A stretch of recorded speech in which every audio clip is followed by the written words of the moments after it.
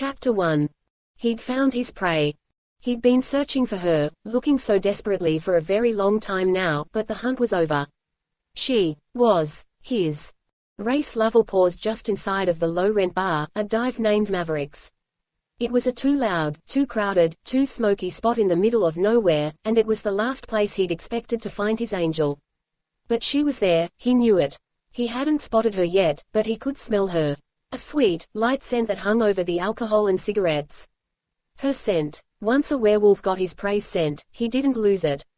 He stepped into the room, and the snow fell off his shoulders. Fucking snow. He hated the cold and would have much preferred to be back in the Keys running wild on the beach. But she was there, in the wilds of Colorado, and that meant so the hell was he. The band kept blasting, voices kept shouting, and the smart humans near him. They got the hell out of his way, as if instinctively sensing a beast was nearby. Sometimes, humans could do that. They could feel trouble when it was close. Trouble was very close right then. Because he wanted his prey. He wanted Lila, and he would not be leaving there without her. His nostrils flared as he pulled in more of her scent. Lavender and fucking candy apples, that was what she smelled like to him. Heaven. Fitting really, considering his prey was an honest-to-God angel. And angels. They didn't belong on Earth. And they don't belong with beasts. He went to the bar and rapped his knuckles against the faded surface. The bartender, a woman with blue-black hair and piercings in her left eyebrow, gave him a bored look. Want something? My angel. He'd been looking for her too long. The woman kept vanishing. But then, it was easy for her to disappear.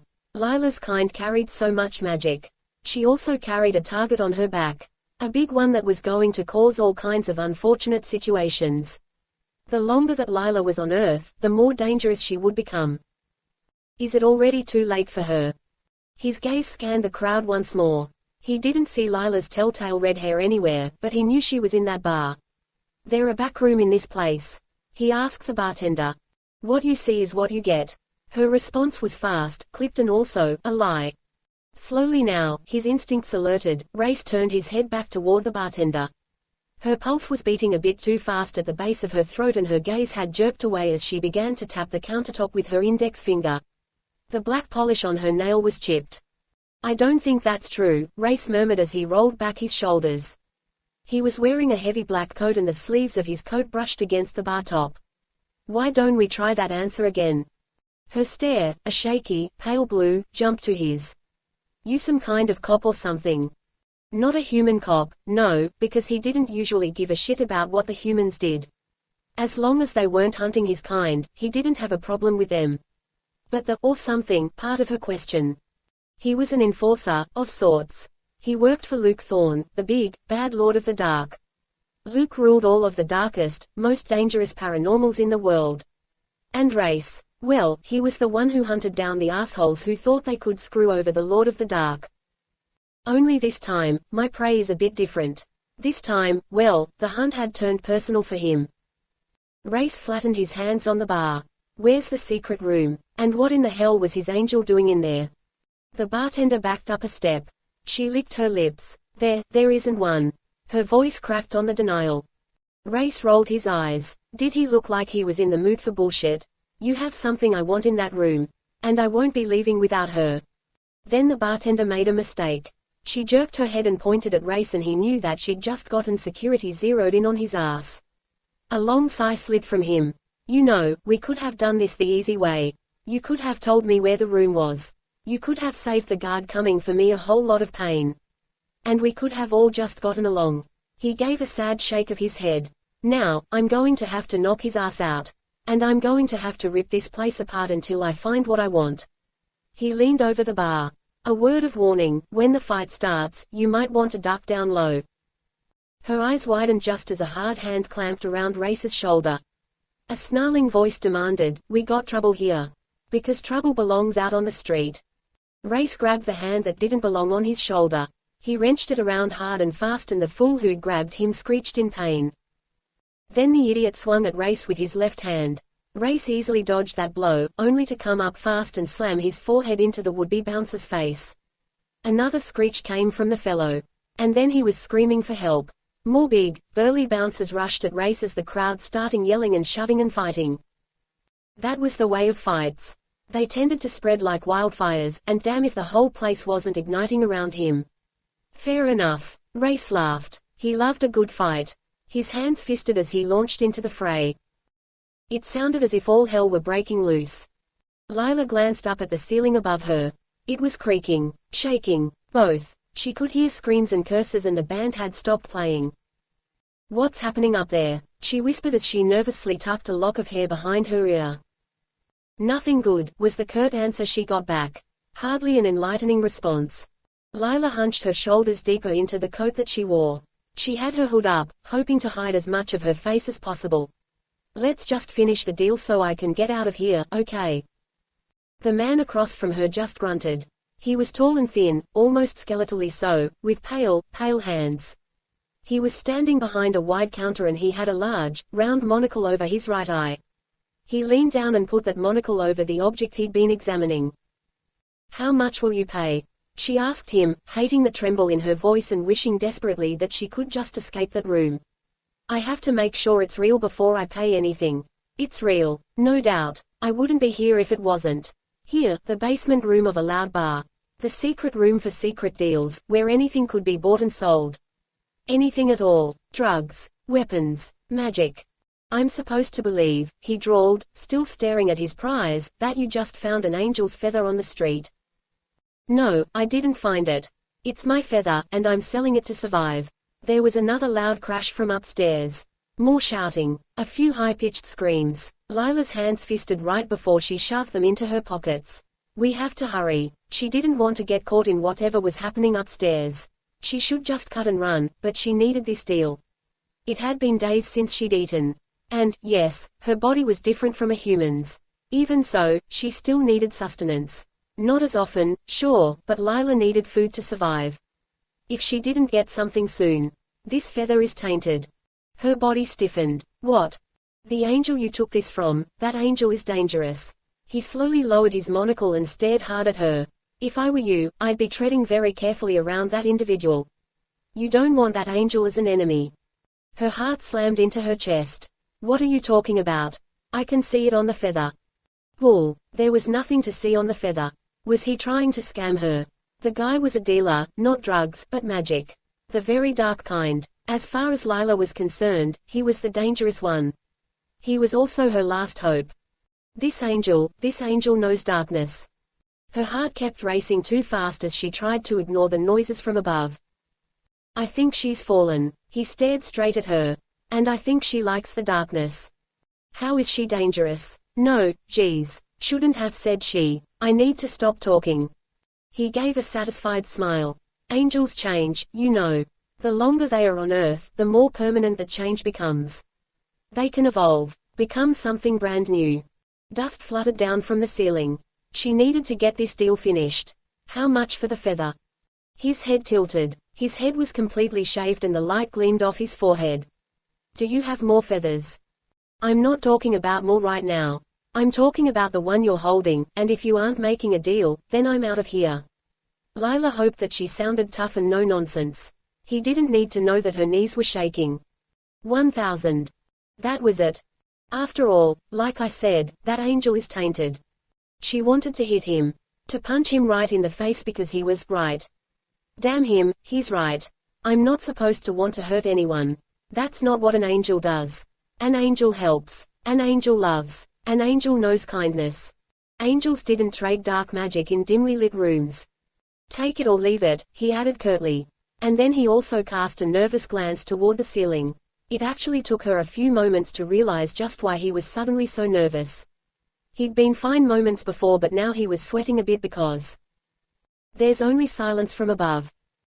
Leave it. Leave him. Get out of here." But her stomach was in knots and she hurt from hunger. The feather had fallen out, anyway. It wasn't as if she could do anything with it now. "I'll take the 1,000. A smirk twisted his thin lips. "I knew you would." Lila glared at him. Her shaking hand slid out of her pocket when he lifted a bag toward her. "The money's in there, dear one." She wasn't his dear one. She wasn't his anything. Lila took the bag, but his fingers flew out, so very pale, and locked around hers with a claw-like grip. "I'll be wanting more," he told her. Too bad because she wouldn't be selling more. She'd use the money to keep running and she would not be returning to this little town. There isn't any more, she whispered. Lila jerked her hand free and glanced into the bag. There was plenty of money in there, $1,000. Look that way. Lots of bills. Should she count? What was the etiquette on something like that? Liar, liar. Her head snapped up. He had that monocle to his eye again, only this time, he wasn't looking at the feather. He was looking through the thin glass and staring straight at her. I see you, he said as he peered at her. The eye behind the monocle had widened. And aren't you something special? Lila shut the bag and stumbled back. That had been fun. Rayce smiled as he glanced around the bar. Not so crowded now, not so loud, and not nearly as smoky. Sure, the furniture was broken. The band had grabbed their instruments and run for the door, as had most of the humans with sense. A few unconscious fools littered the floor. Hell, Rayce hadn't even hit most of them. Just the ones who'd been dumb enough to swing at him. The rest had been battling themselves. Humans. Didn't they get it? If you weren't strong enough to win the battle, then you shouldn't start the fight. He sauntered back to the bar and cleared his throat. The bartender slowly rose from her hiding position. He was glad she'd taken his advice to duck. Hi, there. Rayce flashed her a smile but made sure not to reveal any hint of fang. He'd done a good job of holding his beast back during the skirmish.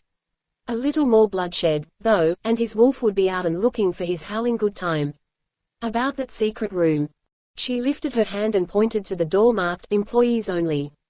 Ah, yes, figured that would be the one. The bartender licked her lips. Her voice was weak as she said, go in there and then pull back the curtain on your right. You'll find stairs waiting.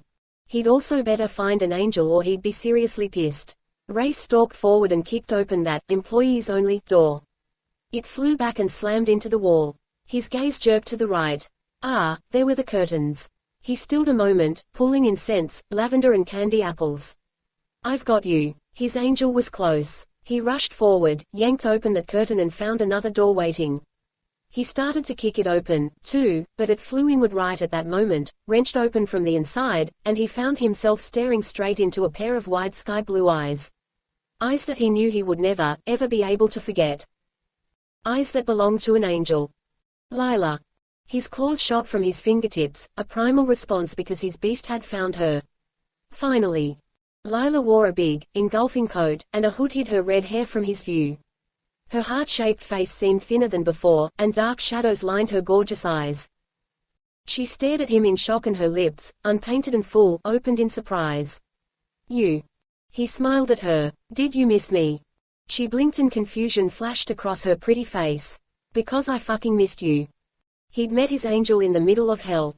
She'd been held captive, tortured by a madman named Simon Lorne. Simon had been fixated on one twisted goal, bringing his dead wife back to life.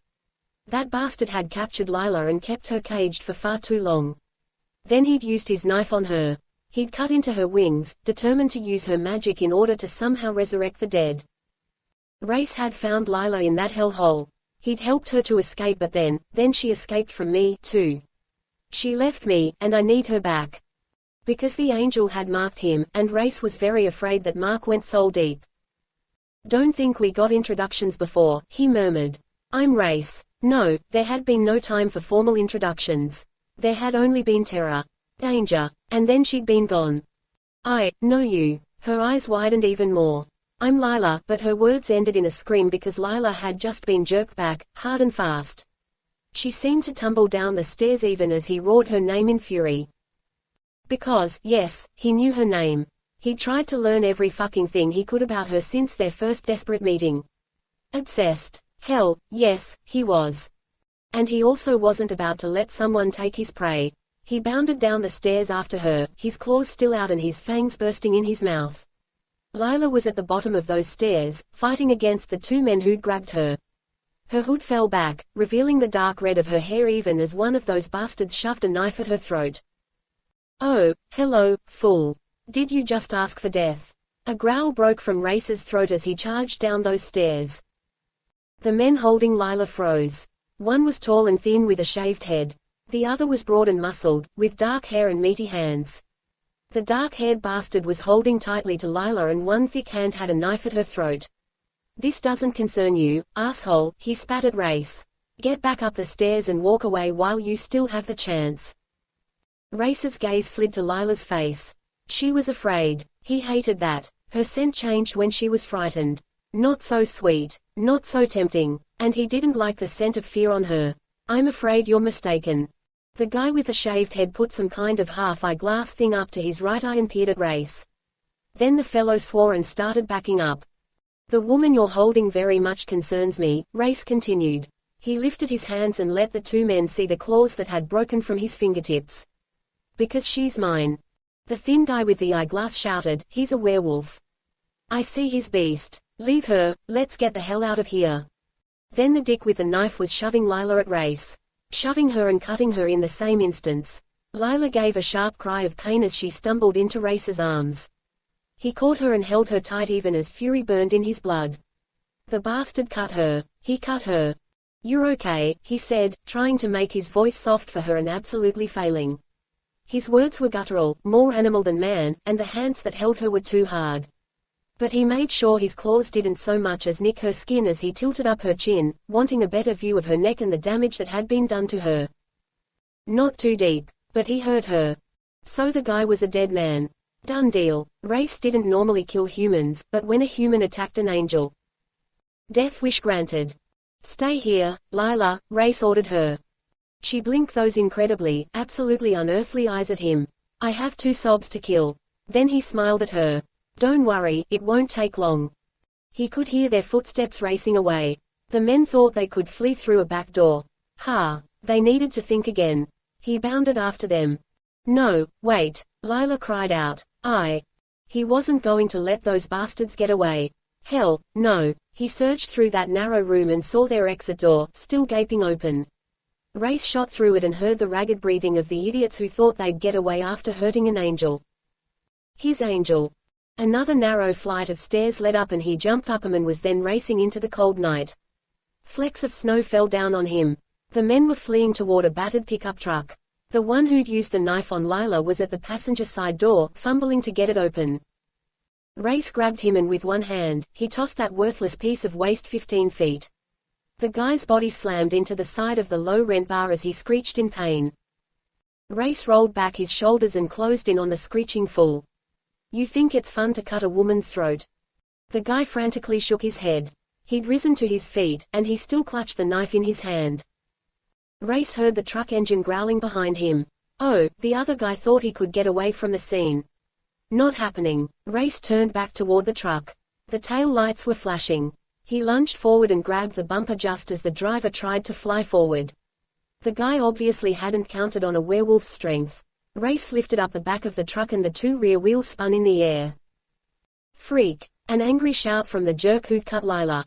Only that human. Shit, he just stabbed me. Rayce felt the knife slide into his back. And the wound burned because the tricky son of a bitch was using a silver blade. Bet you don't like that, do you? The man taunted. Got plenty more for you. He withdrew the knife, only to plunge it into Rayce again. Rayce had no choice. He had to let the truck go so he could defend himself. He dropped his hold on the bumper and whirled to confront the fool stabbing at him. The knife was coming for him once more. Rayce caught the guy's wrist in his hand.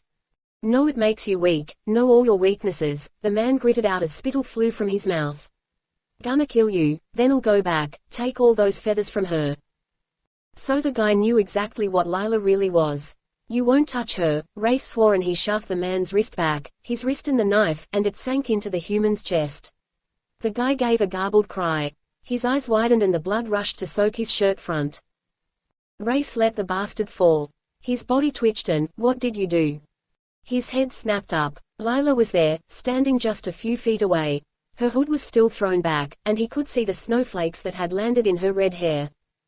She crept forward and her gaze fell to the man on the ground. The man who wasn't breathing any longer. You killed him, she whispered. Rayce's blood soaked his back. He was having too much fun shoving his knife into my back. The dumbass thought he'd take me out. Rayce shook his head. Not happening. He stepped toward her, wanting to look at her throat again, but Lila flinched and hurriedly moved away from him. Rayce stilled. You're a killer. You have blood on your hands. He glanced down. Sure the fuck enough, he had the guy's blood on his hands.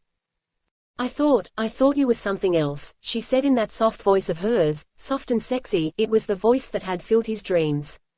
Only in his dreams, she'd been saying something one hell of a lot different. And she hadn't been looking at me as if I were the monster. In the distance, Rayce could hear the screech of tires. The driver had gotten away. But I have your scent. I'll be finding you. Did you have to kill him? He wanted to slice off your fucking wings. Each word was savage with fury. The first time Rayce had ever seen Lila, back when she'd been held by Simon, her body had been bloody. He'd hated the sight of her pain. Not happening. Lila backed away. She looked terrified, as if she'd cut and run at any moment. As if he'd let her get away again.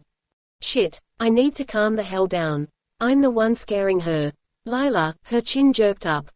You're still bleeding. Should she have healed from the wound already? There was so much he didn't know about angels. So much no one knew. They didn't exactly mix and mingle with the other paranormals very much. Let me help you. But she shook her head. Her hands twisted in front of her. You think I'm yours? His heart stilled in his chest. I heard what you said, but I'm not. I don't even know you. You will. He swallowed and tried to tread very, very carefully. I was sent to find you. Find me. Fear had made her stutter. What could he do to make her not fear him? But then, his gaze dropped to the ground. Oh, right. He was standing over the body of a dead man. A man he'd just killed. That wasn't exactly going to inspire warm and sweet feelings from her. I did it for you. What? His head lifted and his gaze met hers. I'll protect you. You can trust me. But once more, she shook her head. I don't think so. You're one of Luke's, aren't you? You're dark. He was one of the darkest of the dark, the baddest of the bad, and still. He would not hurt her. The driver got away. Tall, thin, with skin that made him look like the dead. He got away and he knows what you are.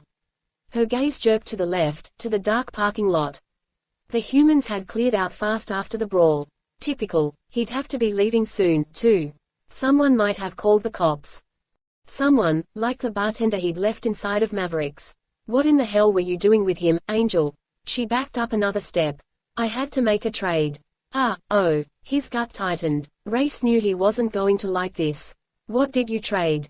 The only thing of value I have. She lifted her hand and rubbed tiredly at her temple. I think I'm being hunted. Yes, she was, and I found you. But not just by you. Wait, she'd known he was after her. And she'd kept running. I can feel the danger all around me. Her gaze held his. And I see it. Shit, she thought he was dangerous. I can help you. No, you can't. She pointed to the dead man. I saw what you did. I see what you are. Oh, hell, Lila, this wasn't some kind of debate. He was there for her. He wasn't leaving without her. Luke Thorne wants you at his island. I need you to come with me. She shook her head. It isn't exactly an invitation, he growled. He was trying to be the nice guy. Did she not get that? Or did he just really suck at the nice guy role? When the Lord of the Dark says he wants to see you, most folks go running. But she lifted up her slightly pointed chin once again. I don't answer to Luke Thorne. I'm not one of his. His hand flew out and wrapped around her wrist, a damn delicate wrist. Too breakable. I'll have to be careful with her. No, that's right. You answer to the one who pretends to be good, right?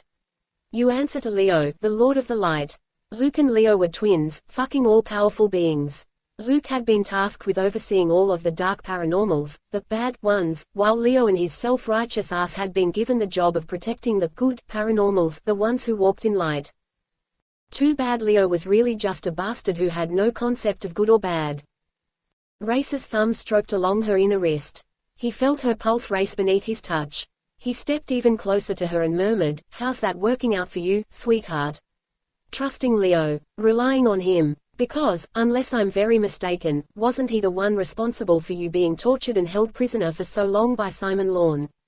Her lips trembled. Shit, his words had hurt her. He hadn't meant, he sold me out, she said, her voice the softest of breaths. I won't ever trust Leo again. Okay, that was good. That was. I won't ever trust anyone again. Not Leo, not Luke, and not you. She yanked her hand back from him and then, before he could stop her, she'd tossed her thick coat to the ground. Her wings spread out behind her, dark wings. Freaking gorgeous. And then she was surging straight up into the sky as her wings sent a burst of wind back at him. The powerful wind shoved Rayce to his knees. "Lila!" Rayce roared. But she didn't stop. His angel flew away, leaving him there with the dead man. As he watched her fly, Rayce's eyes narrowed. His nostrils flared. "You aren't getting away." And he let the shift sweep over him. His hands slammed down onto the broken cement. A howl ripped from his throat as fur burst along his body and his bones began to snap. She would not escape. He would track her, anywhere she went. Moments later, the man he'd been was gone. The wolf gave chase. Chapter 2. Her wings hurt. Lila tried desperately to keep flying, but it just wasn't happening. She'd barely managed to take flight and she'd known there was no way she'd be able to stay airborne for long. She let out a sharp cry as she fell, tumbling straight down but luckily managing to avoid the biggest of the trees that lined the mountain. Her body sank into the snow that had fallen earlier that day, thick, soft snow that cushioned her body. For a moment after her crash landing, Lila was still. She stared straight up at the sky, seeing the millions of stars glittering at her. The cold snaked through her body. A few months ago, she hadn't known what the cold was. She hadn't known hunger, fear, anger, pain. She'd lived a life of simple perfection, never wanting for anything. Her job had been to protect, to help those in need. And then she'd been taken. Her eyes squeezed shut. A shudder worked along her body. Her wings were growing weaker every day. More feathers kept falling out. She was changing, and she knew it. The big question, though. What am I becoming? Her breath heaved out an even that felt cold. The snow was sinking through her clothing, wetting her skin and making goosebumps rise all along her body. She should get up. She'd crashed fairly close to the highway. She could hike to the road and maybe she'd get lucky. Maybe a truck driver would pick her up. She still had her money. Even then, her right hand desperately gripped the bag of cash. I will survive. I will escape. That had been her mantra for so long now. But the wolf, he'd found her. She'd thought he was farther behind her. But if he'd closed in, then did that mean Leo would be finding her soon, too? I can't see Leo. I can't go back.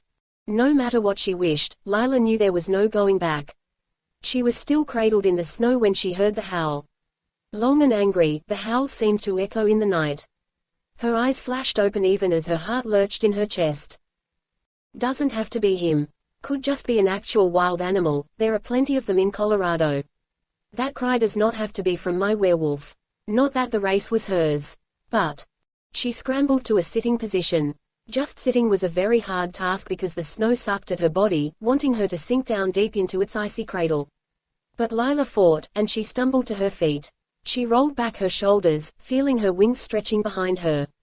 Her breath heaved out as she glanced to the left, to the right and...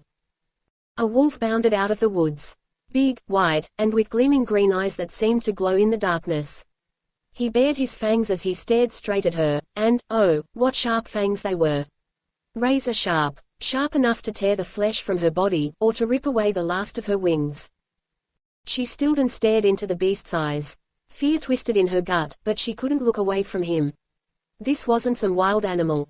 She knew that. Rayce. His head tilted back, and he howled again.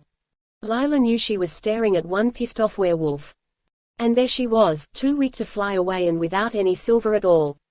Since being trapped on Earth, Lila had come to realize that her luck well and truly sucked. Keeping her gaze on him, she slowly lifted her hands, wanting to show him that she was unarmed. The bag was still gripped in her right hand. I don't have a weapon, Lila said. Her voice broke a bit. Why couldn't he just let her go? The wolf crept forward. Its body blended so well with the snow around him, making him into a perfect predator. The cold had sunk deep into her bones, and she couldn't stop shivering. He growled again, sounding even angrier. And then he transformed. It wasn't some fast, enabling shift. It was brutal, with his bones snapping and popping and his body contorting. She wanted to look away but couldn't. Her eyes were locked on him as his body slowly transformed. He rose to his full height, the fur gone and his muscles gleaming beneath the stars. And he sure had plenty of muscles. Wide shoulders, a 12-pack, a narrowed waist and... I'm staring at a naked man. Her gaze whipped up and then... Well, her gaze went right back down again. The werewolf was certainly big, all over. Like what you see, Angel. His voice was low, taunting, and sexy. She swallowed. You're naked, in the snow. With a supreme effort, she made herself look at his face and not his, well, cock. Angels weren't supposed to be concerned with things like that. Sex wasn't an issue for them. They didn't feel desire. But I'm not an angel anymore. Not really. And as she stood in the cold with a naked werewolf right in front of her, Lila couldn't help but feel curious. Yeah, well, I didn't exactly have much choice. He stepped closer and didn't seem to mind the fact that he should be freezing. When you took off, I knew I'd find you faster in wolf form. His head tilted as he studied her. Though I thought it would take longer. What happened? You get tired of flying? Never. But she didn't want to admit that her wings had stopped working and she'd tumbled straight to earth. That was her fate now, to want to reach the heavens, but to always be plunged right back down to earth. There is no going back. It was a reality she had to accept. Before she could think of a response, Rayce gave a short bark of laughter. She blinked, not understanding why he was laughing. Humor was still new to her, but she didn't think anything about the scene was even remotely funny. But his laughter was warm, rich, deep, and it made the twisting knots in her stomach ease a bit. Got to be the first time I ever saw a real angel leave a snow angel in her wake. Confused, Lila just frowned at him. He stalked forward, still naked, and he caught her wrist in his hand. He was so warm. There, sweetheart, he murmured, and his gaze had darted behind her. Look at what you left behind. Her head turned and she glanced back at the snow. Sure enough, she could make out the design of an angel, and her wings, in the snow. Another shudder worked over her body. Rayce pulled her closer. Shit, you're freezing. But he felt incredibly warm. Even though he was. You're naked. Yeah, sorry about that. My clothes got shredded in the shift and my backups are back at the bar in the SUV. She could fix this. Help 'em both. Her eyes squeezed closed as Lila concentrated hard. The magic was there, a new trick she'd learned after her fall. A very necessary one. She'd needed to be able to conjure clothing that would fit around her wings. And if she just pictured things the right way and focused herself. Ah, Angel, you're losing your clothes now, too. She was, but it would only last a moment. She felt the rush of wind around her, around Rayce, and she knew her clothes would be vanishing. The wet clothes, anyway. And then, another rush of wind, new clothes. Warm clothes. Thick clothes. On her. And.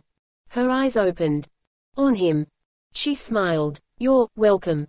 His jaw locked. He didn't look happy. Just the opposite, in fact. How the hell did you do that? She wasn't exactly sure how the process worked. Lila just knew that she could do it. She'd even given the guy boots. That had been a nice touch, right? I think you're supposed to say thank you. Instead of thanking her, he lifted her up and tossed her over his shoulder. Wait. Stop. Her scream seemed to echo around them. But he didn't wait. He didn't stop. The guy started trudging through the snow, and she slapped her hands against his broad back. Werewolf, let me go. No way, no day, sweetheart. He kept doing that, kept calling her sweetheart as if they were lovers. They weren't. She'd never had a lover. Angels didn't. Told you before, he continued grimly, not even sounding out of breath as he carried her through the snow. You aren't getting away from me. Fear fisted around her heart. Why are you doing this? She used all of her strength to struggle against him, but his hold was unbreakable. Or maybe I'm just not that strong. I'm doing this because your buddy Leo has his own hunters after you. He kept marching determinedly forward. Because I don't know who those fuckers were who tried to take you at the bar. Because I will keep you safe. He wanted to protect her. They were near the edge of the highway. She glimpsed the pavement from her upside-down position. I'm getting you the hell out of here, and once I have you at my cabin, then we're going to clear the air. One of his hands was right over her ass. She squirmed again and that hand on her ass, it tightened. Lila immediately stilled. You shouldn't touch me this way. Was he caressing her? Lila could have sworn that he was. And you shouldn't run from me. She blinked. That was not the response she'd expected. The guy was a savage. What did I expect from a werewolf? Let me go. He kept walking. I don't want you touching me. Her nails sank into his back. She pulled up her power. Physically, she might be no match for him. But, Lila had a few tricks that she could play. His hand moved away from her ass and curled securely over the back of her legs. Better. No, he was still touching her and she could feel the heat of his touch all the way through her clothing. That heat was making her feel weird. Her breasts were pressed tightly against him, her heart was beating too fast, and all of the blood was rushing to her head. I don't want to hurt you. He laughed. She could hear the growling approach of a vehicle. Okay, this would be her chance. Put me down, Lila continued, so I don't have to hurt you. Why was her voice husky? He kept walking. His grip stayed firm and hard on her. Go ahead, Angel, he invited, his voice drawling a bit. Hit me with your best shot. Her hands pressed to his back. The last thing she'd felt, it was the cold. A bone-deep chill, another trick that she'd learned since being earthbound. She could replicate the last thing that she'd felt and send it out, so she sent the cold right at Rayce, a hard, arctic blast that went straight to his spine.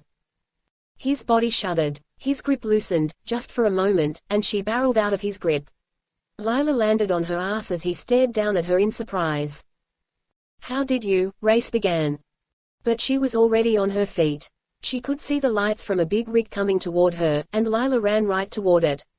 She was frantically waving her hands to try and get the driver's attention. If he'd stop, she could get a ride and escape. Then she realized. I don't have my bag. Her precious bag of money. She must have dropped it when Rayce threw her over his shoulder. No, she spun away from the truck. A long, loud honking filled the air, and then Lila was hit. Strong arms flew around her waist and lifted her into the air as the truck barreled to a screeching stop. She found herself on the ground, back in the snow, with Rayce right above her. For a moment, everything seemed to still as she stared up at him. Even though it was dark, she had perfect vision. A paranormal perk. She could see his bright green eyes and the flecks of gold near his pupils. His blonde hair was thick and mussed, curving over his high forehead. His lips, full, sensual, were pressed into a thin line and his square jaw was clenched as he glared down at her. Do you have a death wish? Her breath heaved out. She could smell burning rubber and could still hear the screech of brakes. Fucking big rigs can't stop on a dime, Rayce snapped at her. His body still pinned hers to the snow. And you don't run in front of one, not unless you want to get that beautiful body of yours torn apart. The brakes had stopped screeching. A door groaned as it opened. Footsteps pounded across the pavement. He'll live or die because of you, Rayce whispered. Remember that. The choice is on you. Her eyes widened. What? What's happening there? A man's voice called. His voice was high and breaking. Scared. He's scared, Lila realized. Rayce pulled Lila to her feet. He kept his hand locked around her wrist. When she'd created the clothing for them, she'd gotten herself another thick jacket, the better to hide her wings. She'd realized, early on, that humans tended to freak out when they saw her wings. Sorry, Rayce responded curtly. My lady didn't mean to cause trouble. She's had a bit too much to drink. Her jaw dropped. She'd never had anything to drink. Maybe she'd wondered what alcohol would taste like, but she'd been too busy fighting to stay alive, and to stay ahead of all the hunters after her. She hadn't exactly had time to get drunk and enjoy herself. Miss, you okay? Her gaze turned to the man who stood uncertainly near his truck. He was a small man, or at least, small compared to Rayce. The human's shoulders stooped and a grizzled gray beard covered his jaw. He had dark eyes and those eyes were narrowed as he stared at Lila. He'll live or die because of you. Rayce's words rang in her head. The human's face tightened. His hand moved to his jacket. Does he have a weapon? And would he use that weapon on Rayce? A human gun wouldn't do much to a werewolf, but if the man attacked, Rayce would fight back. He'll live or die because of you. I'm okay, Lila blurted. I was just confused. Confused, desperate, scared, all of the above. The guy's hand was still near his jacket, and he cast a suspicious glance Rayce's way. What are you two doing out here? My car broke down, Rayce said smoothly. We were just walking back to the bar up the road. Thought we'd get help there. The guy peered around them. Don't see any car. It's a bit back down the highway. Rayce pointed vaguely at nothing down the long, twisting highway. Thanks for stopping. Didn't have much of a choice, your lady came flying at me like the devil himself was after her. Not the devil, just his right-hand man. Lila rocked forward onto the balls of her feet. She looked scared. The guy shuffled forward. She still looked scared. Rayce moved his body so that he was in front of Lila. You can get back in your truck now. We're okay. It's not a far walk to the bar. She peeked over his shoulder. The human was hesitating. His posture was stiff, and his expression uncertain. Did he have any clue how much danger he was in? His jacket moved a bit, and she saw the guy was definitely carrying a gun. He think he's safe, that his gun will protect him. But the human was standing so close to Rayce, one swipe of Rayce's claws, and the truck driver would be dead. Don't. Her hands flew out and locked around Rayce's shoulders. She rose onto her toes, and he leaned toward her so that she could put her mouth to his ear as she whispered, "Please, don't hurt him." Rayce's hands slid around her as he pulled Lila to his side. "Sorry for the scare," Rayce called out, his deep voice seeming to vibrate right through her. The driver grunted and then he looked back at his truck. The snow was starting to fall again. Lila could feel the flakes whispering over her cheeks. "The bar, huh? Would that be Maverick's place?" the human asked. Yes, the bar they'd been at had been named Maverick's. "Don't know that you want to go there." The driver looked back at them. "Heard on the radio that some guy tore the place up. One big ass fight caused by some tough son of a bitch. The cops are on their way there now." She slanted a quick glance at Rayce.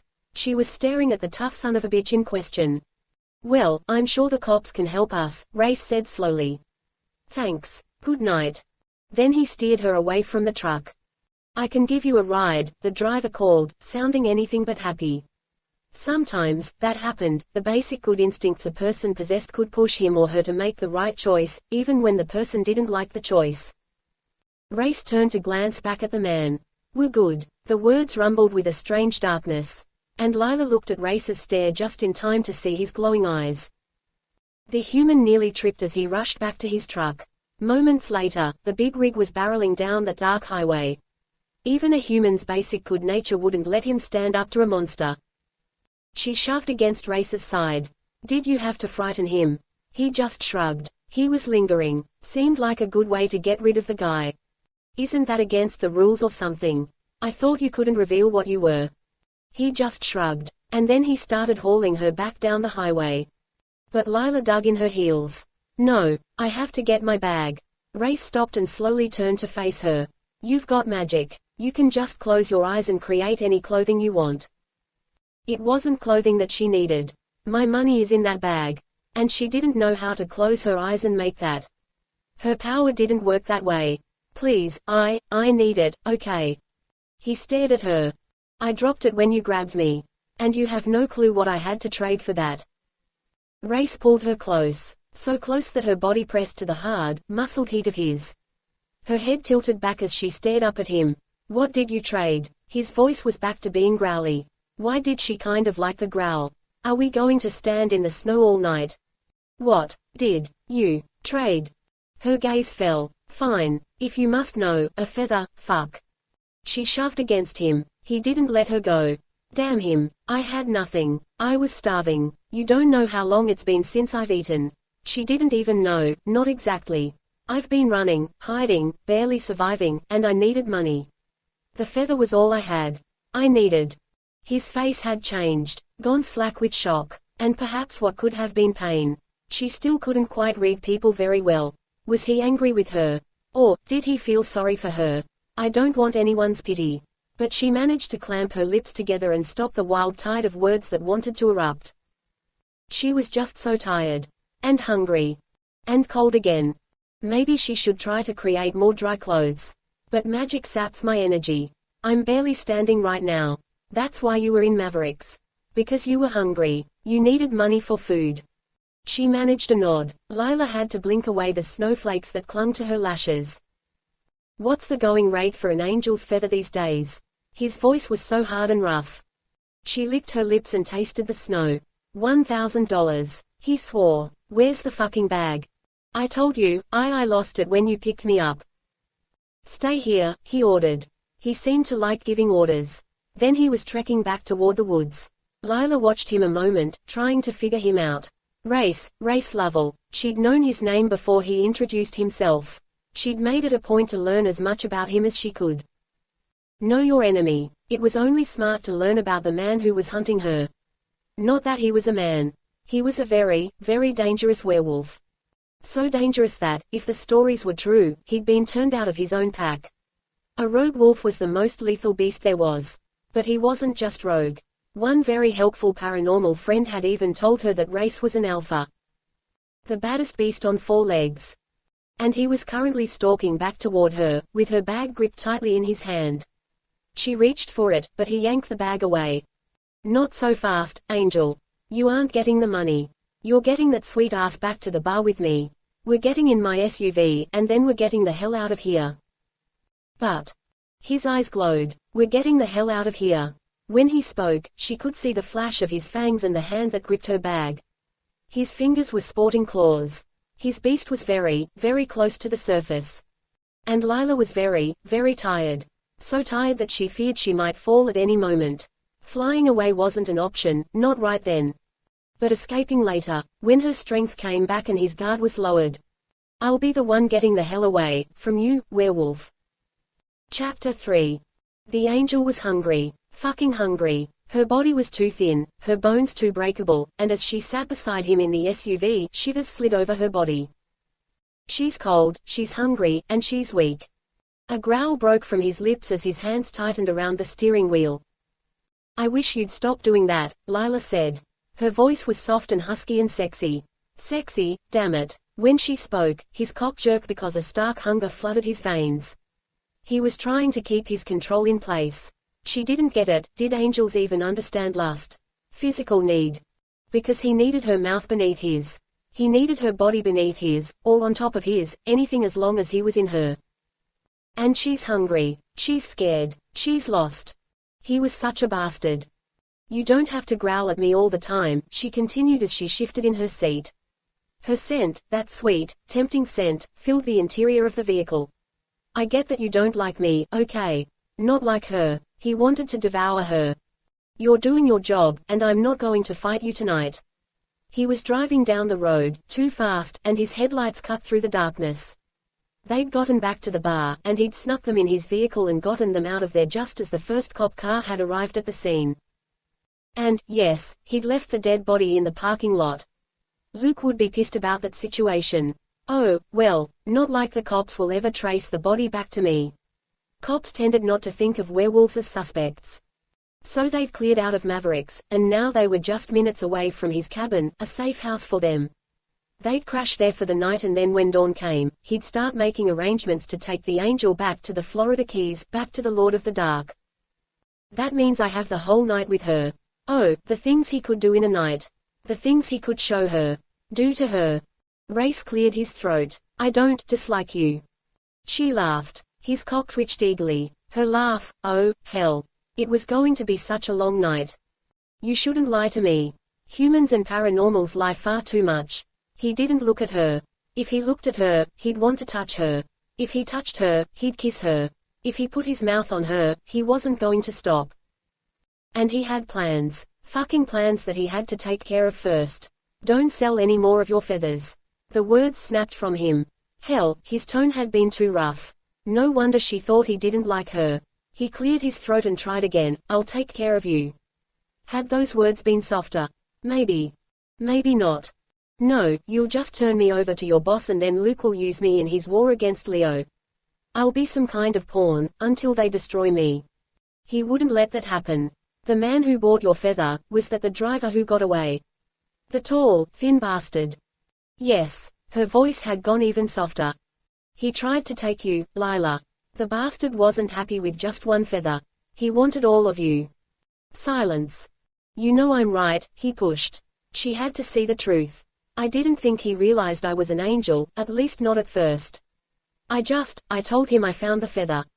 Seriously, Angel, you have got a whole lot to learn about the monsters that walk the earth.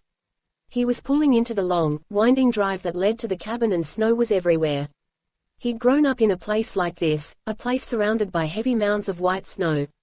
His wolf liked the snow, it was so easy to disappear into it. But being there, it also made the bad memories stir in his mind. Memories of blood, of pain, of death. So while the wolf might like the snow, the man he was hated it. He couldn't stand the cold. He wanted the warmth of the Florida Keys. Rayce braked the car. The guy knows what you are, and angel feathers are more valuable than gold. He'll want more. Her feathers, or rather, the magic in them, they were the reason that she'd been held captive before. So for her to willingly trade a feather for money, that told him just how desperate she'd been. Rage burned in his blood. Let's get inside. He jumped out of the vehicle and hurried around to the passenger side. He opened her door and pulled her close as they headed to the cabin. The snow was falling harder now, and he wanted her inside where she'd be safe and warm. By the time they reached the front door, the snow had covered her hair. He led her inside, then made sure the door was locked behind him. After quickly setting the alarm, he headed toward the fireplace. The heat was already on in the cabin. It wasn't some rustic shack but a state-of-the-art, damn near mini mansion that Luke owned. Luke had places like that scattered all over the US and abroad. "You should get out of the wet clothes," Rayce said as he turned on the fire. It was a gas fireplace so the heat came out quickly. "Do your magic again and I'm tired." A hushed confession. He looked back at her. She was still standing just inside the doorway. Still looking so fragile. He wanted to take her into his arms. But if he did, she has no clue what I want from her. And for once, he could be something more than just the big, bad beast. "Take the bedroom on the right." He pointed toward the door. "Strip, get under the covers, and relax. I'll bring you something to eat." She blinked, and he clearly saw the surprise flash on her face. "I can be more than an asshole," he told her, flashing a smile. Her breath caught. "Do you have a dimple?" His smile slipped away. She was shivering. "Go get in the bed, Lila. I've got some soup in the kitchen. I'll get it ready for you. You're being kind." She tiptoed toward him. Lila stopped when she was less than a foot away. Close enough to touch. Close enough to take. "Why are you being kind?"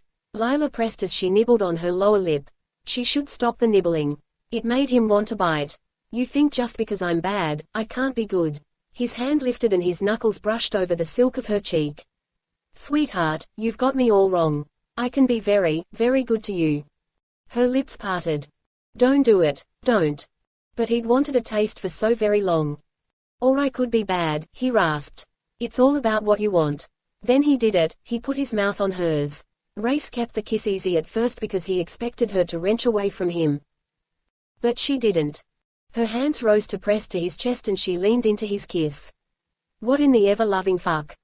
Since Rayce wasn't a fool, he didn't pull away. He did take that kiss deeper. His hand curled around the nape of her neck as he tilted her head back. He thrust his tongue past her lips. Lila gave a quick moan. And he tasted his angel. He stroked and he licked and he savored her, and the woman was even better than he'd imagined, and Rayce had one very active imagination. Her tongue tentatively met his, and he growled his pleasure at the sensual contact. Then his left hand was sliding down her body, curling around the edge of her hip and pulling her even closer. His dick shoved against the front of his jeans. She had to feel his arousal pressing against her, but Lila didn't retreat. The kiss got rougher, hotter. He wanted to run his lips and tongue over every single inch of her. He wanted.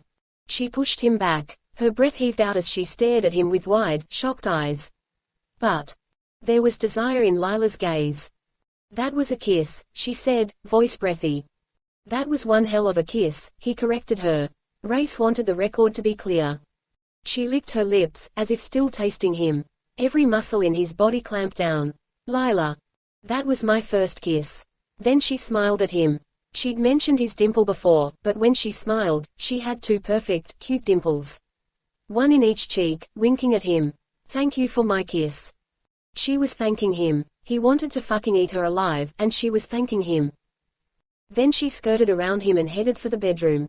It took a few moments for her words to fully register for him. If that had been her first kiss. "Lila," Rayce bellowed her name. She stopped, her back to him, then, slowly, she turned on her heel so that she faced him. Her hand had risen and she was touching her lips. "Breathe, nice and slowly. Don't sound like a maniac when you ask. Have you had sex?"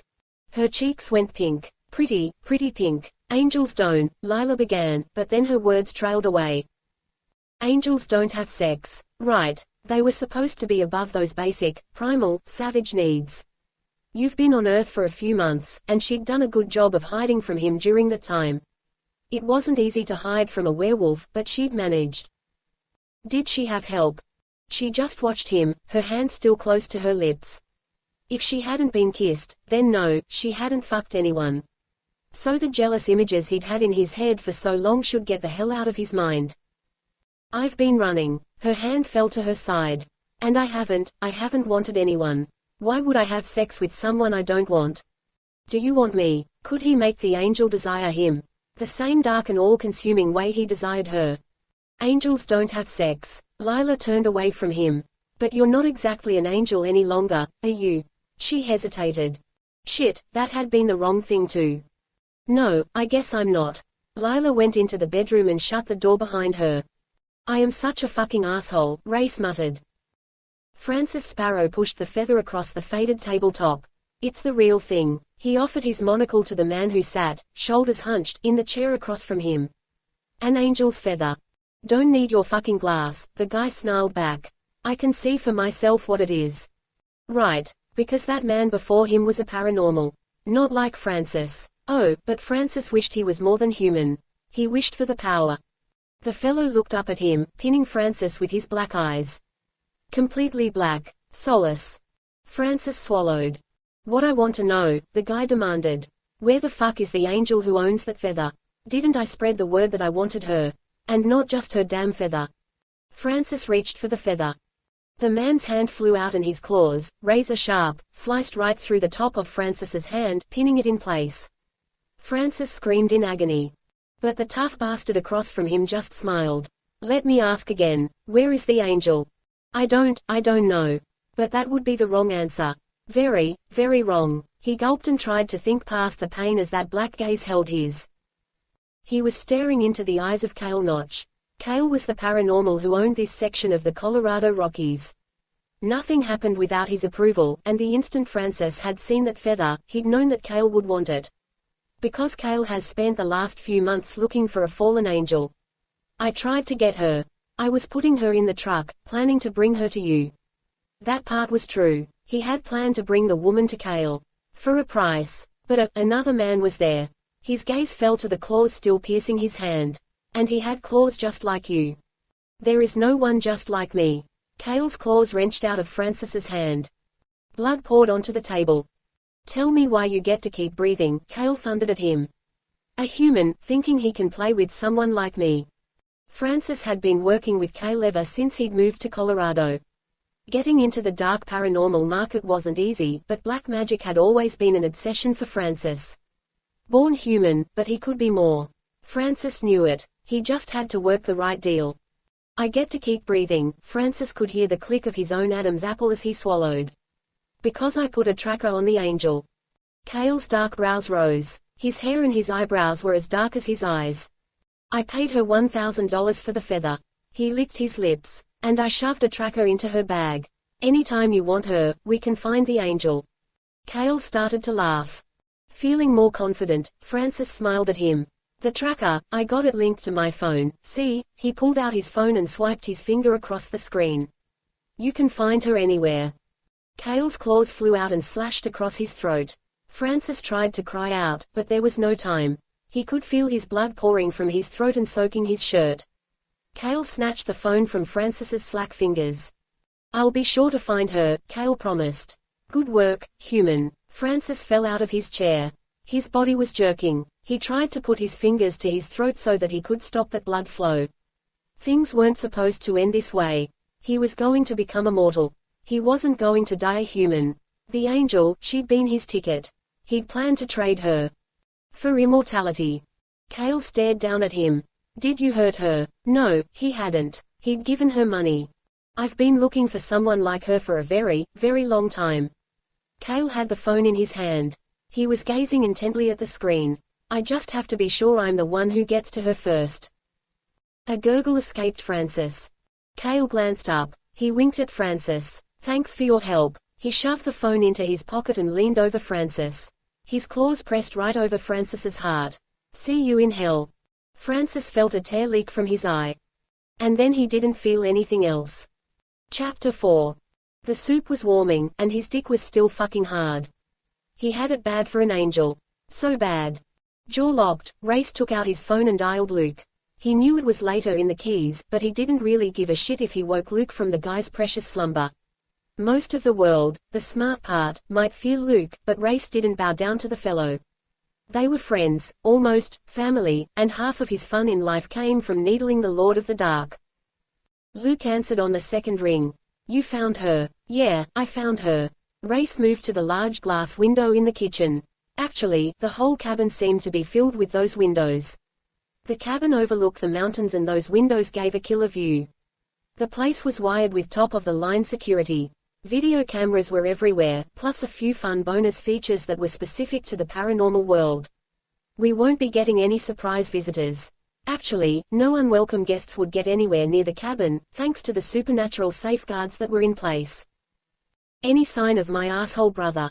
Luke's tone had turned considering. Not that I've seen. I beat him, or whatever dumb hunter he drafted into finding her. A smile teased his lips. The angel was good, I have to give her that. She kept moving, she stayed off the grid, and if I hadn't gotten her scent. How did she stay off the grid? Luke asked. Was someone helping her? There was a threat in those words. Woe be unto the paranormal soul who'd assisted the angel. Rayce swallowed, hating this part. Something you need to know. I found her tonight, right after she'd sold a feather. Luke's curse was low, heated, and hard. I'm guessing that's how she stayed ahead of us. Someone did clue her into the paranormal black market. He'd be finding out exactly who that someone was. She sold her feather tonight for 1,000 cash. I'm thinking she could have sold other feathers in the past. A few other transactions like that and she was able to stay afloat. I'm starving. I'm tired. Her words whispered through his mind. It hasn't been easy on her, he continued softly. Angels weren't meant for this world. Silence. The kind that told him he wasn't going to like what Luke had to say next. She's not an angel any longer. Rayce forced a rough laugh. She looks like one. Still has the wings, not for long. Rayce stilled. What in the hell does that mean? It means, she's becoming one of mine. Mine. His claws stretched and Rayce's lip curled. No, Luke, she's mine. A dark paranormal, Luke continued quietly. Why do you think Leo can't find her? She's not under his dominion any longer. You said it yourself, Wolf, angels weren't meant for this world. Being here, it changes them. She fell, and that is just the beginning for her. His sigh drifted over the line. Or the end. Cut your riddle shit, Luke. This is me you're talking to. He yanked on the burner, turning it off with a flick of his wrist. The woman is fucking innocence and light. She's good. I can see it when I touch her. I can taste it when but he broke off. Luke didn't need to know about the kiss. Be careful, Luke warned. I'm not going to hurt her. Yeah, okay, his beast could take over sometimes and with his past. I'm not. It's not you I'm worried about. Watch her. Stay on your guard with her. Rayce glanced back at the closed bedroom door. He'd heard the shower running before he'd put on the soup. A naked angel, covered in beads of water, yes, please. But Rayce cleared his throat. She's the victim. She was held prisoner, tortured, all because your brother wanted more power. That's why she's so dangerous. He was gripping the phone far too tightly. That's why I sent you after her, Luke continued carefully. The first thing she knew on this earth, it was pain. His teeth ground together. And I want to teach her about pleasure. I think that made her wrong, Rayce. Luke's voice had turned gentle. I'm sorry. Sorry. Screw that. There is more to life than pain. He couldn't even believe he'd just said that crap. What was he? A greeting card? A movie of the week? Rayce squeezed his eyes shut and shook his head. What in the hell? Was he having some kind of sex-deprived breakdown? Maybe the angel could help him out with that issue. There may not be more for her. She may like the pain. Luke's words were halting. The guy was never halting. She may only grow to feel alive if she's in pain or if she's giving pain. That's bullshit. Lila was sweet and good and pure. She looked at him and I want to be more than a monster. I don't want her to think I'm a beast. He wanted her to see him as a man. I've watched it happen before. Luke's voice was measured. Angels don't fall often, or if they do, they don't live long. Why not? Because I have to put them down. Shock rolled through Rayce. Is that why you sent me after her? His voice thickened. Because you think I'm going to have to put her down. He'd been an assassin for Luke before. His hunting skills made him the perfect weapon, but Lila. No, the bastard has not sent me to kill her. I don't know exactly what she'll become yet. Again, Luke had taken a measured tone. We just have to watch her. You're to bring her back here, understand? Yeah, I understand. Steam drifted from the pot of soup. Any other fucking little bombshells you want to drop on me? You're in Colorado. At the cabin. He pulled a bowl from the cabinet and worked hard not to smash it. Fury still rode him hard. Put her down. Hell, no. And, dude, have I ever told you that you've got too much freaking money? You live as long as I have, and you accumulate a lot of things. Serious understatement. Stop hating on my cabin. Start appreciating. You need a safe place in Colorado. Those mountains up there can be dangerous. A pause. Consider yourself lucky to be in my second home. Second. More like 10th. But alarms began going off in Rayce's head. You're holding back on me again. You should ask your angel, why Colorado? What drew her there? Your angel. His eyes narrowed. I could ask her, but I'm talking to your asshole self right now, so just cut the games and tell me yourself. Luke laughed. It was a scary sound. But Rayce wasn't scared. He was pissed. Put her down. The bowl cracked. Shattered. He reached for another. I don't think my brother and I are the only ones who will hunt for her. Rayce grunted. Yeah, especially if she's been leaving a trail of angel feathers in her wake. That would bring out all kinds of paranormal poachers. Watch her, carefully. Keep her in your sight at all times. Keep her close. Staying close to Lila was at the top of his to-do list. You still haven't told me what you think drew her to Colorado. The scent of lavender and candy apples drifted to him just as he heard the squeak of a door opening. Rayce glanced back, and Lila was there. She was wearing a white bathrobe and her long legs were bare. Her toes curled against the wooden floor. His gaze drifted over her, up her, down her. He could see the curve of her breast. The top of the robe was loose, and it revealed the soft curve that he wanted to touch and taste. Fate, Luke was saying softly. A very twisted fate led her there. I got to go. Check in tomorrow. He hung up and slammed the phone down on the countertop without taking his eyes off Lila. Her hair was wet, curling over her shoulders. Her eyes were wide, and her cheeks were a bit pink from her shower. She inched forward and tucked a lock of her wet hair behind her ears. I know you said to get in bed, Lila murmured, but I was hoping the soup was ready. Stop staring at her chest. It is. He motioned to the table. Here, sit. She came forward and when she moved, the bottom of the robe slid open a bit, revealing teasing glimpses of her thighs. Sweet, sweet heaven. She stopped. Rayce. Look up. He met her stare and saw the confusion there. Is something wrong? Was that a bad phone call? Put her down. His chin lifted. It was nothing you need to worry about. He pulled out the chair. You can sit here. Biting her lip, she slid into the chair. He pushed it forward a little bit, trying to get her closer to the table. Then he brought the bowl of soup over to her and gave her a spoon. Be careful. It's still hot. He sat down in the chair next to her. Lila fiddled nervously with the spoon. Her long lashes had lowered, but he saw the quick glance she cast his way. I didn't think, her breath blew out. I don't understand you. And I don't know what I'm supposed to do with you. You killed a man tonight. He rolled back his shoulders. The wounds he'd gotten from the jerk had already healed. As soon as he'd shifted into wolf form, the healing process had begun. Shifting always helped him to heal fast. He'd stabbed me with a silver knife and the Joker thought he was going to come at me again. But that hadn't been what signed his death warrant. One of Rayce's hands flattened on the table. He thought he was going to take you. Her lashes lifted so that those amazing eyes of hers were focused completely on him. That wasn't happening, he told her quietly. Have you killed a lot of people? He gave her a grim smile. You shouldn't ask the question if you don't really want the answer. She looked back at her soup. Then she started eating, and he watched her, enjoying the way her pretty lips curled around the spoon and the way she'd occasionally lick away the soup broth from her mouth and... You make me nervous when you stare at me. She turned her head to once more meet his gaze. Why do you stare? Because you're fucking gorgeous. He thought that was an obvious answer. Surely the angel had looked into a mirror. But she blinked, as if that thought had never occurred to her. As if she didn't even realize what she looked like. Oh, right. Angels weren't supposed to be big on vanity. Was it a sin or something like that? Probably. His hand lifted and his fingers trailed over her cheek. Many men will stare at you. You're the most beautiful thing I've ever seen. She shook her head, and when she moved her head, her lips brushed over the back of his hand. Desire jackknifed straight to his groin. I'm not lying to you, Angel. His voice had roughened. But you will lie. And you have before. She turned back to her soup. Finished it slowly. When the bowl was empty, she sat there a moment, still not meeting his gaze. What are you going to do with me? Oh, the things he wanted to do. She rose from the chair, pushing away from the table suddenly. I'm going to bed. It's after midnight. A glance at the clock showed him that, yes, indeed, it was 12:03. A new day, he murmured. Her stare cut to him. Yes, and she almost seemed sad. Her shoulders rolled back and the robe gaped open a bit more. I think I'll try and get some sleep.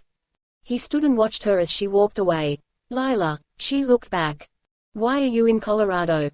A faint smile curved her lips. Because I was running. I could feel the hunters closing in.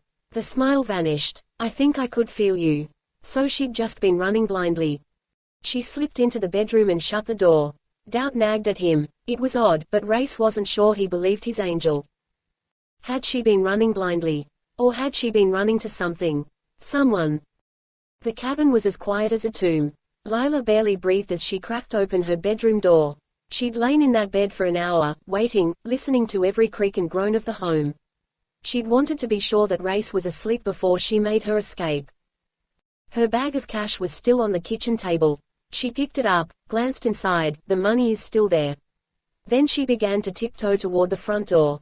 A frantic look around assured her that Rayce was nowhere to be seen.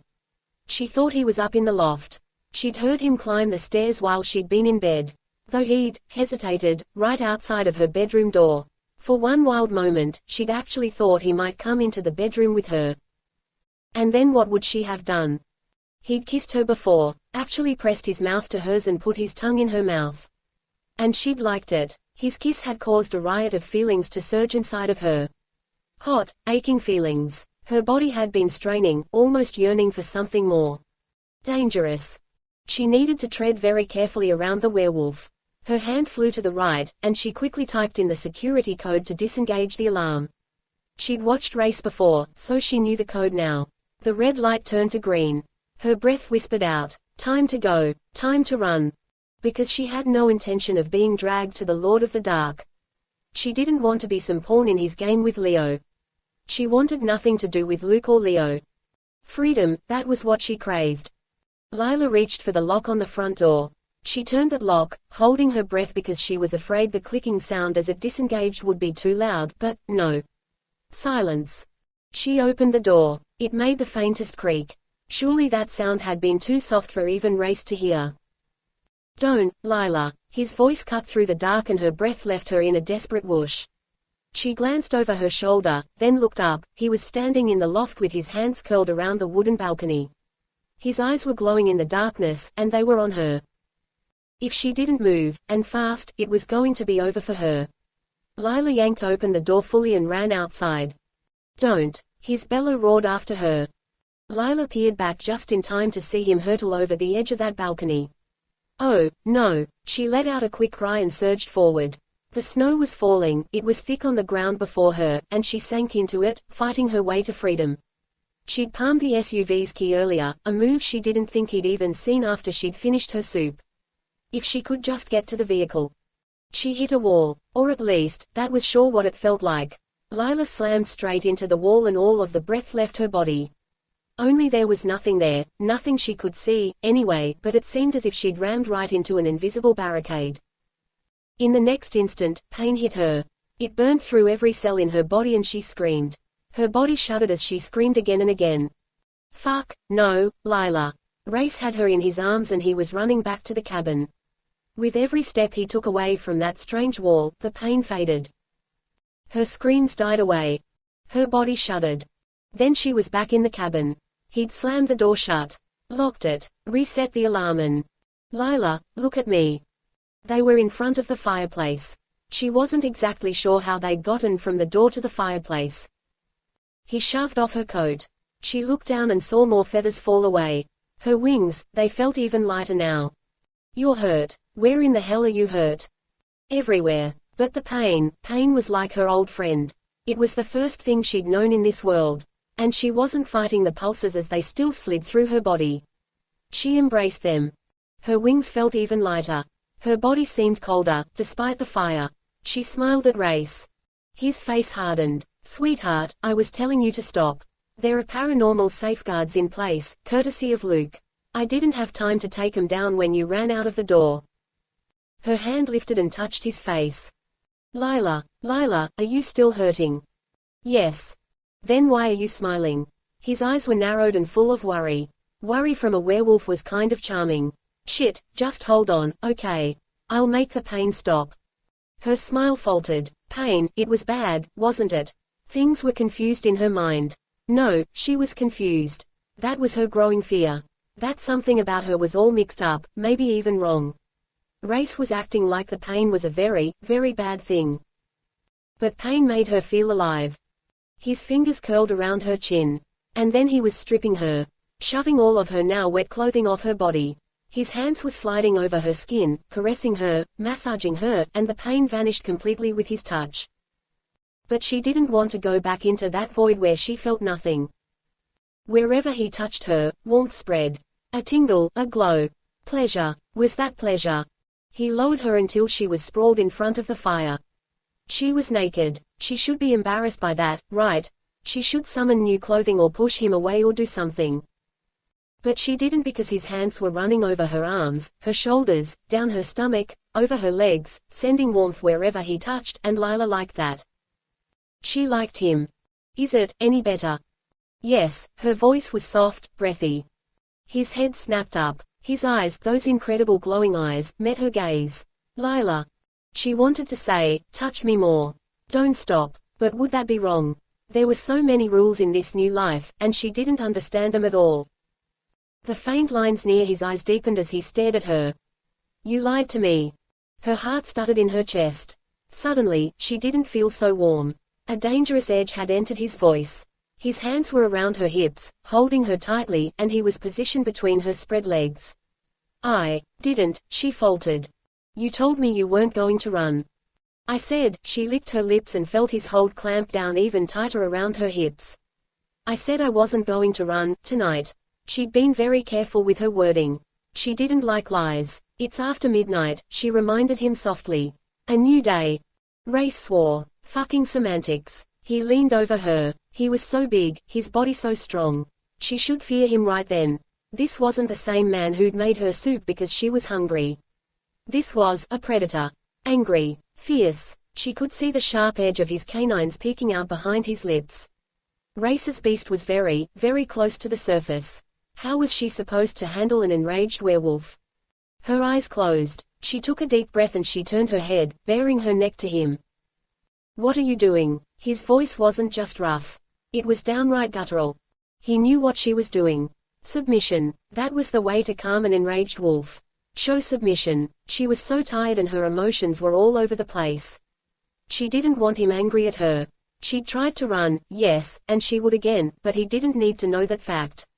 He didn't need to know that she was convinced something terrible was growing inside of her.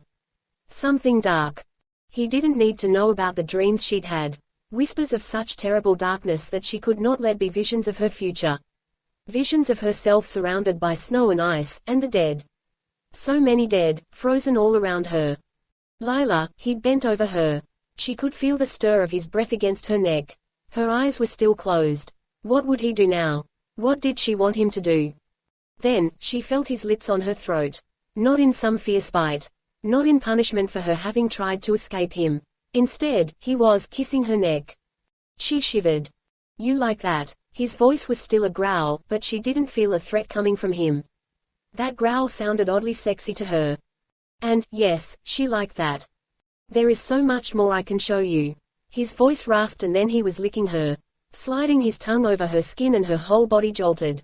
He was still between her legs, still wearing his jeans. Only jeans. No shirt. No shoes, nothing but the jeans. They were rough against her inner thighs, creating a friction that she liked. She could feel his erection shoving through the jeans. Thick and hard and heavy. And maybe she was arching her hips up against him. Maybe she enjoyed the way the jeans and his heavy cock felt against her sex. Maybe she wanted more. The edge of his teeth raked her neck in a light, sensual bite and a moan broke from her. The sound was so breathy and desperate that it shocked her. And what shocked her even more? She realized that her hands were wrapped around him. Her nails were sinking into the powerful muscles of his back and she was urging him on. Oh, Angel, you need to be careful with me. She'd spent centuries being careful. What had that gotten her? Betrayal. Pain. This new half-life. Because I could just eat you up. She was getting wet between her legs. She could feel it and her breasts were aching. Her whole body was tight, and the tenseness had nothing to do with pain. Do it. He shuddered. It doesn't hurt. I like it when you touch me. I feel good. I can make you feel a whole lot more than just good. Rayce's words were a dark promise. His head lifted. His face was absolutely savage with his need, and she should stop him. She should try to get away. She didn't move at all. I won't hurt you. Like she was supposed to take the word of a werewolf. But I will make you scream. Her breath caught in her throat. He smiled, and it was pure wickedness as his dimple flashed at her. I want to make sure that you never run from me again. His lips feathered over hers. My second kiss. He was kissing her lightly. She'd liked his harder kiss. Liked it rougher. Because I'm changing, Rayce. That's right, Angel, Rayce. Another bastard taught you about pain, but I'll be the one to teach you about pleasure. He'd been angry with her. Because she'd run, but he was being so gentle now. And pleasure. Yes, she wanted to know about pleasure. She had never desired anyone, not until the werewolf had kissed her. Not until his mouth had touched hers and a flood of need had filled her. That consuming need was back. As his kiss deepened, Lila found herself arching up against him. Rubbing her bare sex against his jeans. Lila wanted Rayce to show her everything there was to know about pleasure. She was sure that she could be a fast learner. His hand slid to her breast. At the first touch of his fingers to her nipple, she gave a surprised jerk. He was stroking the nipple, teasing, plucking, and she liked it. Her breath came faster as he worked her, caressing and stirring the need she shouldn't feel. But she did feel it. Her lust for him was rocking through her whole body. Then his head bent. His mouth closed over her nipple. She bucked beneath him, pushing her sex hard against his jean-covered erection. A stab of warmth filled her, and she did it again, arching up against him because his cock was rocking in just the right spot. And he was licking her nipple. Sucking it, kissing it, and driving her need into a frenzy. Lila couldn't catch her breath. Her nails raked down his arms and her body seemed out of her control. Her wings were spread behind her. She was twisting and arching and moaning, and his right hand wasn't on her hip any longer. It was moving between her thighs. Then he was touching her sex. His long, strong fingers were sliding between the folds of her most intimate spot. Her heart thundered in her chest. Her head tipped back just as he pushed one finger into her. Pleasure. You're wet and hot. Got to taste. I warned you, I could just eat you up. He moved fast then, and in the next breath, he was crouched between her thighs. He spread 'em even wider. She pushed up onto her elbows, uncertainty stirring within her. Rayce. Only pleasure, Angel, only that. Then he put his mouth on her. His tongue licked and stroked, even as his fingers dipped into her sex. She fell back, gasping, and Lila couldn't hold back the storm of feeling that burst over her. He'd promised no pain, and pain was the last thing she felt. Her body was aching, on the precipice of something, so close, but just out of her reach. His fingers thrust deeper. He licked. Rayce. He worked her harder. He was feasting on her, and she loved every wicked movement of his tongue. Her hips were pressing eagerly to his mouth, her sex rocking against him, and then she exploded. Lila screamed as the pleasure ripped through her, so intense that the whole world went dark, and she could only shudder and tremble as she rode out that wave of bliss. His fingers were still inside her, and her sex was squeezing him in quick contractions.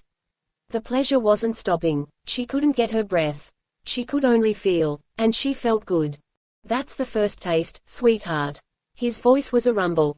His breath feathered over her sex, and an aftershock of pleasure rolled through her.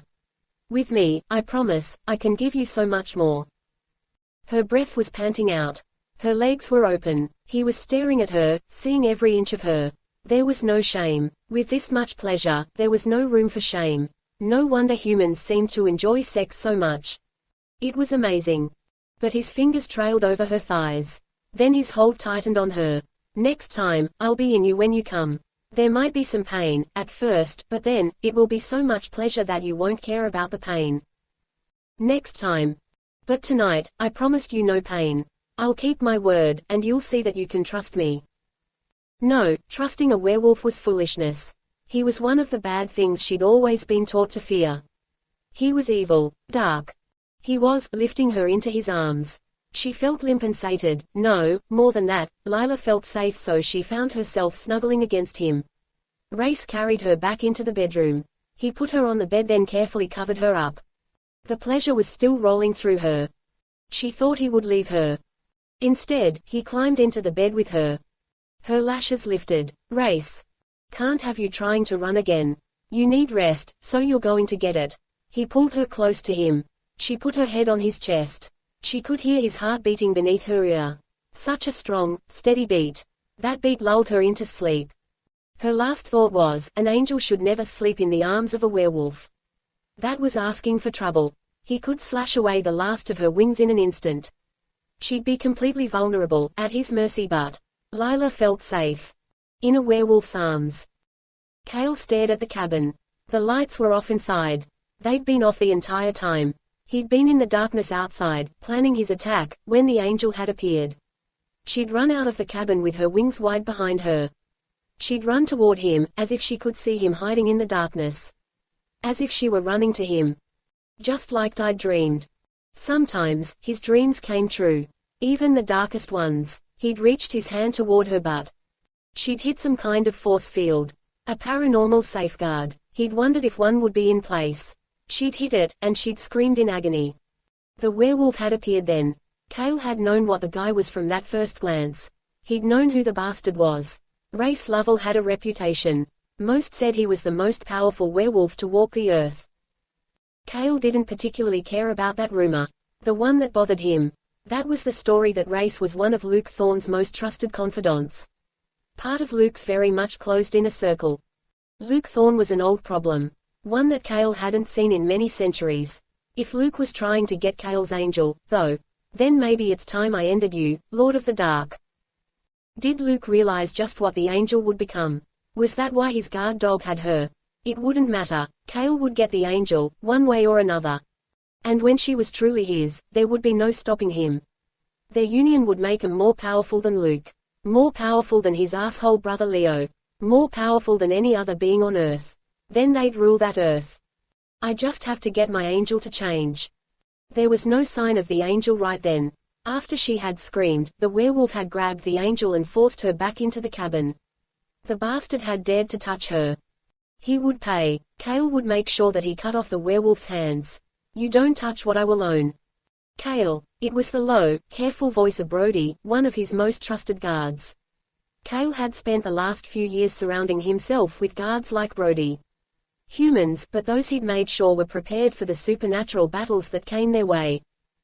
I needed humans close to me. Luke Thorne doesn't control humans. And Leo foolishly thinks they need protecting. That was why they were the best forces to have at Cale's side. What do you want us to do? Brody asked. Cale cast a glance up at the dark sky. Was the angel being punished in the cabin? He could hear no sound and could detect no scent from inside. Another part of the paranormal protection, he was sure. They won't stay in there forever. No, he suspected the wolf would be taking the angel back to Luke Thorne at the earliest opportunity, just like a good errand boy. They'll come out eventually. He rubbed his chin. Probably at first light. We should be ready for them. He'd have to catch the werewolf off guard. Cale nodded. The angel would get caught in the crossfire, but that, too, would work well for him. In order for the angel to become what he needed her to be, well, she had to be born through pain. Pain was the only option for her. Especially if he wanted her to be perfect.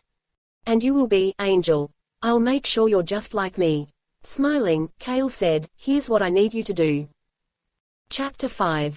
He wasn't in bed when she opened her eyes. Lila stretched slowly and her hand moved to touch the pillow next to hers. Cold. Rayce had been gone a long time.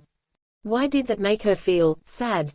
She dressed quickly, using her power because she was stronger after having rested, and a few moments later, she was opening the bedroom door. Scents hit her then, scrambled eggs and buttery biscuits. She could hear the sizzle of bacon. Almost done, Rayce called without looking up from his bacon. Why don't you go ahead and have a seat? He'd made breakfast for them. 2 plates were on the table, with utensils nearby. She hurried into the kitchen and sat down quickly, her stomach already rumbling. She was silent as he put the food in front of her, and Lila wanted to snatch out and immediately gobble everything down. Instead, she held herself in check, barely. Rayce sat next to her, and the warmth from his body seemed to slide along her skin. Go ahead, he rumbled, eat. She reached for her fork, but then she hesitated. Why are you being kind to me? His mouth tightened. We both needed to eat. It's not a big deal. It was. Werewolves aren't kind. That just wasn't their nature. They were savage, predatory, deadly. Everyone said so. All the paranormals, anyway. Rayce picked up his fork and began to eat. Let me guess, he said after he'd downed some eggs. Your buddy Leo taught you that, Leo isn't my buddy, but she'd thought he was. She'd thought he was her friend, someone she could count on in her most desperate hour. He was the Lord of the Light. He was supposed to protect the paranormals like her, not sell us out. How many lies had he told her over the years? How many secrets had he kept?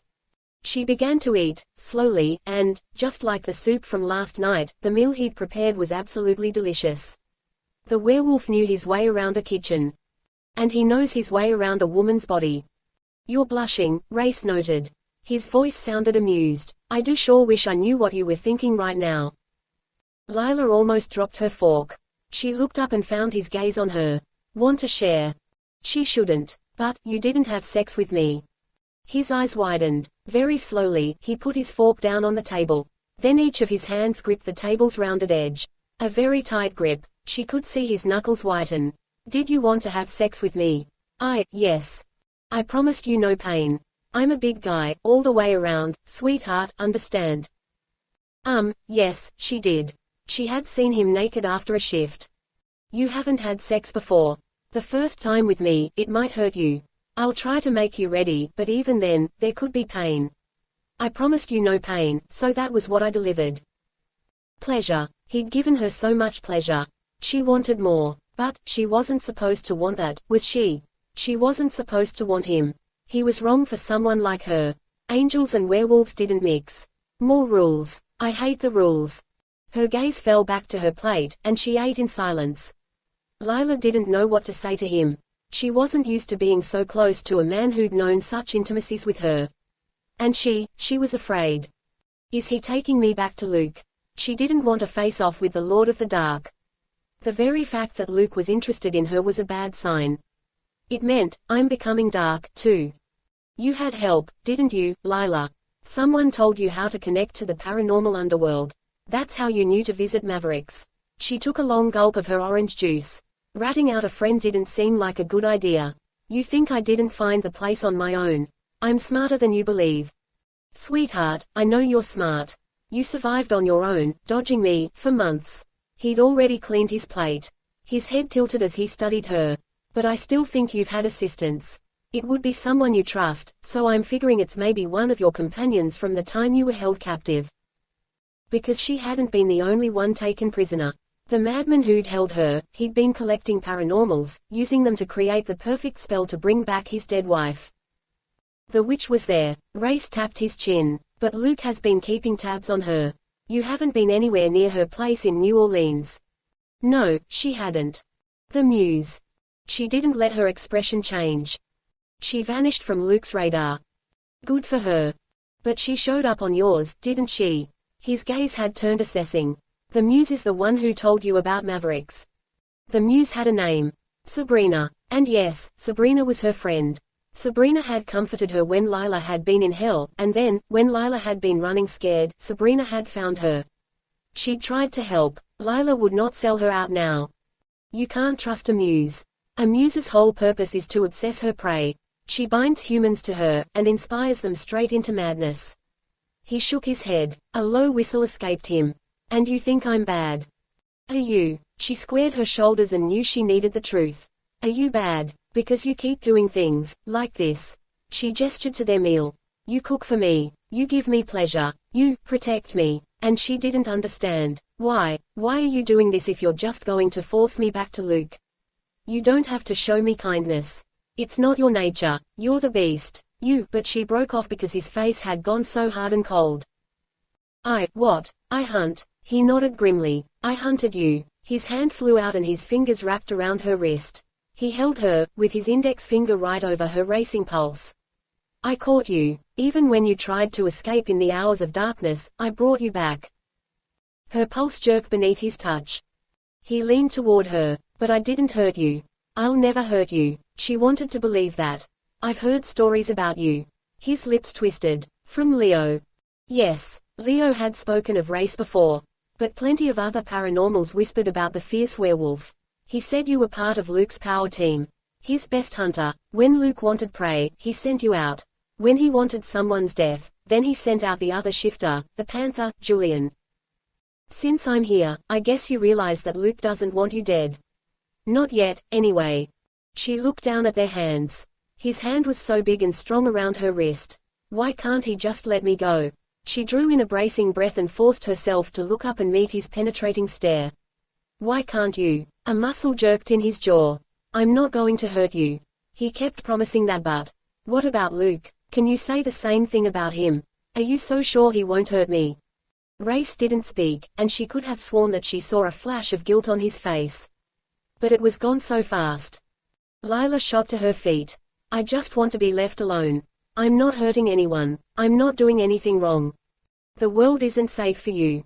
He rose, too, slowly. And his hand moved to stroke her wings. She shivered at the contact. You'll be killed, just for these. Every paranormal out there has heard whispers about angel wings. They know magic is in them, powerful magic, and they'll cut 'em from you if they have half a chance. I can hide. She was desperate and nearly begging. I can go where no one will ever discover me. You can go back to Luke and tell him that you didn't find me. He gave a short, hard shake of his head, and she knew. With a sinking heart, she murmured, You've already told him. Rayce stared at her. Had he told Luke before or after the guy had given her such pleasure? We need to get moving, Rayce rumbled. The sun's up, and I have a plane waiting for us at the airport. She wasn't going to beg. She'd already come close to that, and he hadn't budged. He just stared at her with his hard gaze, and he made her want things she couldn't want. Why did you do it? Pain was back, like a knife sliding into her heart. Why give me such pleasure when you were only going to turn on me? Then, because she didn't think that she could actually bear to hear his answer, Lila turned from him. But he curled his hand over her shoulder and yanked her right back against him. Her lips parted. Her eyes went wide. He didn't look so controlled in that instance. She could see the angry desire burning in his gaze. I want you. Each word was snarled. I've wanted you for a long time. His body was so hard against hers.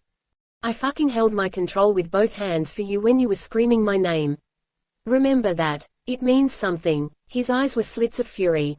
Because you mean something. She didn't understand him. But, you'll still turn me over to Luke. You aren't safe here. I'm taking you to safety. I'm not fucking betraying you. His lips twisted. I don't give a shit what you've heard about me. 'Cause you know what? Most of those stories out there, they are true. I've done things you never want to know about. And I'll do them again. But you are different. Hurting you is the last thing on my mind. She was supposed to believe him. Are you an alpha? His eyelids flickered. Not exactly. What does that mean? Alphas rule packs. I have no pack. Because you're rogue.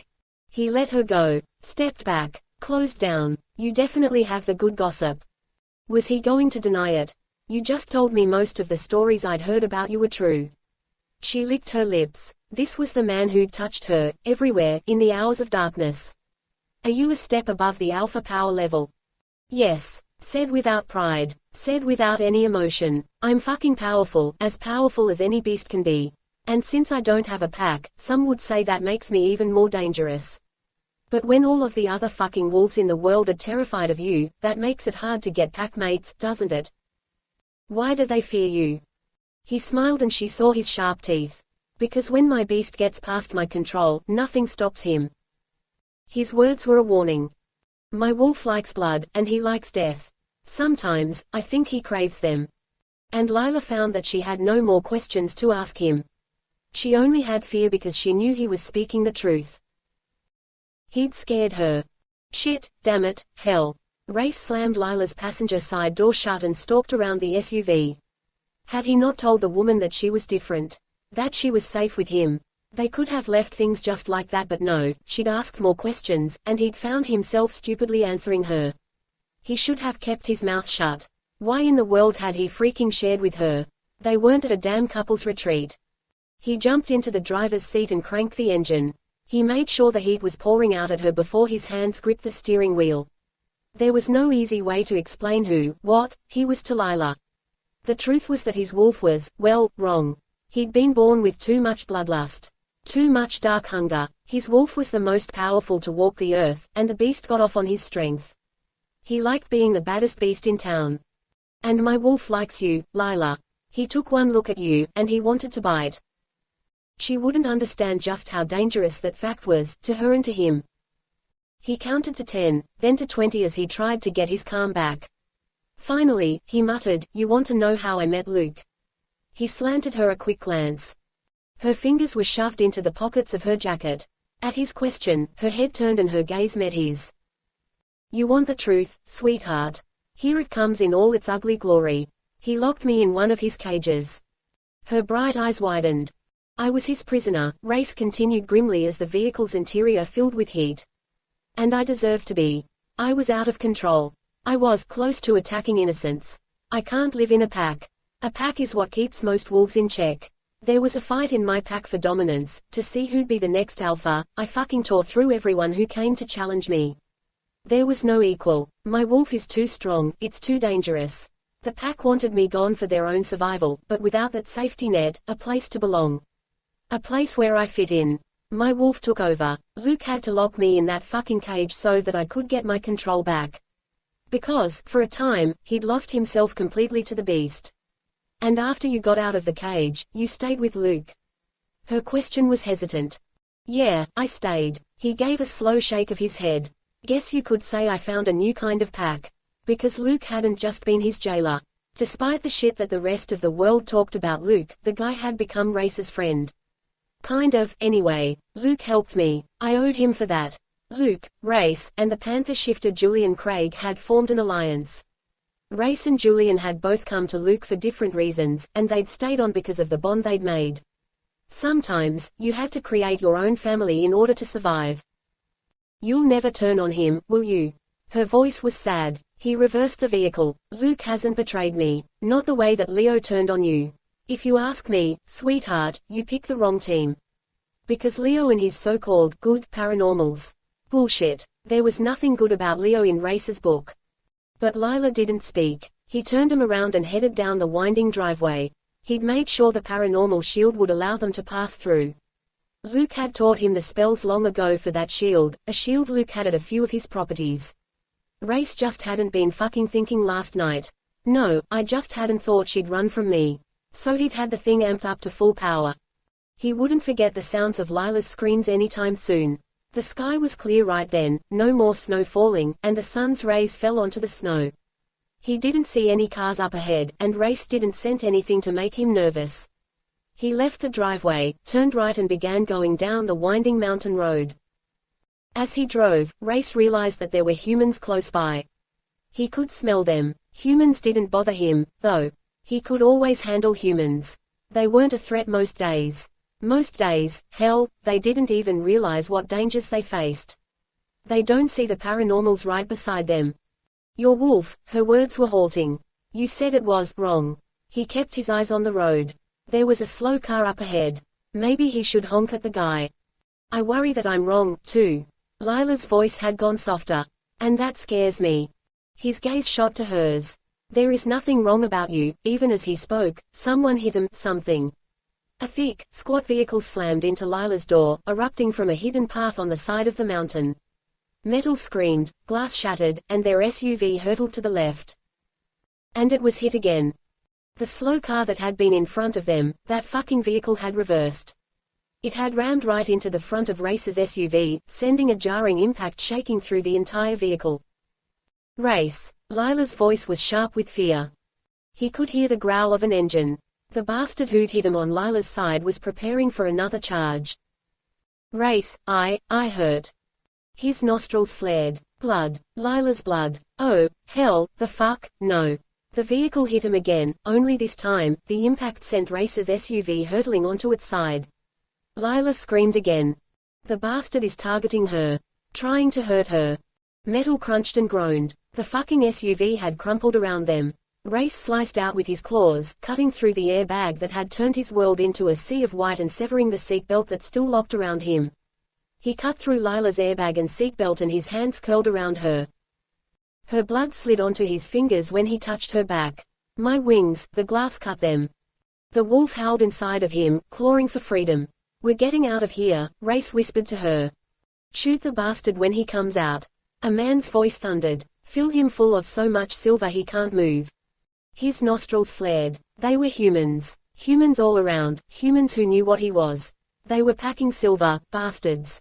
Luke didn't usually like for him to attack humans, but this wasn't a typical case. These fools were there to specifically target a werewolf with their silver. They knew the score. In that case, then they'll deserve exactly what they get. He's not coming out, another voice snapped. A male voice with a nasally accent. Maybe he's already dead. Lila's pain-filled stare met his.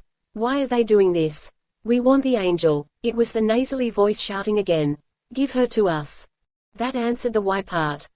Her lips parted. They're going to kill you. He smiled for her. They can try, sweetheart. But they are not going to succeed. Angel, we won't hurt you, come out, and we'll keep you safe. Her eyes were on Rayce. They're lying. The bastards had hit her side of the vehicle twice. That wasn't the way to keep her safe. That was the way to hurt, or maybe even kill, her. How bad is it? Rayce slid his hand over her back and found her coat soaking wet with blood. Damn it. I turned when I saw the vehicle coming at me, she whispered. The door, the metal, it went into my wings. A tear leaked down her cheek. They're dead. Every single one of them. Rayce brushed that tear away. Stay here. No matter what happens out there, no matter what screams you hear. Stay right where you are until I come back for you. Rayce. But he was already shifting. It would be easier to fight as a wolf. He could move faster, maneuver easier. He could hear the footsteps of his prey closing in. Did they think he was already weak? That they'd hurt him? No, you hurt her, and you will pay for that. His bones popped and snapped. His body contorted and fur covered him as the wolf clawed its way to freedom. Then he was launching through the broken windshield, leaping right out of the wreckage. There he is. It was the bastard with the nasally voice. Rayce went for him first. Right for your throat. The wolf took the man down as the coppery taste of blood filled his mouth. Gunshots rang out. One hit him in the back, and the wolf snarled as he whirled away from his vanquished prey. One down and his gaze swept the crowd there. 5 to go. Easy enough odds. Another bullet blasted. Then another. He jumped into the air as the 5 men all fired on him at once. Chapter 6. Rayce, Lila whispered as the sound of gunfire echoed around her. So many shots, again and again. Rayce. She shoved against her door, but it wouldn't open. The thing had crumpled in on her with the first impact, or had it been the second? The gunshots stopped. There was only silence. The kind of silence that made fear grow heavier within her. Rayce had said for her to stay there until he got back, but she'd heard those men shouting, they'd planned to shoot him. With silver. Silver could kill a werewolf. Had the bullets hit Rayce? She shoved harder against the door. Then she heard footsteps. Lila stilled. Someone was coming toward the wreckage. She peered through what remained of the front windshield. The SUV was on its side and she couldn't see much out there. When Rayce had cut her free from the airbag and the seat belt, her body had fallen forward. She was braced now against half of her seat and the crumpled dashboard. Was that Rayce coming back? Or, what if it was one of the men who'd hit them? You're safe, Angel.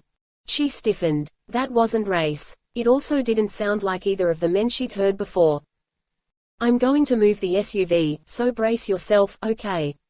Her hands flew out and suddenly, the SUV was turning, being pulled so that it landed back down on all 4 tires, bouncing a bit. I'll get you out of there. Give me just a minute. His voice was oddly warm and soothing. Then Metal was groaning, almost screaming, and her door was just gone. She blinked against the sunlight. A man was there, tall, with broad shoulders, dark hair and dark eyes. He was handsome, almost perfectly so. He wore a thick jacket, blue jeans, and boots. And his gloved hand reached out toward her. He smiled. You're safe now. The werewolf's gone. The werewolf's gone. The werewolf. The werewolf had been the one keeping her safe. She didn't take his offered hand. Lila hunched her shoulders and stayed exactly where she was. Who are you? His smile stretched. He didn't have a dimple in his cheek, not like Rayce. Instead, he had perfectly white teeth.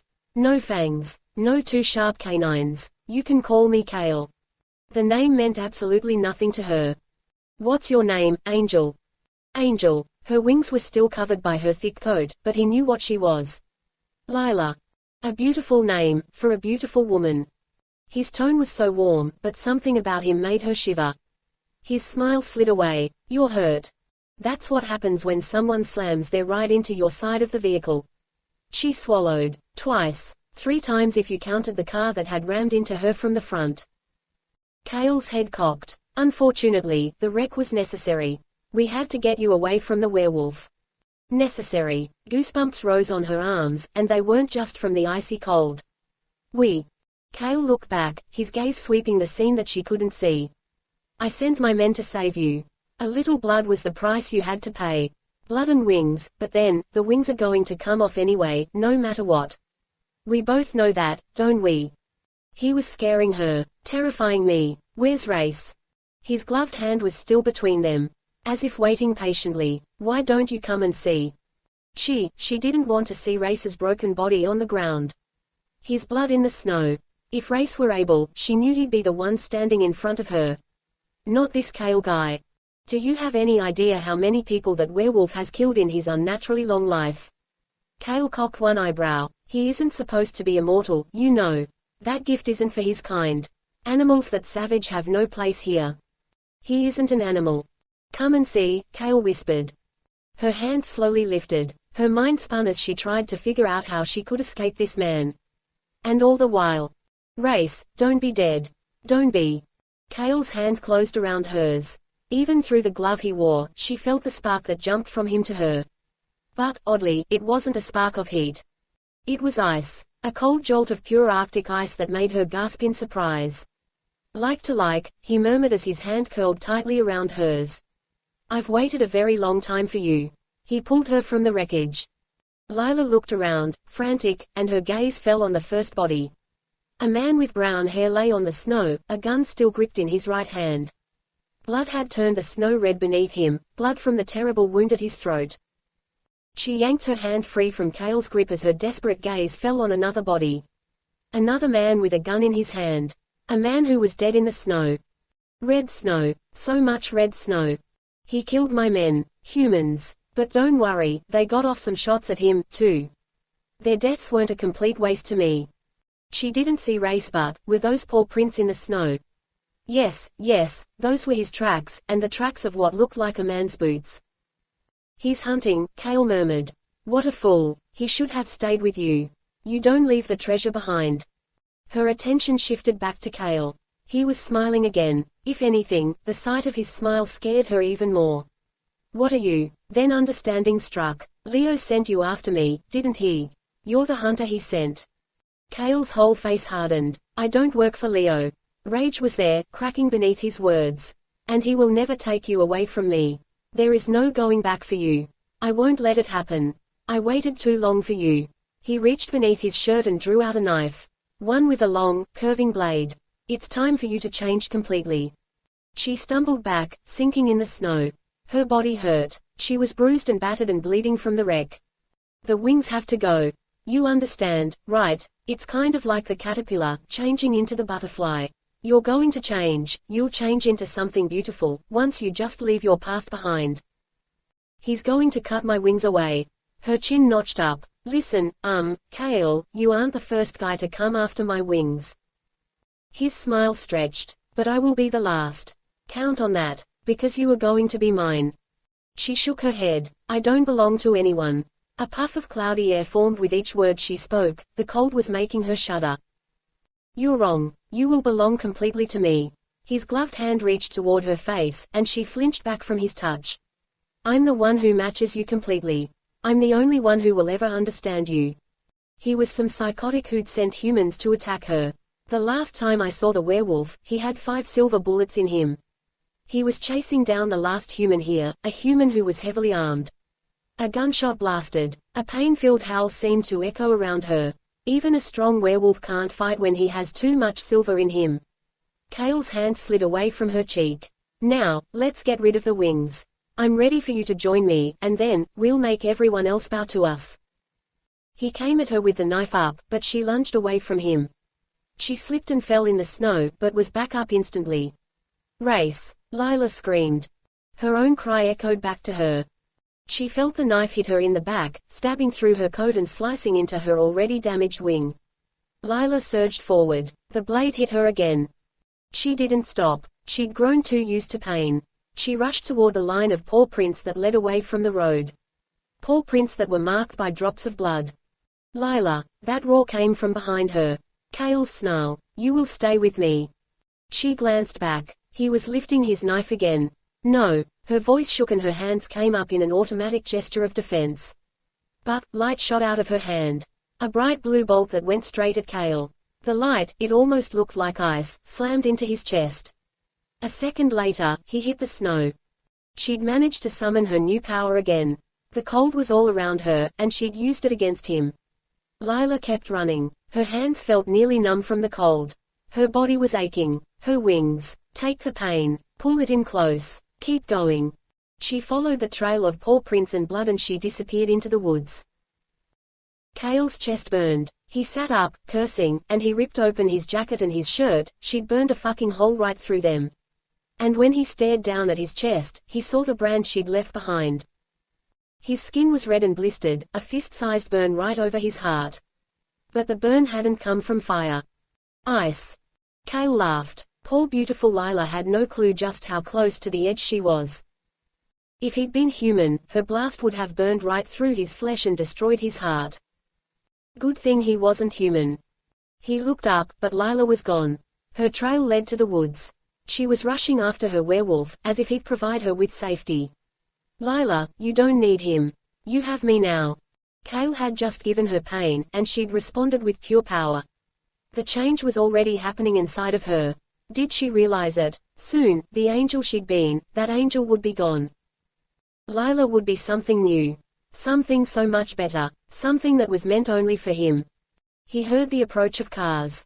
The grind of snow tires. The growl of engines. Cale stood slowly, the knife still gripped in his hand.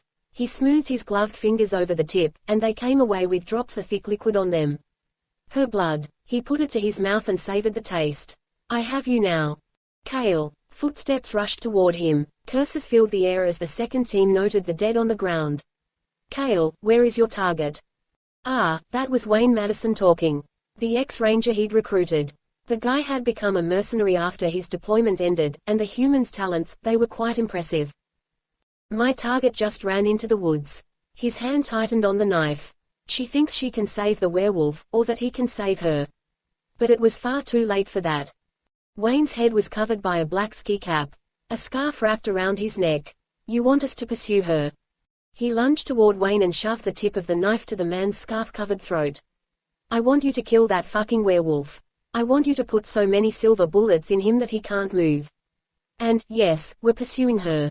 She'll take us right to him. She can watch him die.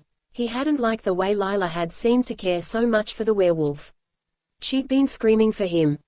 Surely she wasn't tied to the beast in some way. And what about the dead here? Wayne swallowed and his bobbing Adam's apple hit the edge of the knife. Like Cale cared about the dead humans. Cale stared into Wayne's eyes. Once we get the werewolf and I have my angel, then we'll give 'em the burial they deserve. He actually managed to say that lie with a straight face. Wayne nodded grimly and signaled to his team. Load up. Wayne barked when Cale lowered his knife. We shoot the werewolf until he doesn't move anymore. We avenge our men. Yes, fine, avenge them. Whatever got them going. Make sure you use the liquid silver bullets. The bullets that would explode on impact. The last group had been armed with the old school bullets, but Cale had made sure his best lieutenant had the good stuff. Cale let the humans run into the woods before him. It made sense for him to trail the team since they'd be the ones to die. And when the battle was done, when the dead littered the ground, when the werewolf was finished, Cale would finally get his angel. He just had to wait a little longer. That was okay. He'd had a great deal of practice with waiting. After all, he'd been waiting for another angel to fall for, well, centuries. The last bullet had hit near his spine. Rayce knew he'd been lucky the bullet hadn't severed his spine. The full human had shot at Rayce with his last bit of strength. Now the human was dead. And Rayce had six silver bullets in his body. He knew he had to transform. Shifting would be the fastest way to heal, but when he was mid-shift, he was at his weakest. If another enemy came at him, The shift started, spurred on by the weakness of his body. His paws vanished and his hands gripped the snow, fisting around it as he tossed back his head. One shift wouldn't do the trick. He'd need to transform again and again in order to get the bullets out of him. Silver, that shit was a real weakness for his kind. Not just some Hollywood bull. He was on his second shift when he heard the scream, her scream. Rayce. His head whipped up. He was caught somewhere between a man and a wolf, and his claws scraped over the snow. The shift burned over him and he lurched up, rising as a man. Rayce bounded through the woods, barely feeling the cold snow against his feet and legs. Lila was what mattered. He had to get to her. He heard her rushing toward him, her breaths heaving, her steps stumbling, then she broke from the trees and nearly fell into his arms. He grabbed her and held her close. "You weren't there," she whispered, her hands locking around him. He was. And there was so much blood. "We have to get out of here." Because he still had silver in his body, and he was still fucking weak. He needed to transform again, maybe twice more before he healed completely. His hands moved to curl around her back. She hissed out a cry of pain. Lila. She'd told him the metal in the SUV had cut her, but he used his knife on me. He was trying to cut my wings away.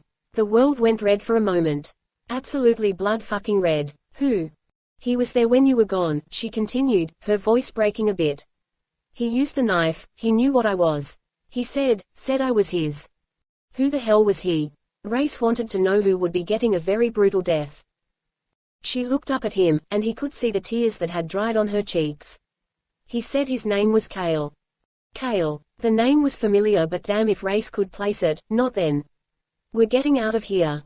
He'd killed the last human, but they were in the open, so that meant they were vulnerable, and sense hit him. More humans. Coming their way. He could hear the slosh of their steps through the snow. "Company," he gritted out from between clenched teeth. Come on. They had to make it back to the cabin. If they got back there, he'd make sure the paranormal safeguards held to keep those bastards out. But it's humans hunting us. Who the fuck sent the humans after Lila? He lifted her into his arms and moved as fast as he could. "No, Rayce, you're hurt, too."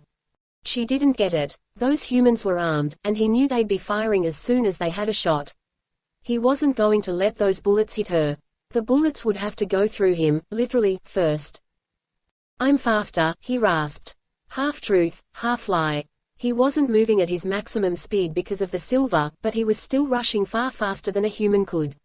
He kept to the trees as best he could. Kept his body over hers even as he heard the humans running after them, and then, bam. The first bullet sank into a nearby tree. The bullet had missed his face by inches. Rayce just ducked his head and kept going. Rayce. Fear hitched in Lila's voice. He hated for her to be afraid. Damn it, he'd led her into an ambush. Those humans had been waiting on the mountain, waiting for their perfect moment to strike. Who the hell is Kale? The second bullet caught him in the shoulder. He didn't stop. He had to get her to the cabin. If they just crossed the paranormal barrier that encircled the cabin. "I'll be safe. She'll be safe. No one else will be able to get close." Another bullet hit him, this time in the back of his left leg. He stumbled but held tight to her. But even as he kept going, he could feel something happening in his body. His veins seemed to heat as weakness spread through him. "Rayce, put me down. You're too hurt." Another bullet, it slammed into his right leg and he fell, going down with her but making sure to shield her body. The silver had made him too weak. He needed to shift, but more bullets hit him, one after the other, and he curled his body around hers. "I'm sorry," Rayce whispered. He hadn't wanted things to end this way. He'd wanted an escape, for her. Rayce. But the bullets were still flying, and these humans, they knew his weakness too well. "Stop," Kale barked when he saw the werewolf fall. The bastard went down with Lila still in his arms. He curled his body around hers. Protective, even in fucking death. There is a bond between them. He'd be sure to sever that bond. After all, if Lila was going to be his, then she could have no other ties. She had to be his alone. "You worried the bullets hit her?" Wayne demanded. "I told you we shouldn't fire." "I don't care if the bullets hit her. Silver will hurt her, but it won't kill her." His head cocked and his eyes narrowed. "I just wanted to watch him die." He was sure it would be quite the sight to see. "And I need to make sure that bond is cut." Wayne was staring at him, gaping. Tell your men to close in, and you go, too, Cale ordered with a wave of his hand. Put your gun to his heart and pull the trigger. Only then would the wolf be good and dead. Only then will Lila be mine. Chapter 7. Rayce's body had fallen on top of hers. The snow was beneath her, he was on top of her, and Lila could hear the approach of more men. They're coming fast, Rayce. She pushed against him. He didn't move, but his blood, it soaked her fingers. Rayce. She twisted and shimmied and managed to slide from beneath his body. She looked to the left and saw the armed men running toward them. Their weapons were out. She knew they'd fire again at any moment. Her hand curled around Rayce. How many times had he been hit? She could smell silver and blood, and when she looked at his wounds, some of them were bleeding silver. How was that possible? She touched the liquid, and it felt hot on her fingertips. Had they shot him with some kind of liquid silver? The better for the poison to slide through his body. Lila. Her heart jerked. Go, Rayce rasped. She shook her head. If she left him, he was dead. She knew that with 100% certainty. He may already be dead. His wounds were so bad. Lila didn't quite understand how he was still alive. Get, cabin, safety. And she remembered when she'd slammed into that invisible wall. The wall had kept her from leaving. He'd said it was some kind of paranormal safeguard. If she could get him back to the cabin, would they both be safe? Could they get through the wall and be protected from Cale and his men? Get away from him, a man's voice blasted, or we'll shoot through you to get him. She shook off her coat. It was wet and hardening with her blood. The minute it fell to the snow, her wings spread behind her. She heard gasps from the men approaching. Lila turned back to look at them. They were all wearing black clothes, black ski hats, black scarves and gloves. Stay away. He's dead. I've got orders, one of the men snapped. I'm putting a silver bullet in his heart. No, she wouldn't let that happen. Stay away, Lila yelled, and she lifted her hands toward them. Her body pulsed with fear and pain, and that blue, icy light shot from her fingers again. It flew right at the men, and they screamed as they fell onto the snow. She locked her arms around Rayce and held him tight. Her wings began to flap. Her broken, bloody wings. How much strength did she have? How long could she keep them in the air? Could she even get him back to the cabin? Stop it. Cale had appeared in the middle of the fallen men in black. He was glaring at her. Let the werewolf go. Come back to me. She was about 10 feet in the air, struggling to stay up and struggling to hold Rayce's dead weight. If you don't come back, they'll shoot you until you fall, Cale snarled at her. Who was this man, and why did he want to hurt her so much? She tightened her grip on Rayce. The men in black were rising from the snow. They were taking aim at her. Drop the werewolf, Cale yelled. She didn't. She held him tighter. Then Lila turned, spreading her wings wide behind her as she used all of her energy to fly away. Fire at her. Knock her out of the sky. The bullets exploded, one right after the other. They hit her, again and again, but she kept flying. Kept flying and holding on to Rayce. She was screaming as she flew, crying, hurting, but she didn't stop. She kept going and going. Until she saw the cabin. But, where was the wall? Was it there? She didn't hit it, there was no impact. Maybe the safeguard was gone. Maybe she'd flown there for nothing. But Rayce told me to come here. He said, safety. They fell out of the sky. They sank straight down and hit the snow. Rayce finally slipped from her grasp and her wings, they were useless then. The sound of her ragged breathing filled the air. She needed to check Rayce and see if he still lived. She needed to get the silver out of him, and the bullets, she thought some were still in her, too. She needed to move. And she would. Soon. As soon as she got her strength back. The snow was so cold. It surrounded her. Her hand was reaching toward Rayce. She could almost touch him. The snow was so cold. Her eyes closed. Seriously, you don't have enough sense to come in from the fucking cold, mate. Rayce cracked open one eyelid. Then another. He was being dragged through the snow, and that familiar voice, with its British accent, was filling his head. Got to save your sorry hide, again, the voice complained. I hope you know just how much you owe me. Ah, here we go. The cabin waits. Rayce was pulled inside. His head wrapped into the side of the door and he groaned. Maybe that will knock some sense into you, the grating voice told him. Doubtful, but a guy can hope. Then he was released. His eyes sagged shut. A moment later, he was punched in the face. Shift, damn it. Now the voice held worry. Maybe even a touch of fear. You're bleeding silver, and I don't know how long you've been out. I found you and you were ice cold, your skin is fucking blue. Shift, and then we need to see about the angel. The angel. Lila. Rayce's hand flew up and curled around the arm of his rescuer. He couldn't see the guy clearly, but he'd know that voice anywhere. Julian Craig, Panther shifter, troublemaker, and assassin. Also, one of the few individuals on Earth that Rayce actually considered to be a friend. Yeah, Wolf, it's me. Luke sent me over, said you needed backup, and I found you dying in the snow. His voice was clipped, a sure sign of his fury. Shift, you hear me. Shift until this silver poison is out of you. Lila. I'll see to her. You take care of your own full self, hear me. Rayce tried to nod but his wolf was clawing at him. The shift was slower than ever, grueling, and so painful because he had so much silver filling him. His breath heaved. His heart sputtered, but he became the wolf, and then the wolf fell back into the form of a man. Again, Julian's voice blasted. Do it again. Rayce's fingers scraped over the floor. His fingernails became claws, and they scraped into the floor.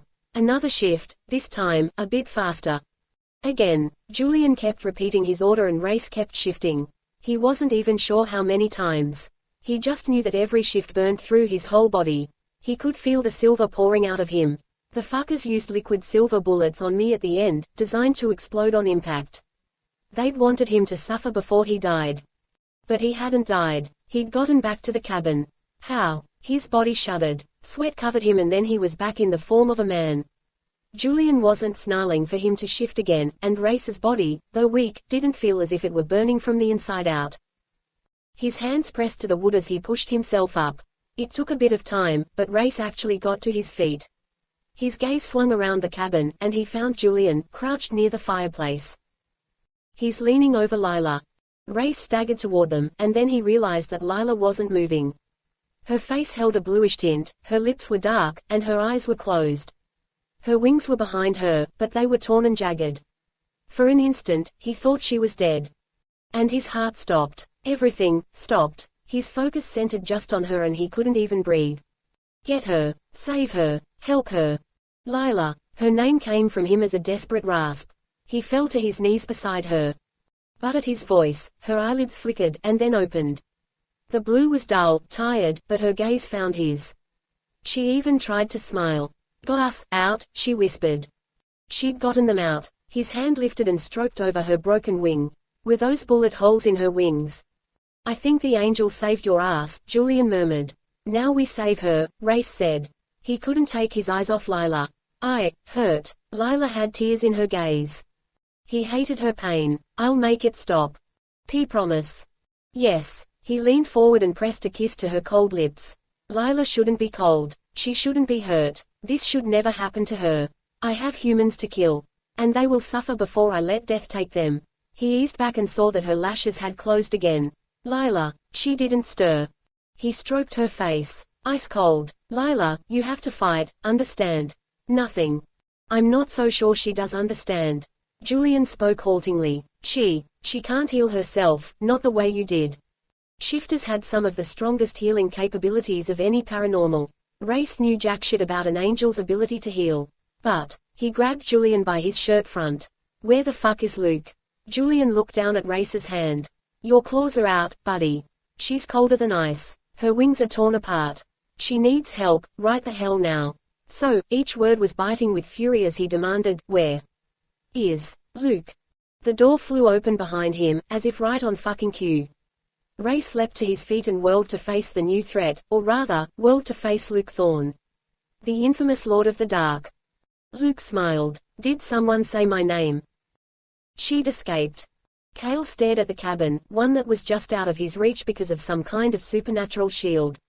He'd trailed Lila as she'd flown away, desperately carrying the unconscious werewolf in her grasp. He'd ordered his men to keep firing until they shot her out of the sky. The bullets had hit her, again and again, but she hadn't dropped the werewolf. And then his men had hit an invisible wall. The bullets hadn't penetrated. Lila had just flown right past the wall, Lila and the werewolf. They'd flown past it while Cale watched helplessly, and then she'd hit the ground. She'd sunk into the snow. She hadn't moved, not for hours. He knew because he'd watched her that whole time. He'd still been watching when the asshole on the motorcycle had rushed through the invisible wall. Who the hell rode a motorcycle in that kind of weather? But the jerk had gone right through the shield, as if he had some kind of power that let him pass, and then the biker had hauled Rayce inside the cabin. Rayce and Lila. Who the fuck is that? Wayne asked as he peered through binoculars. Someone else just joined the party, and damn if I know how the guy arrived. I swear, I blinked, and he was just standing in the doorway. Cale yanked the binoculars from him. They'd moved back to the shelter of the trees while Cale tried to figure out how to get his angel back. He peered through the binoculars and caught a glimpse of a man with a broad back, jet black hair and... The new player slammed the door shut behind him. Cale shattered the binoculars in his grasp. What are our orders, sir? Wayne asked, always the fucking soldier. He was even standing at attention. Cale rolled back his shoulders. He knew what was coming. Lila would be changing soon. He'd wanted to be there when she took her first breath in her new life. But fate had other plans. You and a team stay here. He wasn't ready to face the man he'd seen through the binoculars. Not yet. He needed to plan. When they leave the cabin, call me. Cale turned away. You aren't worried she'll fly away again? Cale laughed. She can't fly. Not anymore. But she can run. Those men, they can help her. Cale looked back at him. When her change is complete, she'll start looking for me. It would be a compulsion for her.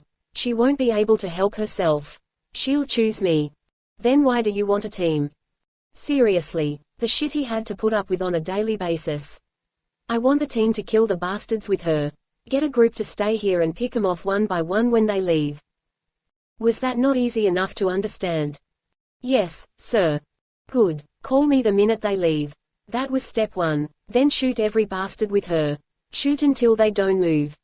The bullets wouldn't work on all the men in that cabin, but maybe Wayne and his men could at least take out the werewolf. Because I don't think he's dead yet. When the dust cleared, then Cale would strike again. I think I saw the Lord of the Dark in that doorway. Luke Thorne was a man he hadn't encountered in a very long time. Before, Cale hadn't thought he was strong enough to defeat Luke or his jerk twin Leo. But this time, I won't be on my own. This time, I'll have Lila at my side. And when their powers blended, he and Lila would be unstoppable. He just had to make sure Lila was tied to him first. That meant, killing the werewolf is your #1 priority. Eliminate him. And until that happened, until Luke had gotten the hell out of there, Cale would be keeping a safe distance from the action. He hadn't survived this long by being stupid. Sometimes, retreat worked best. Because you slip away and come back to attack another day. Chapter 8. Heal her, Rayce snapped. Luke lifted one dark brow. It's good to see you, too. Though I'd thought the plan was for you to head down to the Keys, not for me to have to fly my ass all the way up here. You have your own fucking wings, Luke. Don't act like it was a hardship. And the guy could move at super speed. There was very little he couldn't do. Luke smiled, a brief flash of his white teeth. I have wings, he pointed to Lila's still form as she lay in front of the fire. And so does she. Not for long, some asshole named Cale had his goons shoot her. The bullets tore her wings apart. His shoulders stiffened. Now stop wasting time and fix her. Luke's smile was gone. Cale. They could deal with that sob later. Rayce grabbed Luke's arm and jerked him toward Lila. Heal her. He'd seen Luke work his magic plenty of times. The guy had brought paranormals back from the brink of death. Or, in the case of Julian's lady love, Luke had literally brought the dead back to life. Healing Lila's broken body should be a breeze for Luke. Luke put his hand on Lila's forehead and hissed out a breath. She is cold. Heal her. Rayce was about to go mad. Once more, his hand reached out to stroke her wing, but when he touched her this time, a few of her feathers fell. They were brittle, frozen, and they shattered even though they only lightly touched the floor near her. What's happening? He touched another feather. It shattered. Luke pulled his hand back. I can't help her. Oh, hell, no. Rayce grabbed him and maybe his claws dug into Luke's arms. You will help her. After all the shit I've done for you over the years, you'd better help her. This is the only thing I've ever asked of you. The only thing I need. Her. You make her better. Her feathers are breaking off. There. She's changing. Don't you see that? The scales are tipping for her. Good and bad, blending together. Luke was grim. Because she is both, my magic doesn't work on her. She's not mine yet. Rayce's eyes widened. Your brother. Luke nodded. If Leo and I work together, we might be able to help her, but he gave a rough shake of his head. What her wings are doing. That's a sign of transformation. It's not the cold causing them to shatter. She's been earthbound for too long. She's changing. Rayce stared at him, his mind whirling. Into what? Julian demanded. He'd been silent, just watching them, but now he stepped forward. What does an angel become when she stays on Earth too long? Luke clamped his lips together. Rayce's drumming heartbeat filled his ears. Get your brother here. Luke's expression was guarded. You know if he comes, he'll try to take her. He can try. He won't succeed. Right now, she has to be healed. She's hurting. He spun away from Luke and picked up Lila, holding her gently in his arms. But even though he was careful, more of her feathers fell away. They shattered onto the floor, breaking like glass. Jaw-locking, he ordered, get your brother. Then he carried Lila into the bedroom. He eased her onto the bed they'd shared the night before. He pulled the covers over her, wanting to warm her. Wanting to do anything to help her. She'd saved him, he knew it. But he was helpless to save her. And that fact was breaking the heart that she'd brought to life. Luke Thorne watched as Rayce disappeared with his angel. Are you seriously going to contact that asshole of a brother you have? Julian demanded, glaring at him. Oh, right. The last time Julian had been near Leo, well, the panther might have used his claws to leave a mark on his twin. A mark that Leo had more than deserved. Luke rolled back his shoulders. Rayce hasn't asked me for anything before. The werewolf had spoken the truth. Julian's jaw tightened. Is Leo really the only option? Unfortunately, he was. At least, he was the only option for Lila. And even then, I think it may be too late. Rayce will not like what could be coming next. He is. So I guess that means it's showtime. He closed his eyes and let his power shoot from the cabin. He and Leo were twins, and they shared a connection that few people would ever understand. A psychic link connected them over time and space. And, according to a very old prophecy, one day, one twin would kill the other. That day hadn't come, yet. Leo, come out, wherever you are. I've found something you were missing. Do I get to hurt him when he shows up? Julian asked. Luke opened his eyes. Not until we see if we can help the angel. His gaze cut toward the bedroom. He heard only silence in there. Luke stepped forward and something crunched beneath his shoes. Part of her frozen feathers. Do you think she can be helped? Julian's voice was low, for Luke alone.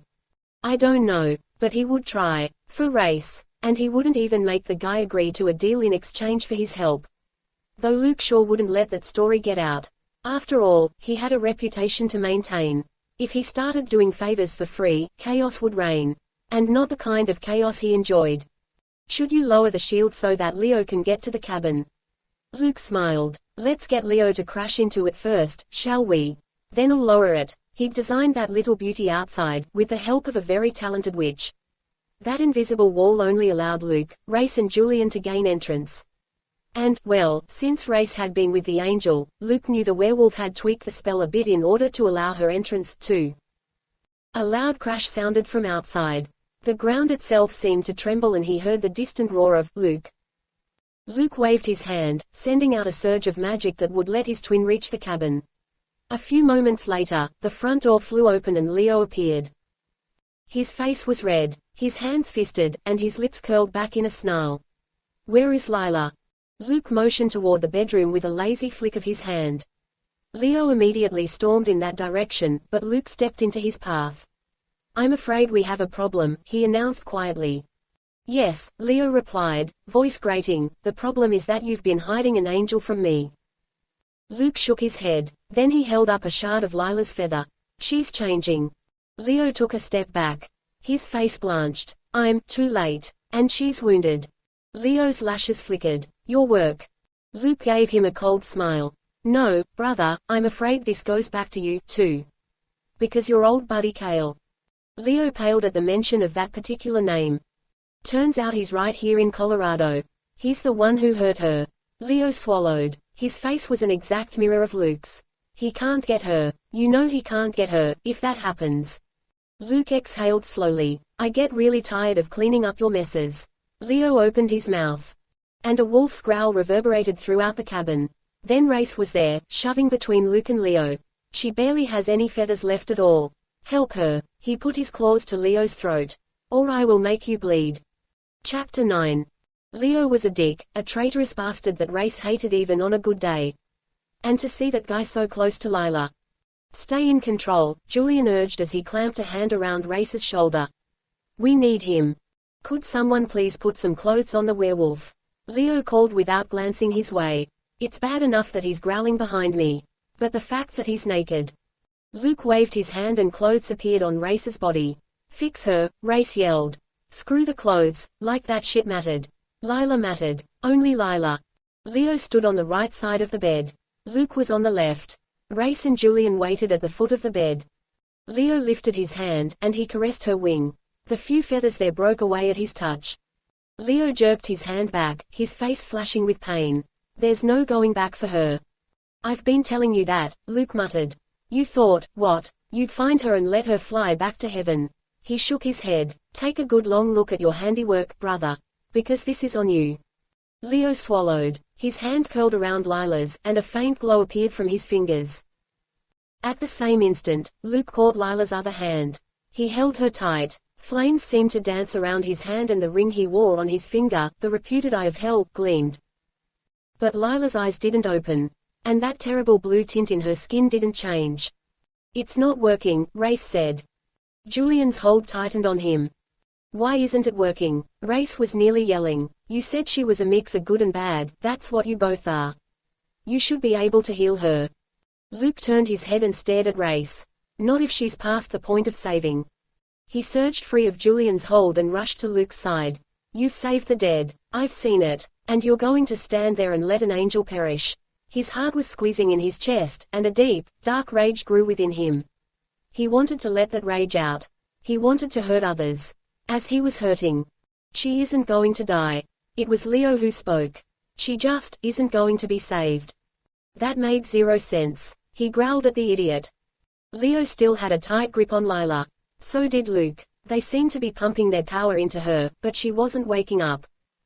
He put his hand to her forehead. Ice cold. She wasn't supposed to be like that.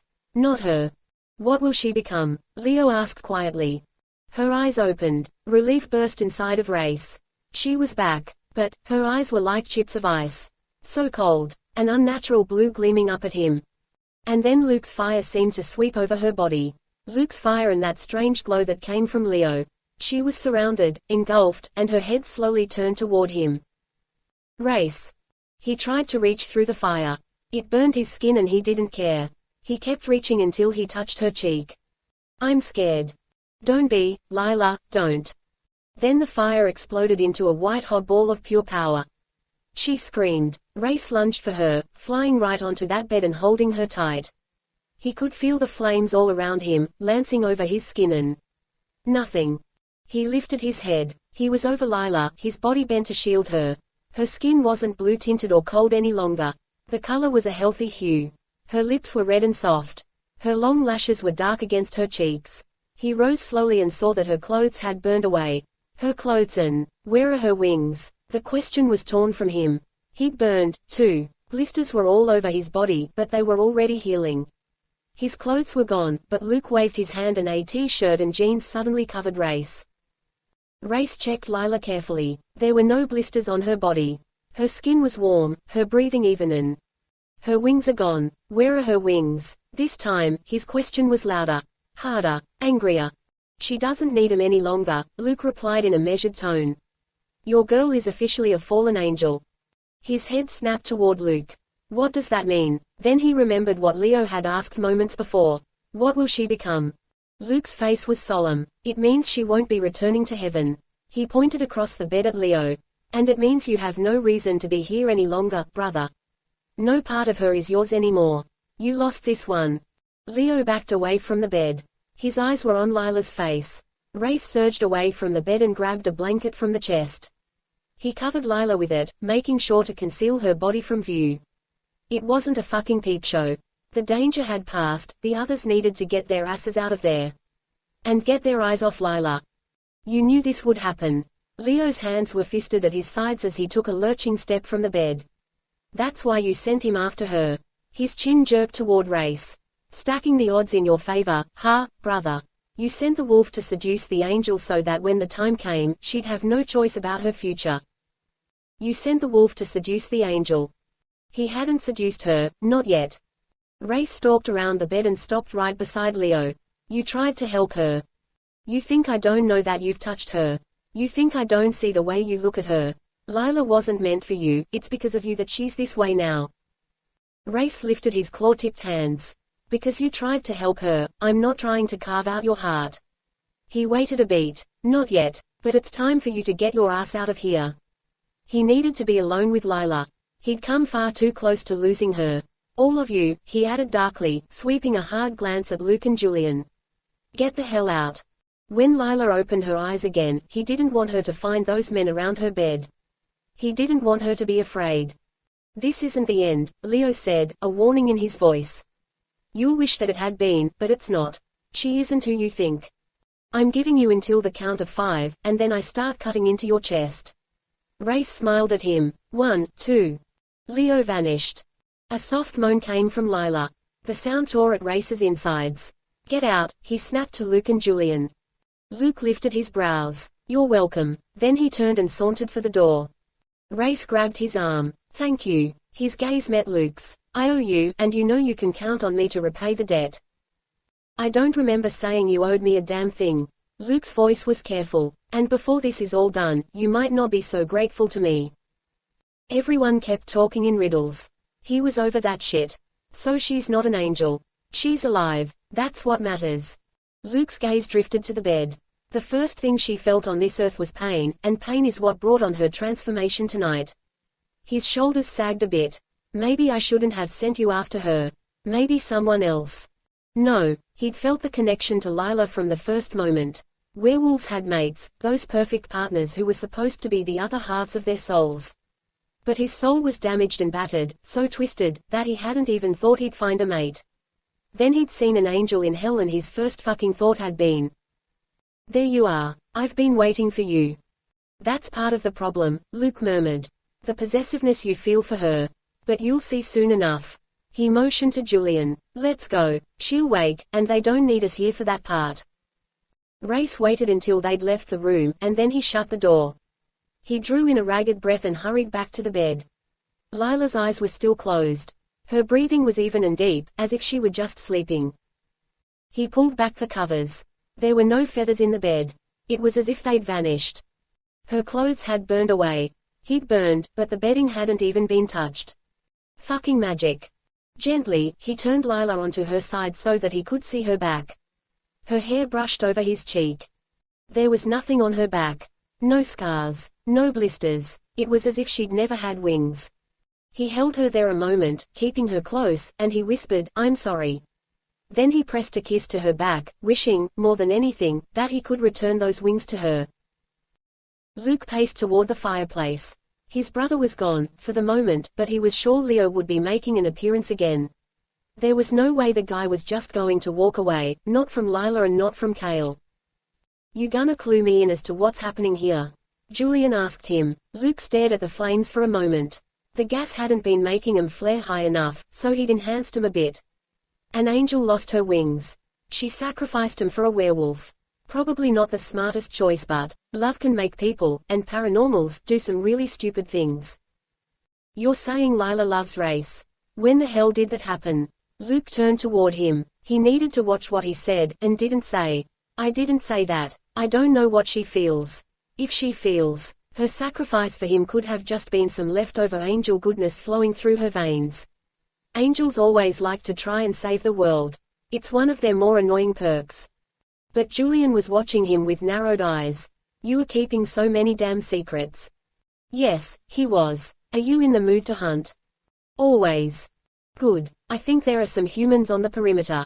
They're watching the cabin, waiting because they think they'll be able to pick us off, one by one. He smiled. Instead, you'll be the one taking them down, but keep the leader alive, will you? I'll want to talk to him. And where will you be? Julian demanded. While I'm hunting, trying to find answers. An angel hasn't fallen in a long time. I need to learn just what she can do. He headed for the door. A wave of his hand had it opening for him. I'd hate to kill the woman I just healed. But his life had never been about making easy choices. And in the end, he would do whatever was necessary. For himself. For those close to him. If Lila becomes what I fear, I can't let her destroy Rayce. He'd have to take steps to protect the werewolf because Rayce wouldn't see the danger coming, not when it was wrapped up in such a perfect package for him.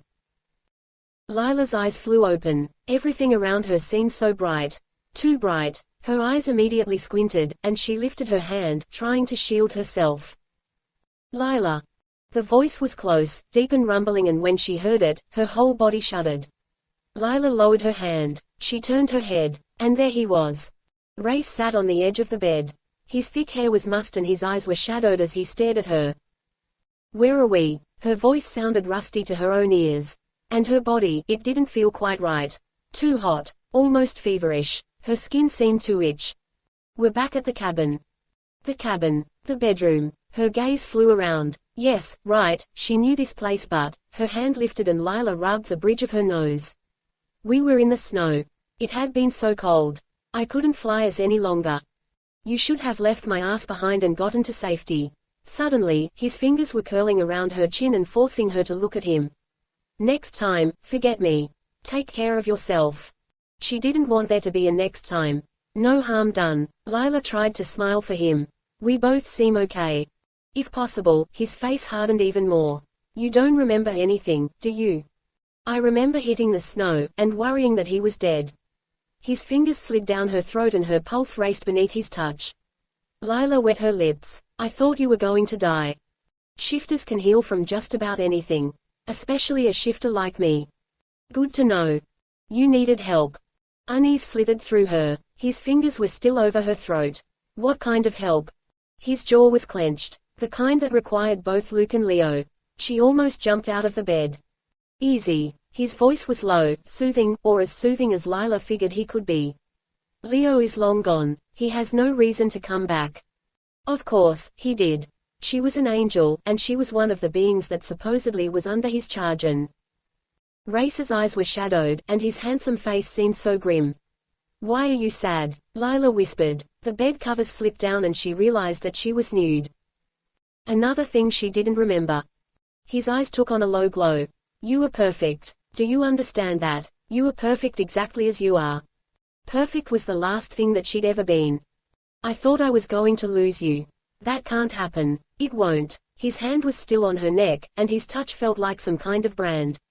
I waited for you. I would do anything for you, and you're not going to slip away. Death can't have you. If I see that asshole, I'll tell him to fuck off. Had she really been that bad? She'd been weak, yes, and Lila thought she remembered a few bullets hitting her wings. Her hand started to lift in reflex, wanting to check her wings.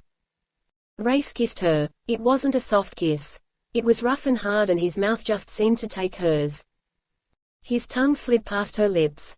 Her heart jerked and a fire ignited in her. Just that kiss, so rough and raw, and need was spiking. Pulsing and twisting in her. Her reaction to him couldn't be natural. As if there is anything natural about me. You were perfect, he rasped against her mouth. Don't ever forget it. Then he was kissing her again, but with more seduction, as if he'd somehow managed to yank back his control. Only she didn't want him to have control. Her breasts were aching, her sex tightening, and she wanted him. Lila remembered the pleasure he'd given her before. Only pleasure, no pain. He was kissing her neck. Lightly using the edge of his teeth on her. He still sat on the side of the bed, and he'd leaned over her, caging her with his body and his arms. I don't mind the pain, Lila whispered. He stilled. Because I want you. She knew something terrible had happened to them both. No, maybe she didn't remember everything, but she recognized fear when she felt it. She'd been desperate to fly him to safety because he'd been close to death. I could have lost him. The thought seemed such a shame, and it made her heart feel oddly heavy in her chest. Be very sure, Lila. Once I have you, I won't be able to let you go. She was absolutely sure she wanted him. He was a fire in her blood, and every breath she drew just made her want him more. But Lila didn't speak. Instead, she wrapped her arms around his shoulders and she pulled him closer. She kissed him, sliding her tongue into his mouth and then tugging on his lower lip with her teeth. When he growled, she knew her werewolf had liked that move. So she did it again. He pulled the bed covers away from her, and she felt the rush of air against her skin.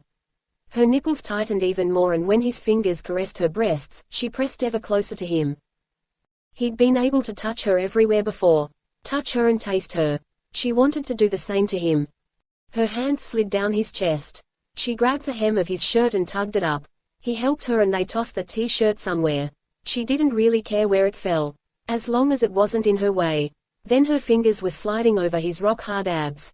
She loved the heat of his body. Silver bullets had blasted into him. Lila stilled. Silver poured from him like blood. "Stay with me, sweetheart." He kissed her again, and then he was pushing her back onto the bed. Lust was bright in his eyes as he finished stripping. "I've wanted you for too long." And she wanted him. She'd never known physical desire for a man until him. Until his kiss. It was as if he'd woken something in her. Lila didn't intend to go back to sleep. His mouth was on her breast. His hand was between her legs. With every moment that passed, his touch became more demanding. She arched up against him as his fingers plunged into her. "Need you ready," he groaned. "Need you, mine." She wanted him to be hers, if only for a little while. She wanted to pretend. His fingers slid out, then pushed in, seeming to rub right over the center of her desire, and Lila's whole body went bow-tight. "You first," he growled. "Have to, give pleasure, first," and it hit her. A sharp burst of release that made her gasp. She called out his name and tipped back her head. But he was still between her thighs. She felt the broad head of his erection at the entrance to her sex. She was shuddering with her release even as he caught her hands and pinned them to the pillow. Then he drove into her. The world stopped. He'd said there would be pain. And maybe there was. The smallest flash, gone in an instant. His heavy length filled her completely. Hot. So hot. She lifted her hips, wanting more because her heart was racing too fast and the trembles of her climax were building once again. He withdrew, then thrust deep. "Can't, hold back." "I don't want you to," she said as a sensual hunger grew within her. She twisted her wrists in his grasp, but he didn't let her go. "Don't hold anything back." She was challenging him, arching against him, wild and free for the first time in her life. "Give everything to me." He locked her wrists in one hand. His other slid down her body. He yanked her hips up higher and, if possible, she took him in even deeper. Lila couldn't catch her breath and she didn't care. He was pounding in and out of her, and when she looked into his eyes, she saw her own stark need staring back at her. Her hips slammed against him. She was wet and eager and wild, a wildness she'd never felt before. Release was close, more powerful than any pleasure she'd felt before. She wanted it. As she'd said, Lila wanted everything. And she'd have it. His mouth was on the curve of her shoulder. She could feel the edge of his teeth pressing against her. There was a sharp flash of pain. "I like it." Her body jerked. His cock slammed deep. He bit her again. She started to climax. The shudders shook her core and they didn't stop. "Yes, you're so fucking beautiful, yes." He'd sunk so deep into her. She loved the way he felt. "Give everything. Trust me, Lila." Her eyes opened. She didn't remember closing them. "Trust me, always." She managed a nod, but then he was withdrawing from her. No, she wasn't ready for the pleasure to end. She didn't. He flipped her over onto her stomach. He lifted her onto her knees. "Grab the headboard." His voice was guttural. Her hands flew out blindly and curled around the headboard. "Hold it tight. Don't let go." His breath blew over her shoulder. Then she felt his teeth again. When he bit her, pleasure raced along her body. His hands curled over her hips, and he pulled her back against him just as his thick, aroused length drove into her. Her lips clamped together so that she wouldn't scream. But what he was doing to her, every long, hard thrust, she was losing her control.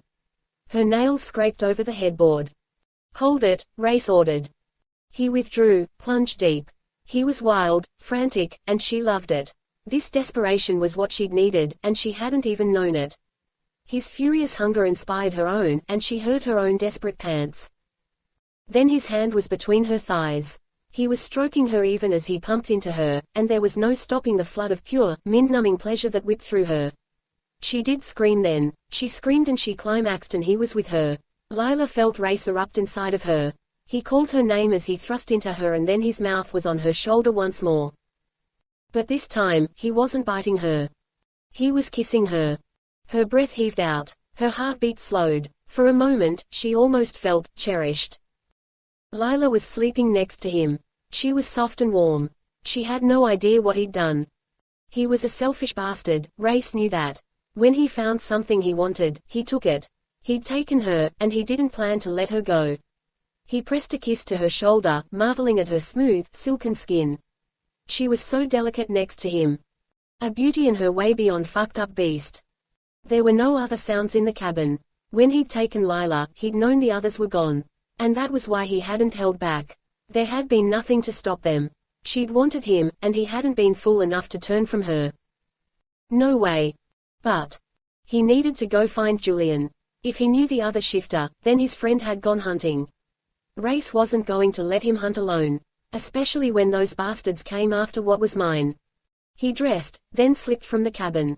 It only took a little spell tinkering to make sure that the paranormal safeguard both stopped outsiders from getting to the cabin and stopped Lila from leaving.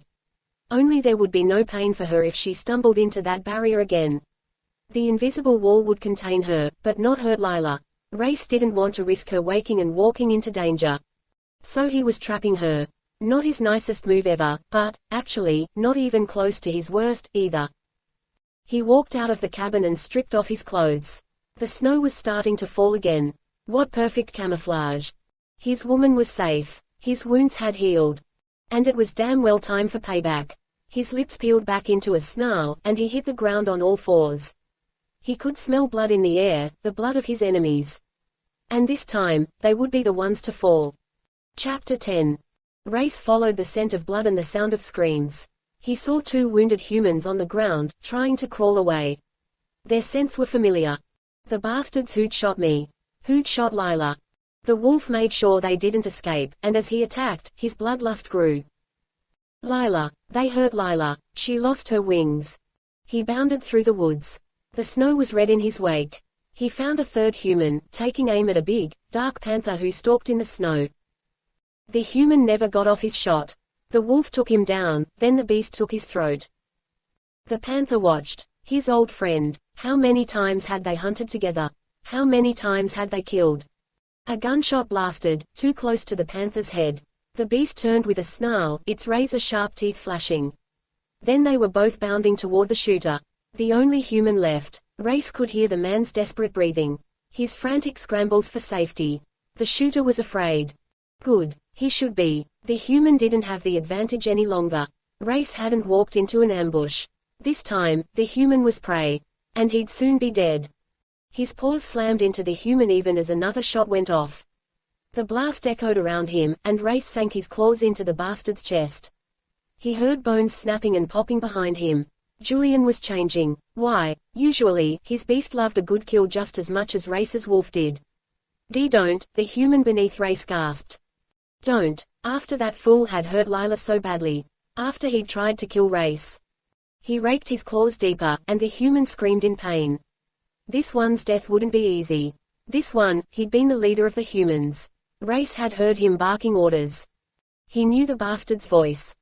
The wolf sank his teeth into the man's side. The human screamed and yanked up a knife. He tried to stab the beast, but Rayce was ready for him.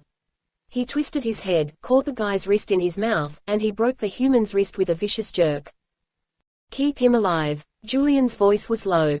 Rayce ignored him. His prey's blood was in his mouth and an image of Lila, so still and broken, was in his head. This man deserved death. He deserved pain. Rayce would give both to him. Rayce. Now Julian was closer and his voice held a distinct edge. Keep him alive. This guy's just the errand boy. We need him to talk to us. Luke wants to question him. Fuck Luke. Fuck Luke and what he wanted. When you needed him, Luke came to heal your angel. She's not an angel any longer. His claws pressed deeper into the human's chest. It would be so easy to claw the man's heart right out. The bastard was trying to fight him, but without his silver bullets, the guy was no match for Rayce. It would be so easy to kill him. You owe Luke. Snarling, Rayce leapt away from the human. He hated it when Julian was right. Blood was in his mouth, and adrenaline pulsed through every vein in his body. He wanted to destroy the human. But Luke had saved Lila. Rayce stalked away and let the shift sweep through him. So I'll let the human live, just a bit longer. And maybe that human would lead Rayce to the next target on his list, the soon-to-be-dead bastard named Kale.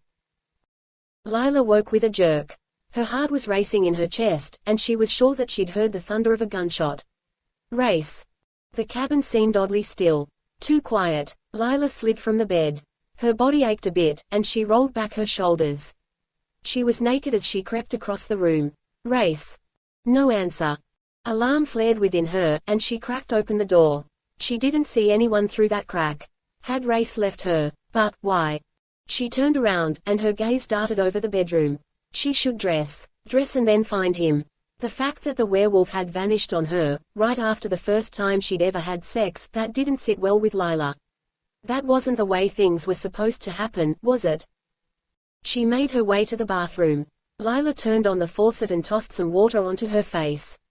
It was actually like she could still feel Rayce. His touch on her skin, his touch in her. She patted away the water with a towel and then glanced in the mirror. At first, she just saw her eyes, too big, a little haunted, and, strangely, brighter than she remembered. It took a moment for everything else to register. Or rather, for her to register what wasn't there.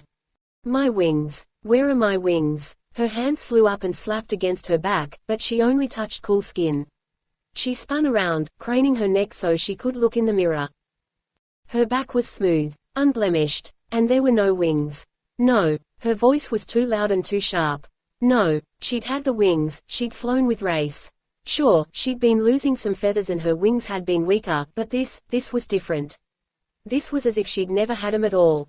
Her back was completely different. No scars, no lines, nothing at all to show where my wings once were. No, she slammed her fist into the mirror. It shattered beneath her hand and then it seemed to ice over. Ice spread from beneath her clenched fingers, spiraling to encompass the whole mirror. Hard, heavy icy that jumped to the wall, to the ceiling. Lila yanked her hand back and stared, horrified, at her fingers. What was that? She backed away from the mirror. Her body was shaking. What did I do? No, maybe the question she should be asking was, what am I? She breathed out slowly and a puff of fog came from her mouth. An icy breath of air. She nearly ran from the bathroom. Lila tried to summon clothes to cover herself. She pushed for her power but the room chilled around her. What am I doing? No, this wasn't right. Then she heard a door opening, footsteps pounding on the wooden floor. And let me the fuck go.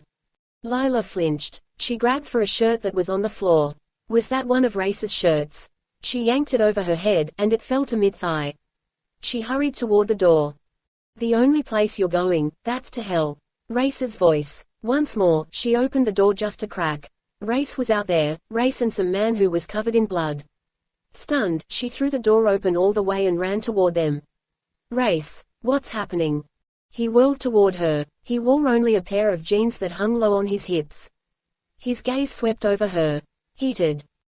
Excuse me, a man cleared his throat. A guy she hadn't even noticed before. Tall, with dark hair and also just wearing jeans. Don't think we officially met before. My name's Julian. Julian had just shoved the bleeding man into a chair. Julian's hands, tipped by claws, were currently at that guy's throat. Rayce moved to stand in front of her, blocking Lila's view of Julian, and the man currently screaming in the chair.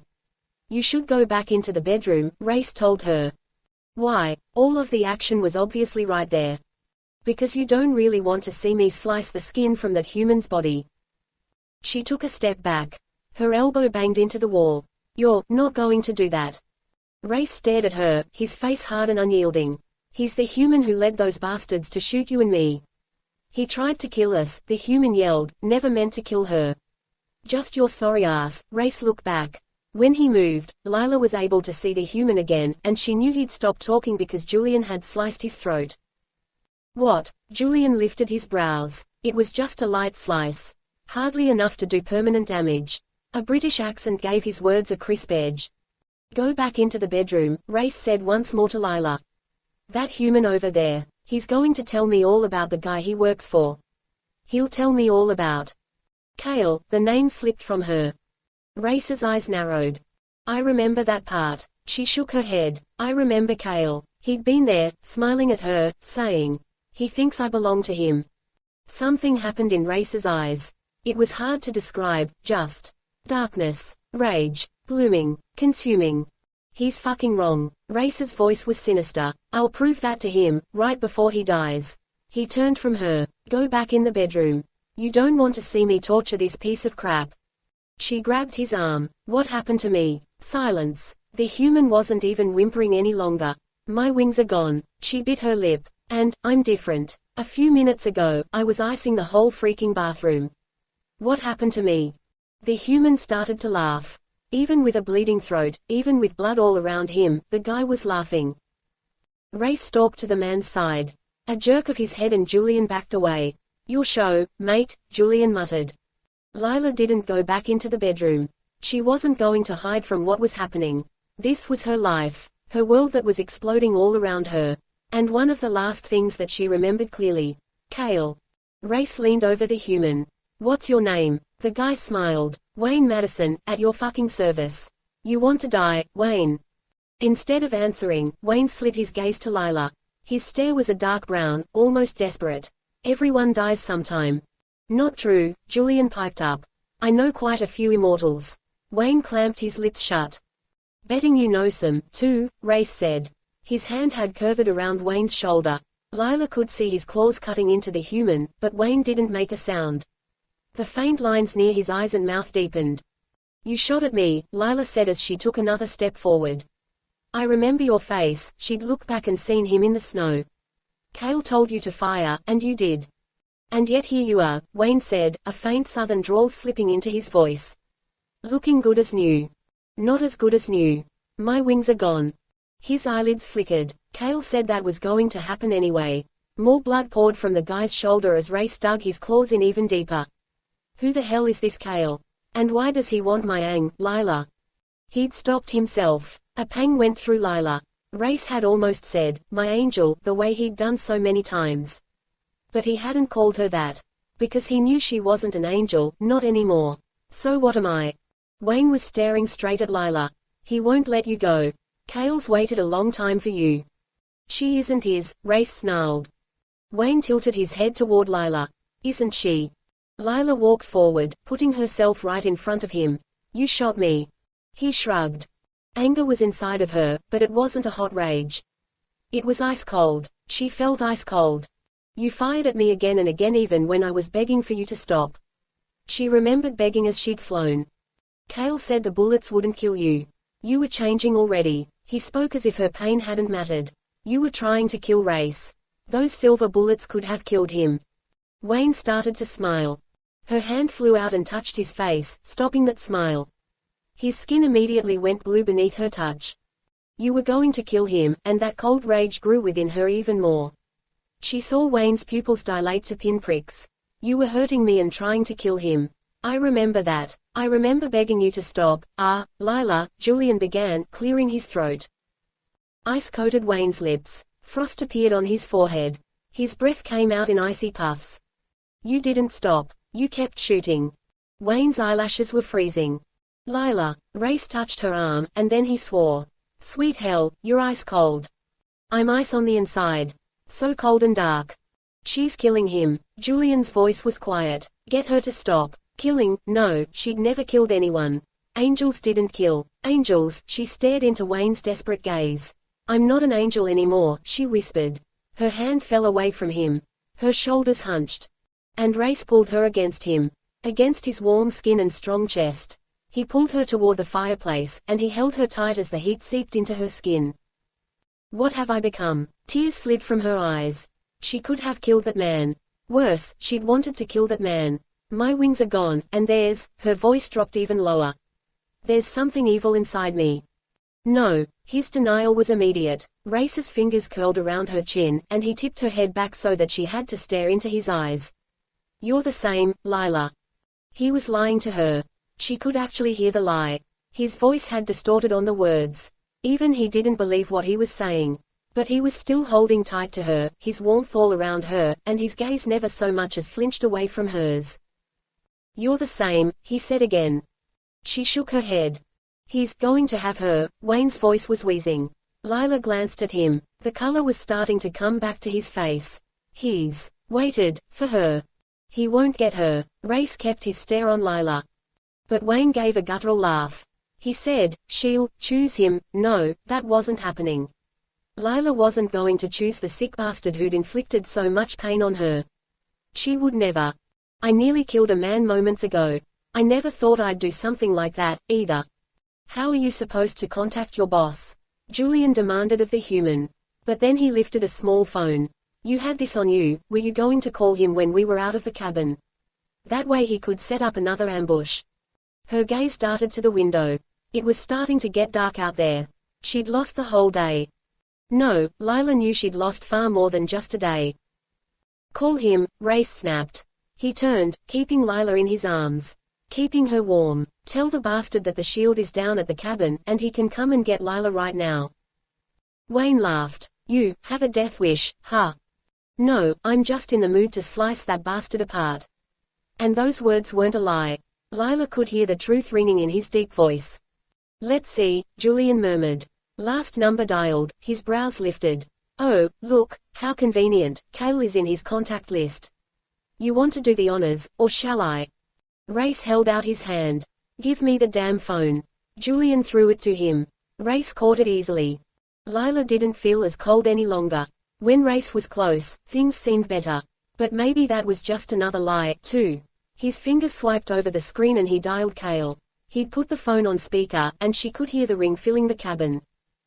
Mistake, Wayne huffed, this is a... Julian slapped his hand over the guy's mouth, and he put his claws to Wayne's throat. Make another sound, and it will be your last. I promise you that. The phone rang again and then. Do you have my fallen one? Cale's deep voice asked almost lazily. She isn't yours, Rayce fired back. Silence. Then, well, this doesn't sound like Wayne. A pause. I guess is dead. Lila's stare jerked to Wayne. His gaze was blazing, but he wasn't making a sound. He must have believed Julian's promise. Good, Cale said in the next breath. Saved me some trouble. Those stupid humans, always thinking I'll make 'em into something more. Wayne and the others, they were dying anyway. That's how I find such good help. If you get the ones who are sick, who are ready to trade anything for a new shot at life, they'll follow you to the ends of the earth. You're the dead man, Rayce told him. There was a vow in those words. I'm coming for you. Oh, wait, is this the werewolf? Now Cale seemed amused. I'm curious, just how much silver does it take to put you out of your misery? His laughter was grating. Can't wait to find out. Bring your ass here, and we'll go head to head right now. Rayce had his eyes on Lila. There was something about his tone. You won't ever be touching Lila again. Of course, I will. Lila was made to be mine. She'll understand soon. She'll even seek me out, when the pain gets to be too much for her. Then he sucked in a sharp breath. Lila, are you there? You are, aren't you? You can hear me. Rayce shook his head. She knew he didn't want her to speak to Cale. I'm the one you need, Lila. The only one who ever has a hope of understanding you. And do you know why? Rayce's gaze was so bright. Because we're the same. The only two on the earth. We fell and it didn't break us. We're stronger. We fell. You're an angel. The words burst from her. Cale laughed. See, love, you just can't resist me. I'm the one you need. The one who can show you how to survive in this world. It's our world, you see. Yours and mine. Ripe for the taking. Together, we can do anything. Lila shook her head even though he couldn't see her. I don't need you. Yes, you do. And again, he laughed. If you don't have me at your side, you'll be ripped apart. Broken into 1,000 pieces, just like your wings. You'll shatter. A shiver worked its way over her. Tell me you watched as the feathers fell, he murmured. Weren't they beautiful as they shattered? She backed away from Rayce. Something crunched beneath her foot. One by one, breaking apart. Just as you will break unless I'm there for you. Do you feel it already? That darkness inside, growing bigger, tempting you to do such terrible things. She looked down at her hands. She'd touched Wayne and wanted to kill him. If Rayce hadn't stopped her, she would have killed the human. Once you go dark, darling, there is no going back. Cale was positively gleeful, and she hated him. Angels don't hate. She's not your fucking darling, Rayce snarled, you are nothing to her. You won't see Lila, you won't touch her, and you will never be at her side. She isn't yours. Why? Because you think she could belong to you. There was a rush of wind on the phone, then Cale said, you'll never be worthy enough for her. You're an animal, and she's going to be a queen. Your claws can't touch her. They'd already touched her plenty. And Lila had liked it when Rayce touched her. Your own kind didn't want you, Rayce. What in the hell makes you think someone like Lila ever could? Because she did. Rayce was the man she wanted. He understood that, didn't he? His body was tight, his muscles bunched, and she could see the wolf in his eyes. You want a battle? Rayce challenged. Then come on, face me. Stop hiding behind your humans and get your ass over here. You know where we are. I'll even walk out to meet you. Then we can see who's stronger, and who is just some weak wannabe bitch who needs humans to fight his battles for him. Werewolf, you are so out of your league, Kale's voice rumbled over the line. You don't know who I am, do you? You've been a lapdog for Luke Thorne all these centuries, and he never told you, he isn't the big, bad threat that waits in the dark. I am the one who cannot be stopped. I am the one who cannot be touched, not by Luke and not by that jackass Leo. I left them alone. They gave me peace, but you will start a new war. You should be smart and just step aside. Give me what I want. What he wanted, Lila swallowed. That's me. See you soon, Lila, Kale promised. Then he hung up the phone. Chapter 11. Lila stared at Rayce with wide eyes. He'd just smashed the phone to bits in his bare hands. He'll be coming, he said quietly. She needed to understand what would happen. And then I'll kill him. Her gaze jerked to Julian, and to the human, Wayne. What is he? What is Kale? Julian's hand lifted from Wayne's mouth. Wayne released a ragged breath. Lila swallowed, then said, he wasn't lying when he said that Luke and Leo couldn't touch him. Of course, he was, Rayce retorted immediately, not about to buy the shit that guy had been selling. No one is beyond. She grabbed his arm. He wasn't lying. I could hear the truth. What in the hell did that mean? Sure, sometimes, Rayce could tell when a person was lying. He noticed that tells, that liars gave away, the racing pulse, the flushed skin, the dilated pupils. But to hear truth, that was a new one for him. You sure about that? Rayce asked her carefully. Lila's hand dropped away from him. It's crazy, I know it sounds crazy, but I can hear lies. She touched her ear. They're great. They're distorted. But truth rings clear to me now. Whatever happened, whatever I've become, I can tell when someone is lying to me. Rayce and Julian exchanged a long look. Test me, Lila challenged. Right now. Give me a lie or give me a truth. I'll prove that I'm right. Fine. I killed my own brother in a battle to be alpha. Ripped his throat out and didn't hesitate. She backed up a step. Fear flashed in her eyes. Truth. Oh, shit. He was about to be screwed. Lila. I think you're the most beautiful woman I've ever seen, Julian said suddenly. She shook her head. Lie. Rayce bit back a growl. I think you're the most beautiful woman I've ever seen. Her lips parted. Truth. Yes, it was. She was perfect to him, did she realize that? And Julian, he had his own lover, one that he was tied to completely. Of course, in Julian's mind, no one could ever compare to his Rose. I can hear truth, and I can hear lies. She pointed a shaking finger at Wayne. And you, human, you heard for yourself that Kale doesn't care about you. He was planning to kill you, not heal you from whatever sickness you have. Wayne's chin sank onto his chest. Cancer. Fuck. What is Kale? Lila demanded. Tell us, right now. Wayne hissed out a low breath. He told me once that he was a fallen angel. That he'd fallen to Earth a long, long time ago, before Luke or his twin Leo were ever born. That he had more magic than anyone could ever dream. Rayce glanced at Lila. He's speaking the truth, she whispered. The truth as he knows it, Rayce snapped back. So this Kale asshole told him a story about being all-powerful. Wayne believes what he was told, but that doesn't mean Kale is actually like me. Lila cut in, her chin notching up. You don't think he's fallen. Julian's sigh filled the room. It's not as if your kind is thick on the ground. Angels don't belong here. She was the first angel Rayce had ever seen. Why does he want me so badly? Lila asked Wayne. Wayne's gaze filled with pity. Because he said you'll be just like him. You're his mate. The hell she was. Rayce lunged for the guy. Truth. Lila said in the same instant. No, it wasn't. Lila wasn't mated to Kale because I mated her. She is mine, and I will not let her go. He brought up his claws, aiming for Wayne's chest. But Lila caught his hand. No. No. Slowly, his head turned toward her. He fired bullets at you, sweetheart. His voice was low and gentle. He shot you, and he shot me over and over again. He had his men fire at us, and he didn't hesitate. He's not armed now. If he gets the chance, he will attack us again. The man needed to be put down. Lila's stare darted to Wayne. Will you attack us again? No. She swallowed. Truth. Her gaze came back to Rayce. I don't want to watch you kill him. See, sweetheart, that's why I tried to get you in the bedroom earlier. So you wouldn't have to watch that shit. Cut him loose. Let him walk out of here. He's sick, Rayce. He's desperate. Haven't you ever been desperate? Not desperate enough to shoot an angel. Did she think he was just going to forgive and forget that act? Let him go, Lila said, her words almost a plea. There's been too much blood and death. I need it to stop. Her hand pressed to her heart. Spoken like an angel, Julian murmured. I'm getting all twisted up, Lila said, and her voice was ragged.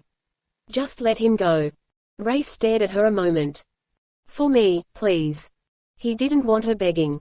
He grabbed the human bastard and hauled him toward the door. Moments later, they were out in the snow. Rayce threw the man down. Wayne pushed up onto his knees. His head turned so that he was staring at Rayce. You're going to kill me. Lila was in the house. Rayce yanked the door closed. Why pretend? Wayne made it to his feet. We both know this truth. Rayce inclined his head. I am going to kill you. No big surprise there. He stepped toward Wayne. Because I am no angel. Far, far from it. Wayne tilted his head to the side. Go ahead. Slit my throat. Use the claws. You think I care. You think I...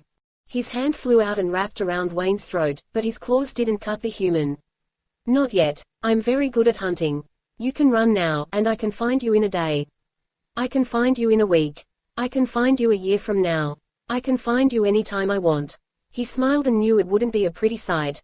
And I will. I will find you when you least expect me, and you'll get the end you deserve. He threw Wayne back. Why you just don't want to kill me in front of her? Wayne pointed to the cabin. You want her to believe you're better than you are. He didn't need Lila's power to figure out the truth. Consider her your miracle for the day. Otherwise, your dead body would be on the ground right now. He crossed his arms over his chest. You can get through the shield now. Or he'd be able to get through it soon. Rayce would fix the spell in a moment. Walk straight and don't stop. Don't think of looking back. Wayne glanced toward the driveway. How does that shield work? Magic, asshole. Magic. Now go, before I give you more scars to remember me by. Wayne started walking. Rayce waited a moment and then he slowly began to chant so that he could adjust the shield in place. He didn't have a lot of spell magic in him, just what Luke had gifted him with one long ago day. Just as he finished the chant, the door opened behind Rayce. He caught Lila's scent and for just a moment, his eyes closed. Thank you. Her soft voice. Her soft hand touching his back. His bare back. He was standing out in the fucking snow and the cold barely fazed him. He turned his head, and his eyes opened. He studied her a moment, then murmured, You feel sorry for him, so you want him to live.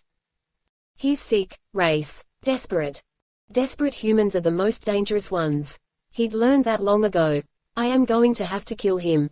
His gaze dropped to the footprints that Wayne had left behind in the snow. But not today, Lila said. Not this moment. He caught her hand in his. Wrapped his fingers around hers. You don't understand who I am. The human had been right on one thing. You need to see me, Lila. See me. Her gaze was on his. I do. No, she didn't get it. I kill. I hunt. I fucking repeat. That's my life. I'm a werewolf, a rogue at my core. Sparing lives wasn't his deal. Bloodshed, that was his way. And when that son of a bitch Kale comes for you, I will destroy him. What if you can't? She looked around, searching the growing darkness as if she expected Kale to appear. Rayce wished the guy would show. He'd love nothing more than to kick his ass. He opened his mouth to speak but the wind whipped around him. Snow gusted in the air. He looked up, and for just a moment, he saw the dark shadow of a dragon's wings overhead. Rayce pulled Lila close to him. In the next moment, the dragon was gone, and Luke was on the ground beside him. No trace of wings. No trace of the dragon. Well, not unless you look deeply into Luke's gaze. I'm afraid we have a problem, Luke announced.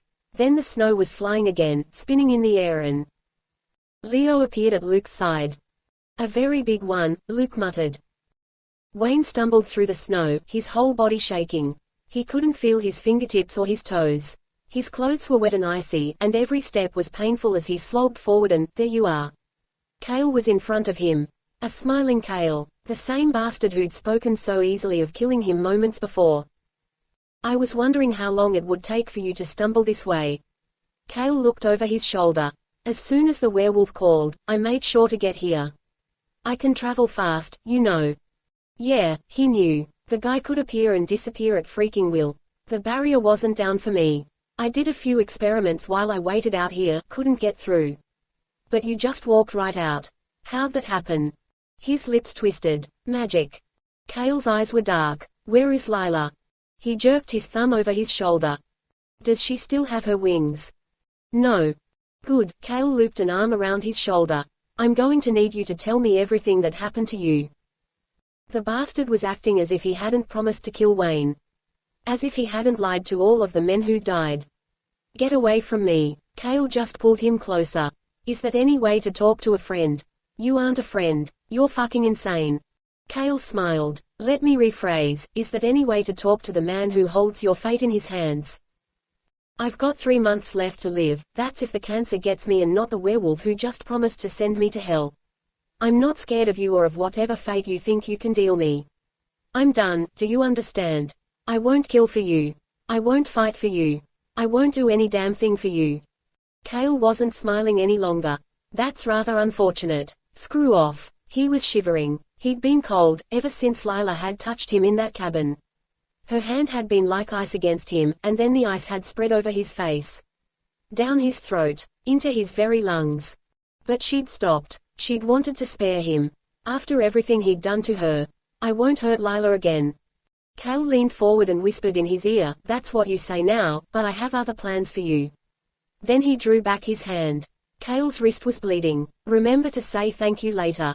He shoved his bloody wrist to Wayne's mouth. And as the blood poured past his lips, Wayne became even colder. Ice seemed to pour down his throat. He tried to scream, but Cale just laughed. We've got a big damn problem, Luke declared. And his name is Cale. He glared at his brother. And I blame this shit on you, too. He came before my time. Leo threw back. Before either of us were even born. Leo is standing there. Fear had locked down Lila's muscles. She'd been running from Leo for such a long time. Ever since she'd learned of his betrayal. Leo had been her best friend, once upon a time. But he'd taken her feathers. Traded them to a madman, and that madman had come and taken Lila. Leo had been behind her fall. Leo had been behind her pain. He'd always tried to act as if he was so good, but he isn't. Was anyone good? You knew what a threat Cale could be. Luke pointed at her, especially to Lila. I didn't, Leo began angrily. Bullshit, Luke cut through his denial. I found a witch to scree the future for me. She saw what Lila is, what a fallen like her becomes. You were hiding that shit from me. Leo straightened his shoulders. His gaze slid toward Lila. There was regret on his face. Pain. I'm sorry. Rayce growled and his arm brushed hers. For what? Lila asked him. For what's going to happen next? She frowned. You're too dangerous, Lila. That's why I was trying to find you. If I could have caught you before your change, I might have been able to help you. But now, it's too late. Leo's face was sad. What was he saying? And since when was he ever sad about anything? You'll be out of control, Lila. You'll attack. You'll kill. You'll be, he released a slow breath and pointed to Luke. You'll be one of his darkest creatures. No, she wouldn't. I'm not, I'm. You should lock her up, Luke, Leo told his brother. Because the longer she's free, the more powerful she'll become. And if she gets with Cale, if they unite, then they may be able to take us both out. A loud and desperate scream cut through the night. Lila flinched. Sounds like someone's dying, Luke murmured. Lila lurched toward the sound, but Rayce wrapped his arm around her. The cabin door flew open behind them, and Julian surged out into the night. It's the human. I recognize his scream. Wayne. But they'd just freed him. Cale, Rayce bit out. There was anger in his voice, and anticipation. Don't even think about it, Leo said flatly. He will destroy you with a touch. He's just been playing with you up to this point. Werewolf, you can't handle him. He's got centuries on you and power that you can't even begin to understand. I understand fucking plenty. Rayce turned Lila in his arms. I'm stopping him. Rayce. I challenged him. He's here. And I'm stopping him. He squeezed her arms. You don't leave the boundary, got it? You stay safe. No, she didn't have it. Rayce, Lila tried again. He kissed her, right there in front of Luke.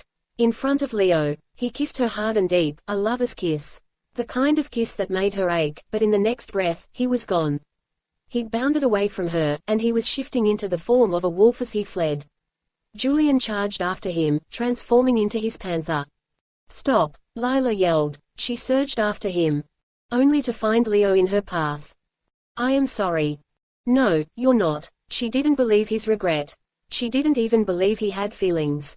Get out of my way. She wasn't going to let Rayce go and fight Cale without her. Leo shook his head. You can't get near Cale again, not since you've changed. If the two of you get together, if you mate with him. Her jaw dropped. Mate with him? Are you insane? I'm not going to fuck him. Shock flashed on his face. Why was he shocked? Because she'd used the word fuck.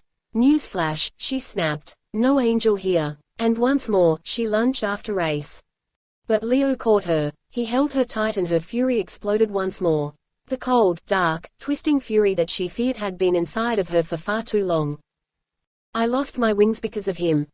I was held prisoner because of him. He wants to stop me from getting to Rayce. I won't lose Rayce, because of him.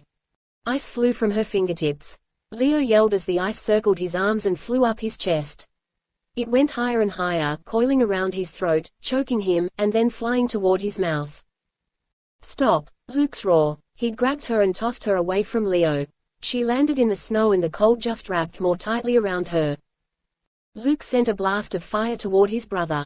The ice melted from Leo, and he stared at Lila, horrified. You were killing me. Leo shook his head. Lila. She rose to her feet. You were in my way. She hadn't been killing him, had she? The rage eased a bit, and she looked around. She couldn't see Rayce any longer. Where had the wolf gone? Lila took a halting step forward. She's too dangerous already, Leo said, voice sad. Another act. I don't think he feels anything. But, then she realized. Truth. He'd just spoken the truth and that meant. She has to be locked away. She'll hurt too many people. Leo turned toward his brother. And if she mates with Cale, they will kill us both. Truth, Lila said again. No, no, this couldn't be happening. Why would she ever mate with Cale?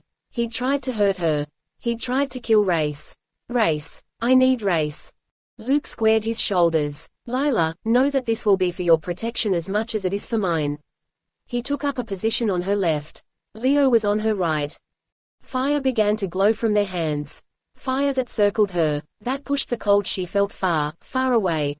We shouldn't have saved her, Leo admitted with a pitying glance her way. Truth. Her arms wrapped around her body. Hope is a dangerous thing, isn't it? Leo's words were quiet as the flames wrapped around her. I'd hoped that she would be different. When I saw her on that bed, I wanted to atone. Truth. She was sick of truths. Sick of them all. Her hands began to ice, even with the flames around her. I wanted a different ending for you, Leo gritted out as his eyes locked on her. I wanted it so badly. The flames were dancing too close to her skin. Get away from me. If I'd found you sooner. Now his gaze flew to Luke's. This is on you. You're the one who kept me from her. You sent the werewolf after her, knowing he would just stir the darkness in her even more. Now look what she is. Look what she is. Lila looked down at her hands. They were icy, almost blue, and her nails were long, curving claws. Claws made of ice. Know what the opposite of an angel is. Leo's voice was gruff. Lila's eyes closed. It's me. She's a demon now. Luke's response. She thought he'd known what she would become all along. Pain pierced her to her core, and Lila screamed. She'll destroy everything in her path if she's given the chance, Leo added grimly. We have to lock her up.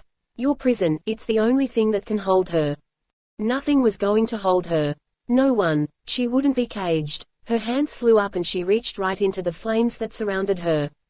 The flames sputtered. Smoke rose as she fought their power. Look at what she's doing when it's just her, Leo yelled. If there are two of them, bonded together. Luke grimly shook his head.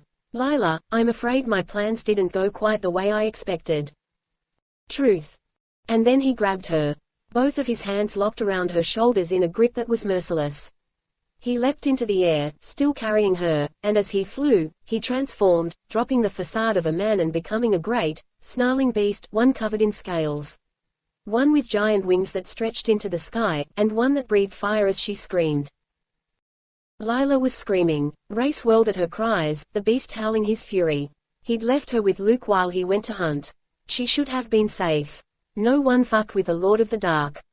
But she was screaming. He could smell smoke. And fear was coiling around him like a snake.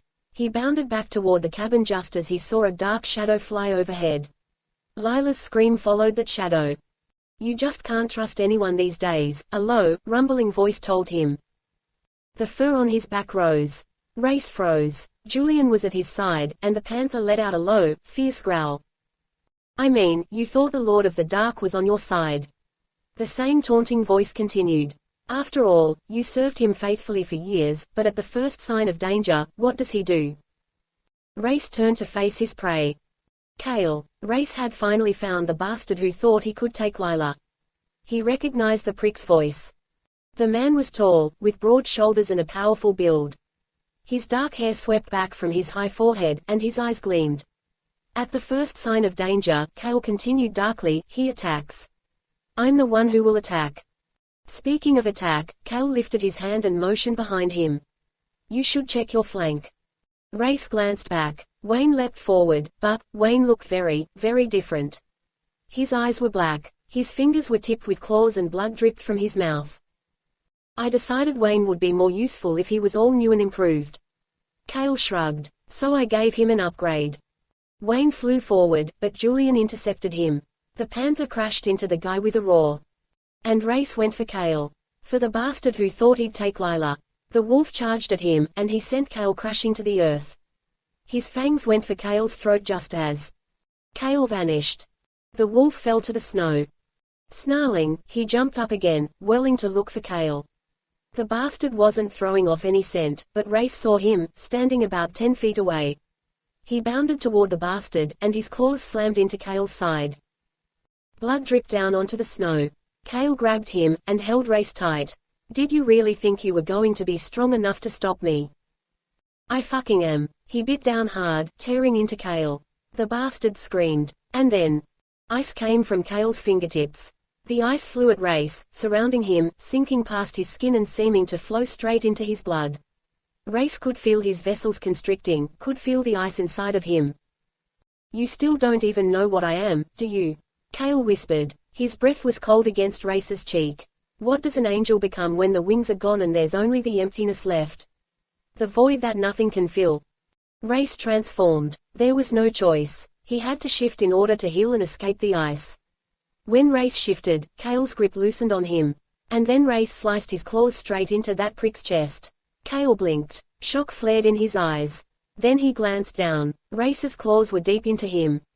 Demon, Kale whispered. That's what I became. He looked back up at Rayce and his eyes glowed. And what she is. There was a sharp cry from behind him. Rayce looked back to see Julian on the ground. Wayne was above him, and the guy held a gun to the panther's head.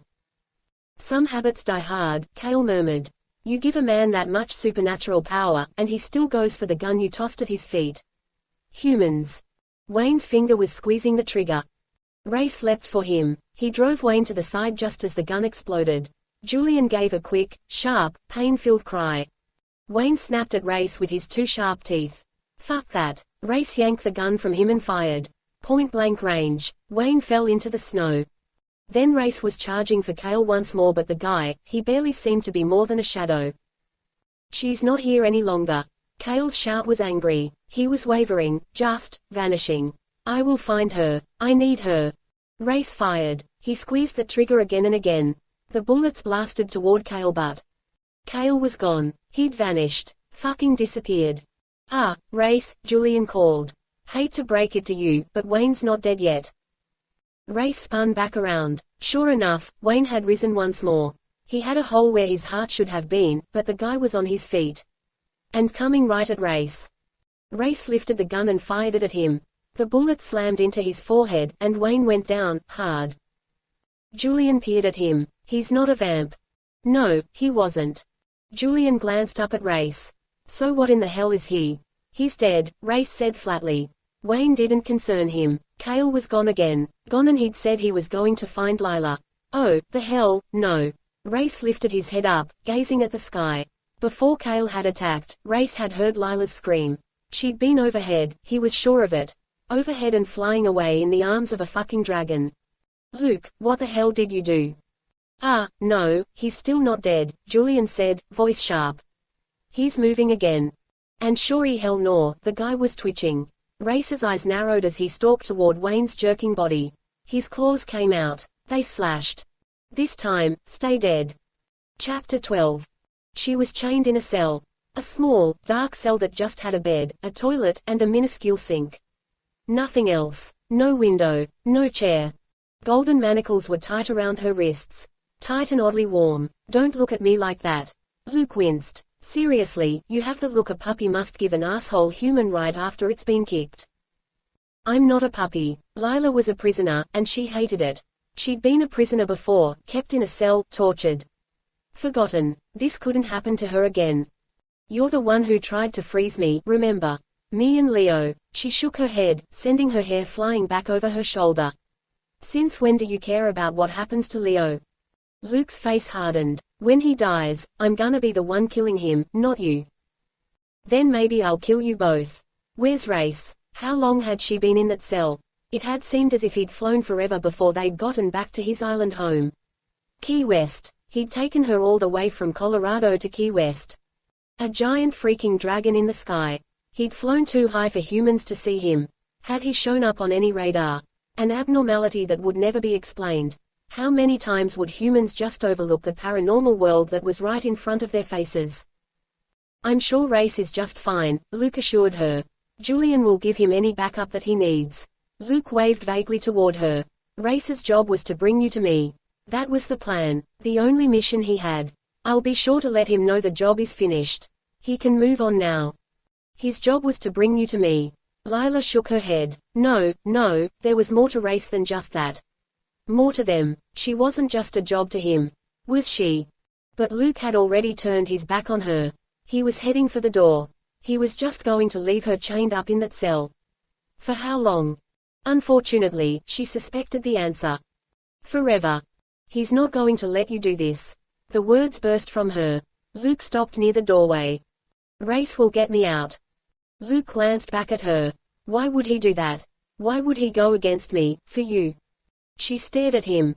He did a double take. No, Luke shook his head. No way. The werewolf, he seduced you. He actually convinced an angel to have sex with him. He gave a little laugh.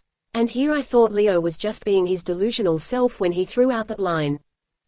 It hadn't been seduction. It hadn't been about control or power. Just pleasure. They'd both wanted each other. Luke laughed. I am impressed. Didn't think he had it in him. Get out. He wouldn't destroy the image she had of Rayce. Not as some beast who'd seduced her, but you know what he is, right? Luke put his hands on his hips as he filled the doorway of her cell. A killer, straight to his core. When I took you away from the cabin, that's what he was out doing. Killing, not because he wanted to avenge you or any noble shit like that. Rayce doesn't do noble. The cold rage flooded through her. He kills because he likes it. His gaze dropped to her hands, and to the manacles that bound her. Those manacles were heating up even more as he spoke. He killed his own family, do you know that? For your first lover, you chose a beast without a pack. I thought you were his friend. The ice was all around her now, but those manacles, they burned and they seemed to hold her new power in check. I'm the Lord of the Dark. I have no friends. He rolled back his shoulders. Though this little talk has been a fun test run, I'll admit, I was curious to see if you could blast right through those chains. It's good to know you can't. Test. Her mouth gaped. Before she could question him, Luke had left the cell. The door clanged shut, and she heard some sort of electronic beep a moment later. She rushed forward, as far as the chains would allow. Each manacle was attached to a chain that hooked into the back wall. There was a small slit in the cell's door, just a few inches wide, maybe 5 inches long. That slit let her see Luke's face. Then you didn't mean what you said about Rayce. You were just trying to get me to attack. Sweetness, you can't attack, not as long as those manacles are around your wrists. They keep your ice at bay. Didn't we just prove that? He'd been trying to make her angry. pushing her buttons. So he hadn't meant. And I meant every word. Luke inclined his head. Rayce is a killer. He's as dark as they come. I should know, right? Truth. And he left her there. She could hear the sound of his footsteps as he walked away. Rayce had wasted valuable time going back to the cabin. Lila hadn't been there. Neither had Luke. Rayce had tried to call the bastard again and again, but Luke hadn't answered his calls. The Lord of the Dark had sent him to freaking voicemail. Voicemail. Like he had time for that crap. So 12 hours later, too many plane and helicopter switches fucking later, Rayce bounded off the helipad on Luke's private island. The place was just as beautiful as ever, a perfect paradise surrounded by miles and miles of the bluest water he'd ever seen. As blue as Lila's eyes. Lila. He'd been thinking about her every moment. Been damn well desperate for her. And when he stalked toward the main house on that island, Luke's compound, Rayce's claws were out. He was in the mood for a battle. And then Julian stepped into his path. Keep your control, Julian urged him. Julian had been with him for every second of the cursed journey back to the island. As Julian stood before him, the wind blew the panther shifter's hair back. Talk to Luke first. Give him a chance to explain what's happening. He knew what was happening. Luke took Lila. The rage was there again, threatening to break past his control. He took her when my back was turned. Yes, but he wouldn't hurt her. I was in that cabin, I saw him and Leo working to save her. You really think they'd save her one moment then kill her the next? Julian shook his head, seemingly answering his own question. No, no way. Something else is at play here. Get out of my way. He needed to see Lila. Right the hell then. Every moment that he'd been away had pulled at him, tearing at his insides. When he'd been with her, he'd given her the mating bite. A selfish move, but then he was a selfish bastard. He'd wanted something for himself. He'd wanted her from the first minute he saw her. His beast had known what she could be, would be, to him. Luke probably brought her here so that he could protect her. Julian was still defending the guy. And trying to talk me down. Since when was Julian the calm one? Maybe he realized just what Kale was, and he brought Lila here so that she'd be safe. You know his island is the safest place on Earth. Because after some recent trouble, Luke had made sure only the most powerful magical safeguards were in place at his island paradise. I'm just saying, let's take it easy until we find out what's happening. Julian's face was strained. Don't attack first and then ask questions. Start with the freaking questions, okay? Nothing was okay, but Rayce drew in a few deep breaths. Focus. For her. The chopper sat behind him. The house waited before him. I'm not exactly feeling easy. But Rayce rolled back his shoulders. Lila had to be in that house. He hadn't caught her scent, but she was there. Where else would Luke take her? Rayce released another slow breath and stalked toward the entrance of the house. The place was like a mini damn palace because if there was one thing Luke believed in, it was excess. The door was open, as if Luke had been waiting for him. Rayce's feet tapped across the marble floor, and he glanced up at the gleaming chandelier. The place is too quiet, he said. He turned his head to look back at Julian. Rose should be here, right? Now concern flashed across Julian's face. Yes. But Rayce wasn't picking up her scent, or even the scent of the woman who'd been unlucky enough to actually fall in love with Luke. Mina isn't here, either. Another sign of trouble. Luke, Julian bellowed. Obviously, Rose not being there was a serious problem for the guy. Yes, came the drawled response from up above. And suddenly Luke was leaning over the fancy railing on the second floor. You called. Rayce had called dozens of times. The dick just hadn't answered the phone. Luke gave him a small smile and began to slowly descend the curving staircase. Where's Rose? Julian demanded, and for a guy who'd just told Rayce to be easy, the panther sure sounded as if he were about to lose his own control. She's enjoying a lovely trip to Paris. Nothing like Paris in the winter. Sure, humans say spring is the time to visit, but they're wrong. To truly appreciate the city, you need to go in December. When the town is lit up for Christmas, it's absolutely gorgeous. What the fuck? Julian shook his head. She's in Paris. Since when? Since my lovely Mina decided to take a last-minute shopping trip there. Mina has grown close with your Rose, so, they went together. Luke's voice was perfectly controlled. Calm, easy, as if he were saying, what's the big deal? Don't worry, I'm sure she'll bring you back a present. And the ladies went first class. I gave them my private jet. Nothing but the best for them, right? Luke was at the bottom of the stairs now. Rayce felt his wolf clawing at his insides. You're lying. Luke's eyes widened. Call them. They'll tell you exactly where they. Quote. You sent him away, didn't you? Rayce snapped. Because something bad is going to happen. You wanted them clear so they wouldn't be in danger. Mina was the most important thing in Luke's life, Rayce knew that. He'd seen how the guy broke when Luke had nearly lost her. Sure, Luke was powerful, but love could weaken anyone. And Luke had grown weak with his Mina. Luke's expression hadn't changed. You wanted Mina safe, and you know Julian would go for your throat if Rose was in jeopardy, so you sent them both away. Rayce kept his arms at his sides. He was trying to ask questions first, just like Julian had said.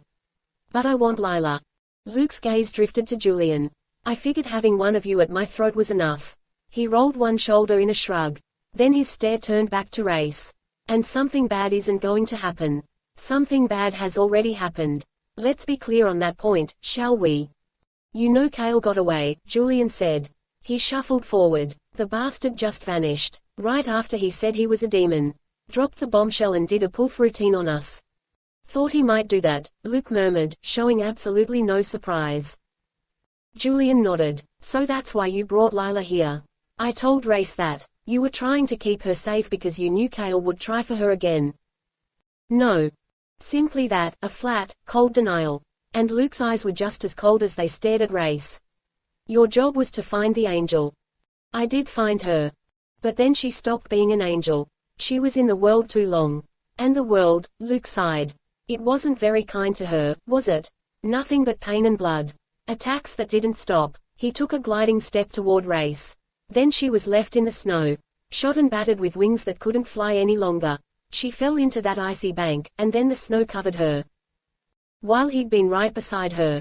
Where is she? Luke's smile held an evil edge. You slept with her. Every muscle in his body locked down. Don't really see how that's your business. But Luke just raised his brows. You'd be surprised at what can matter to me. Rayce's gaze cut around the quiet house. He still wasn't catching Lila's scent. Didn't think it would happen. I'll admit that. The news caught me by surprise. You were her first, right? I'm assuming you were because, you know, angels. Luke shrugged. They don't do the whole worldly pleasure bit too much and... Rayce's claws went for Luke's throat. Luke didn't even flinch. He just smiled. See, told you. I figured it would be better if only one of you went for my throat. What have you done? Rayce demanded. If Luke had hurt Lila. Luke's smile faded. It's hard. Harder than you realize, keeping track of all the dark ones in the world. Trying to make sure they don't cross the line and attack innocents. Punishing those who have it coming.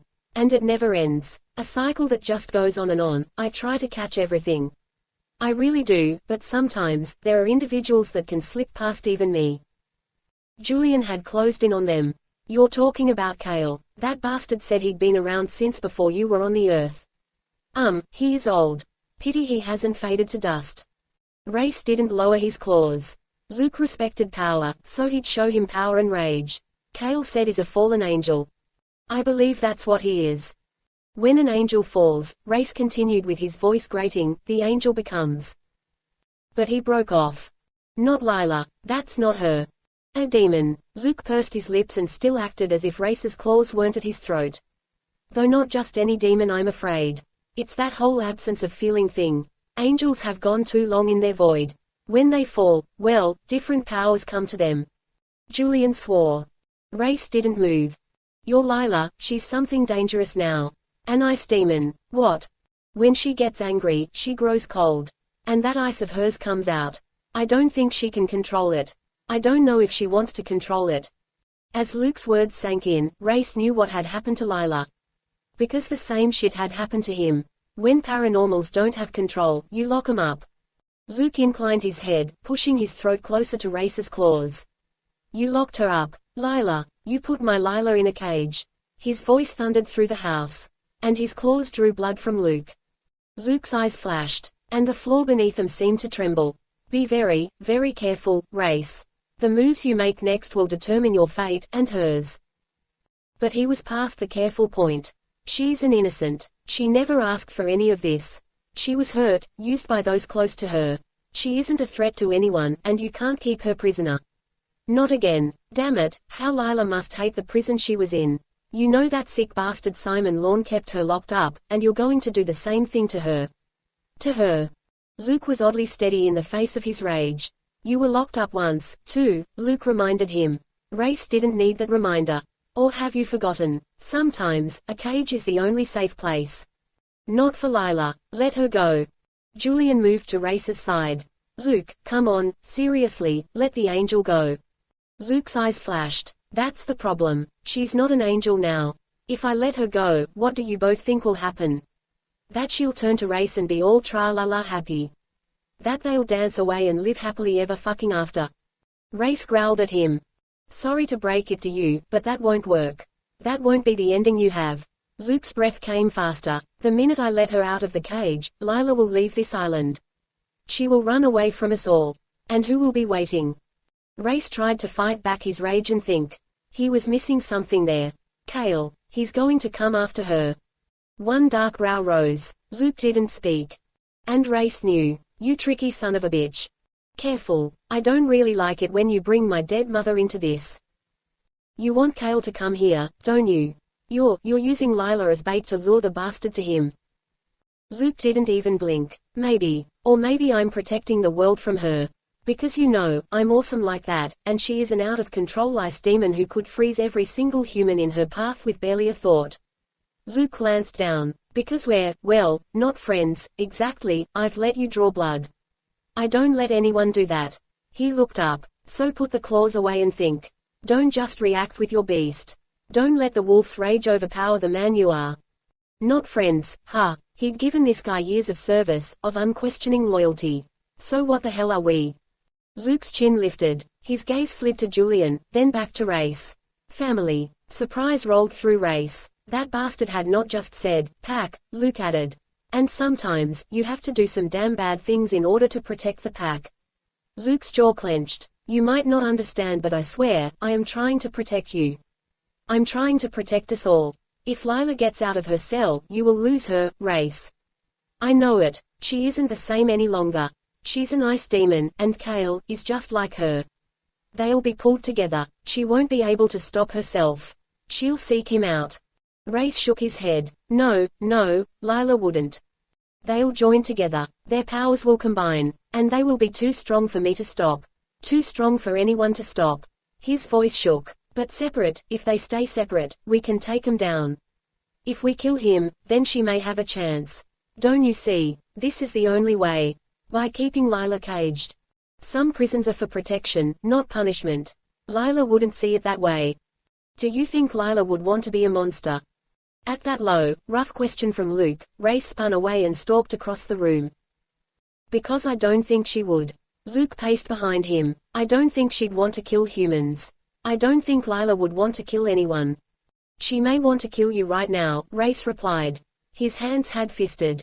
Maybe, but I am helping her, in my way. While she doesn't have control, I'm keeping her in check. And Rayce, I need you on my side. Fuck that, Lila. I need you on her side.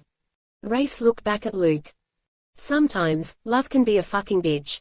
Luke's face was tight. Because it will make you do terrible things for the one you want most. Terrible things. What would you do to protect her? Luke asked Rayce. Julian swore, his voice shaking. Would you accept her hate, her fury? Luke pressed. If it meant that she got to keep living. Because this choice is going to be on you. You have to decide, what would you do for that demon in my cell? Lila isn't a demon. She's my angel. And that's what she'll always be. Chapter 13. Oh, Lila, Luke's voice rang out. She didn't move. She was on the narrow bed, her gaze on the golden manacles that bound her wrists. There was writing on the manacles, some kind of Sanskrit. She should have been able to read it, but she couldn't. You have a visitor. Someone who was just dying to see you. Rayce. Hope had her jumping to her feet. She ran toward the door, the chains trailing from her wrists. She peered through that slit and saw familiar green eyes. Gleaming at her. Rayce. He would get her out of here. He'd help her to escape. They'd leave Luke's island and never look back. See, Luke murmured. There she is, all safe and sound. And, hey, doesn't the cell seem familiar? I actually chose it just for the memories. Fuck off, Rayce snapped. Indeed. Well, you've got 15 minutes. Then we'll talk some more. Luke shuffled away. Then he paused. Watch out for the frostbite. What? She flattened her hand to the door. Rayce, help me. His eyes were so bright. Get me out of here, she whispered. Then she heard an electronic beep. It was followed almost immediately by a heavy clang, the lock disengaging. A wide smile split her lips. She'd known that Rayce would come for her. Luke was playing games. He was as twisted as she'd always been told. On that point, at least, Leo hadn't lied to her. The door opened. Rayce came inside, and she threw her arms around him. I was scared. Her hushed confession. Being held prisoner again, I can't do it. The memories of her past were too strong. She pressed ever closer to him. Her right hand was on his shoulder, the chain streaming down. Her left was on his back, and the chain there was a weight that she hated. I'm sorry. His voice was stilted. It's not your fault. You didn't know Luke was going to do this. She clung to that truth. Let's just go. Kale isn't dead. She eased away from him. The guy just vanished in the middle of the fight. There one moment, and gone the next. He could be anywhere right now. Maybe he'll forget about me, she said quickly. Maybe you're pretty unforgettable, Lila. Lila, not Angel, not sweetheart. His tone was stiff. His body was stiff. She was holding him, but he hadn't wrapped his arms around her. Rayce. She dropped her hands, feeling vulnerable. What's happening? She realized then that the door had closed behind him. Rayce. Her voice stuttered as her fear came back. But he reached for her hand and his touch chased the chill away. It's going to be okay. Rayce isn't Luke. Rayce is, I can't let you go. She shook her head. He was staring at her fingers. Do you know what you are now? She didn't. She only knew what others had told her. Demon. She didn't feel like a demon, though. But how do demons feel? Luke said you tried to kill Leo. She gave a quick, desperate laugh. Like Luke hasn't done the same thing. And she was the one who got locked up. Angels don't kill. She was sick of the whole angels do an angels don't routine. Angels also don't get locked up. They don't get caged. She yanked her hands up, making the manacles flash and the chains clink together. But look at me. Look what is done to me. He looked at the chains, then at her face. Rayce, I need your help. She was about to beg. I can't stay here. You have to get me out of this place.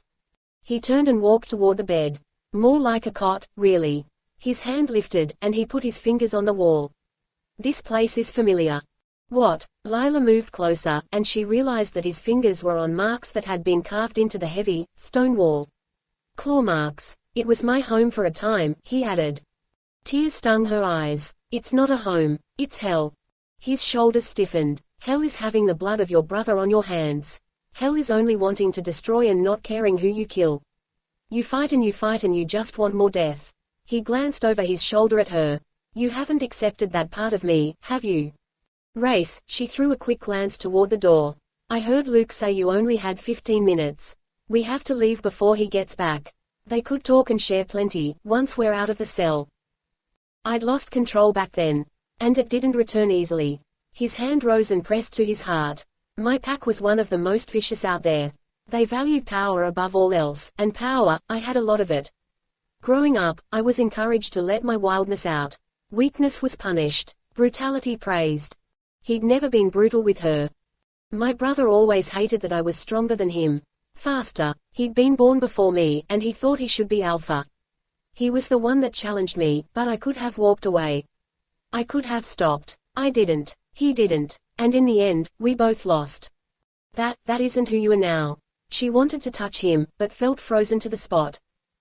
Isn't it? His head cocked. How well do you know me? Well enough to give my body to you. My job was to find you. I did. No, that's not all.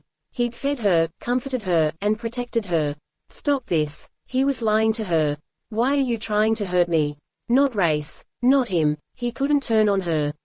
I'm not. Fucking hell, that's the last thing I want. He came toward her, and his hand cupped her cheek. But you don't know me. You think I'm not the same selfish bastard I was years ago. Luke put me in this cell for a reason. I was out of control. I had to be stopped. I don't need to be stopped. She just needed to be free. Why do you think you want me? The question caught her off guard. You were an angel. Angels are drawn to goodness, right? Like a moth to a freaking flame. But you wanted me, with the dark spots you try to pretend don't exist. You gave yourself to me. He leaned closer to her, his mouth almost touching hers. Why do you think you want me? Her heart was racing. Because what you've become, Lila, you like the darkness in me. You want it. It draws you in and it tempts you. I just want to leave, she whispered. Rayce, I can't let you go. No. I can't. His lips pressed to hers. The kiss was hard, rough, and as soon as his mouth touched hers, need spiraled through her. Lust and hunger, a physical desire that shook her body. Her breasts ached, her hips squirmed, and... No, she pushed him away, she retreated, she wrapped her arms around her stomach and tried to figure out what was wrong with her. She couldn't want him, not there, not while she was locked up, and he was saying he'd leave her as Luke's prisoner. How had her world gotten so twisted up? How had everything become so tangled? That's what I'm talking about. His voice had roughened. The connection is there because, Lila, you want the beast. She shook her head. You're wrong. I'll make sure you have every fucking thing you need here. I'll see to it that no harm comes to you. No, this wasn't happening. How can you do this to me? You have to learn control. If those manacles come off, what will you do? She didn't even know what she could do. You're an ice demon, or at least, that's what Luke says. She took another step away from him. The angrier you become, the colder your rage grows. You'll be able to freeze humans with a touch. Humans, paranormals, anyone who gets in your way. You have to learn to control that power or you can't go free. It hurt to breathe. It felt as if someone had compressed her lungs. And cut out her heart.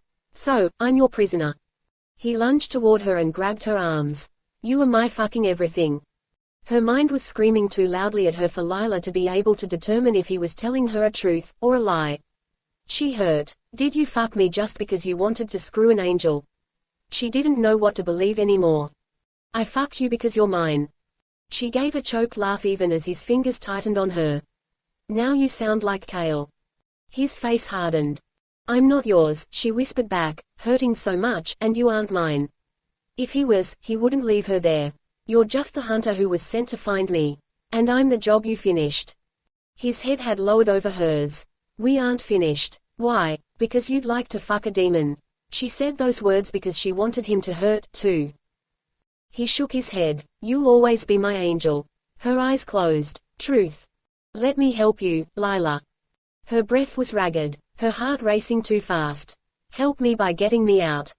You have to let me in. Let your guard down. Trust me. Trust the man who was sentencing her to a cage. I thought I was going to die in a prison like this once. She stared into his eyes and wanted him to see her pain. My captor kept me for so long. But I was sure help would come. My best friend, Leo. He'd get me out. She drew in an icy breath. Then I learned he was the reason I was there. He wanted power so he'd traded my feathers to a madman. Lila. I trusted then. I trusted him. I trusted completely because I'd never had a betrayal before. She leaned up onto her tiptoes and pressed a kiss to his lips. And when she did, a breath of ice-cold air escaped her to tinge his lips blue. But now here I am again. Locked up. And the man I thought would save me. He's telling me to get comfortable in a cage. The blue faded from his lips. His gaze burned. So maybe I'll just save myself. Her eyes narrowed. And you can get the hell out. Again, she backed away. Touching him was dangerous. She knew that. Lila. She threw up her hand, and a wall of ice appeared between them. The ice stunned even her.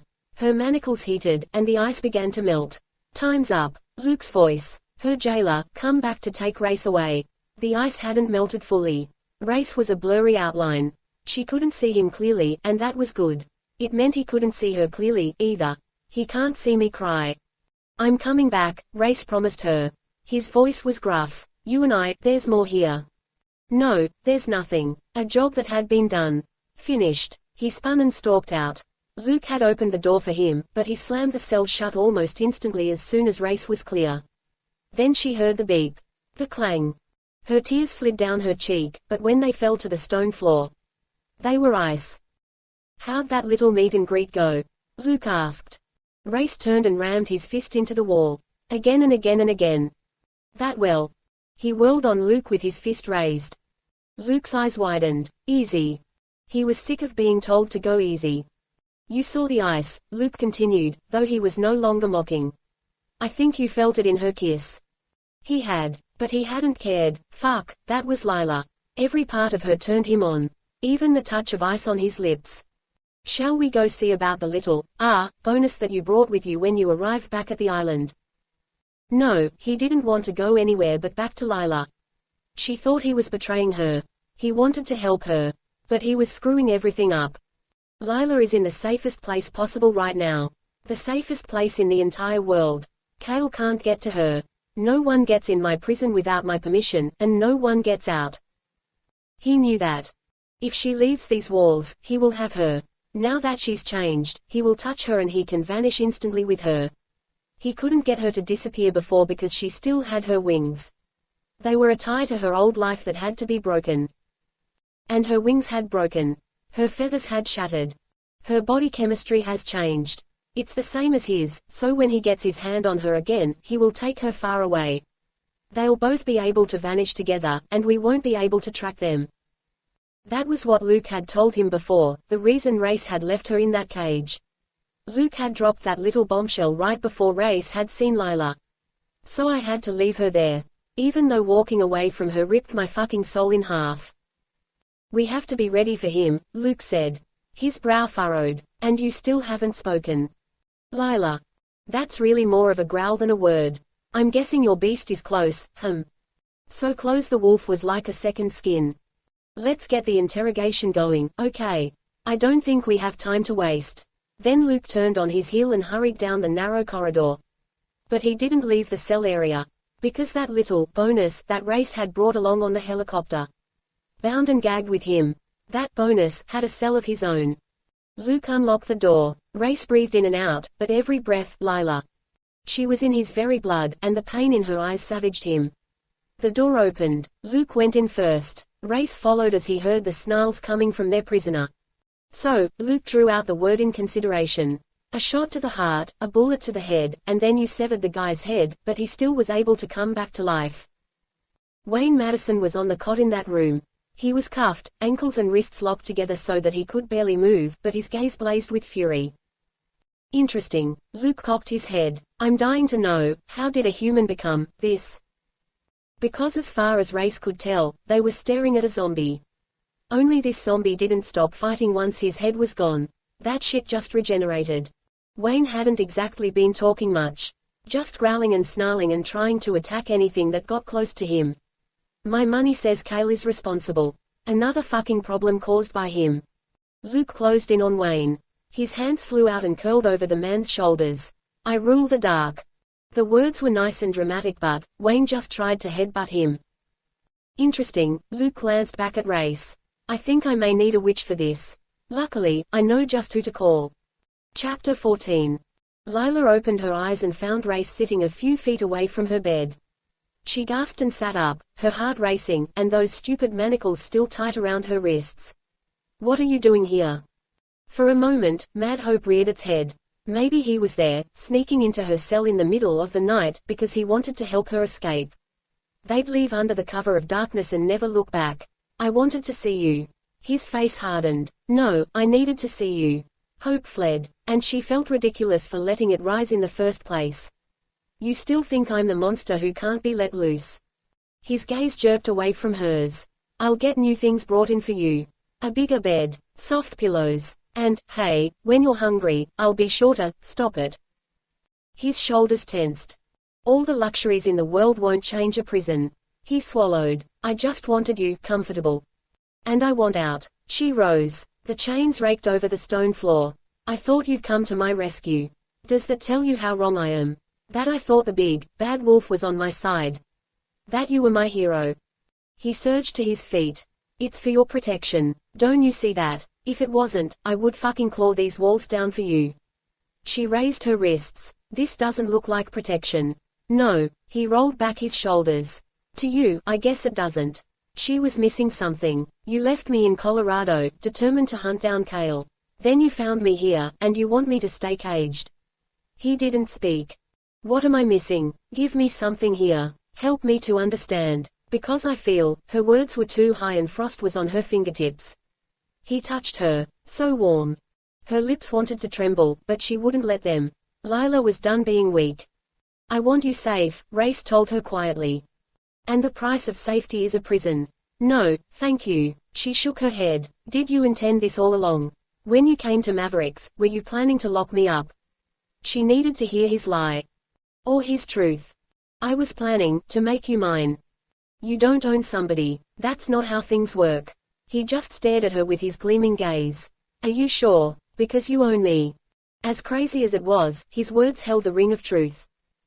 Cale is still hunting you, Lila. He's trying to find you now. This spot, it's the safest place on Earth for you. If it wasn't, like I said, I would have ripped down the walls myself. A mocking smile curved his lips. When I first came here, that's damn well what I intended to do. Then Luke made me see reason. That's because Luke controls you. You're a puppet on his string. Disgusted, Lila turned away from him. But he pulled her back up against him. His grip was tight and anger flashed on his face. I'm not his puppet. Can't you see, I'm doing everything possible for you. Keeping you here keeps you away from Cale. It gives us the chance to fight him. It gives. Her breath left her in a rush. Bait. His lashes flickered. I'm bait, aren't I? Cale got away before, and you and Luke don't want him to stay free. He's a fucking monster. Rayce gave a bitter laugh. And I should know, considering the monster I've got in me. He hadn't answered her question, and Lila knew that was deliberate. You want him to come here. You want him to find me. He thinks you're his, the only other being on the whole planet who is just like him. His lips brushed her jaw. His hold was tight but his caress was so gentle. But he's wrong. Just like him. He's been waiting on this earth a long time, waiting for another angel to fall. And when you did, he looked for you. Hell, remember that guy at Mavericks? The one who looked like a walking skeleton. How could she forget? That fool was named Francis, and Francis made the mistake of trying to deal with Cale. Francis took your feather to him. And then Francis revealed that he'd put a tracker in your bag of cash. Her eyes widened. The money. She'd lost that bag in the car wreck and hadn't even thought of it since. As soon as Cale knew about the tracker, he killed Francis. Then he came after you. He had his team waiting for us on the mountain because he'd followed the tracker right to you. How do you know this? A grim smile curved his lips. Because I've got a chatty zombie. What? I convinced Wayne to tell me. The guy knows most of Cale's secrets. Wayne is still alive. Mostly. She wasn't sure what that was supposed to mean. Cale had plans for you. Everything he did was for the endgame he was working. After the wreck, he made sure that you suffered and that the ice took you. No, she shook her head. Whoever led you to him. That paranormal friend who sent you to Mavericks. That person set you up. He or she put you right in Cale's path. He brushed a kiss over her cheek. If Cale gets you, Luke says his power will amplify. And if that happens, there won't be any stopping him. He'll be too strong. Rayce's words held the ring of truth and that scared her. Too strong. For even Luke to handle. His gaze was hooded. His fingers rose and stroked over her throat. She would not find his touch arousing. Oh, hell, but she did. I heard you almost took down Leo all by yourself, Rayce murmured.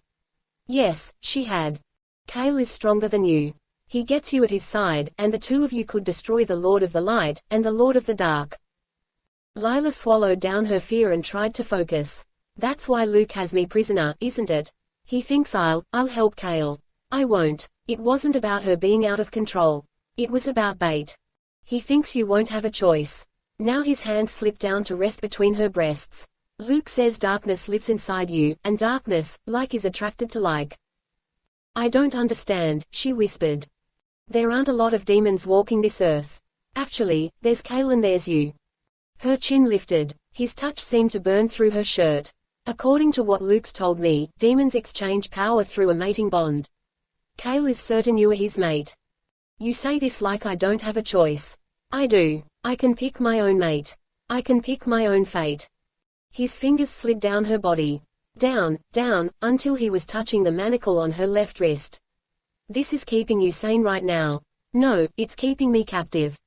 If the manacles come off, Luke says your powers will overwhelm you. Luke says an awful lot. She pushed her right hand against his chest, over the heart that beat so strongly. Why don't you stop listening to him and trust me? Rayce stared at her. Do you trust me? It's hard to trust a man who is keeping me prisoner. A muscle jerked in his jaw. If I take those off, you'll run. And Cale will be waiting. He wasn't going to free her. Give me time, Lila. I'll get rid of him. I'll stop him, and then you can be free. I don't think I believe you. Her heart burned. No, it iced. His lips thinned. I just want you alive. I know you hate me, but I need you alive. Then he was kissing her again. A soft kiss on her jaw. She didn't want him to kiss her. She didn't want him to touch her with such gentle hands. Didn't want him to pretend her prison wasn't hell. Do you know why your body trembles when I'm near? Because he'd been the one to teach her about desire. Pleasure. I did something, Lila. Something I shouldn't have done.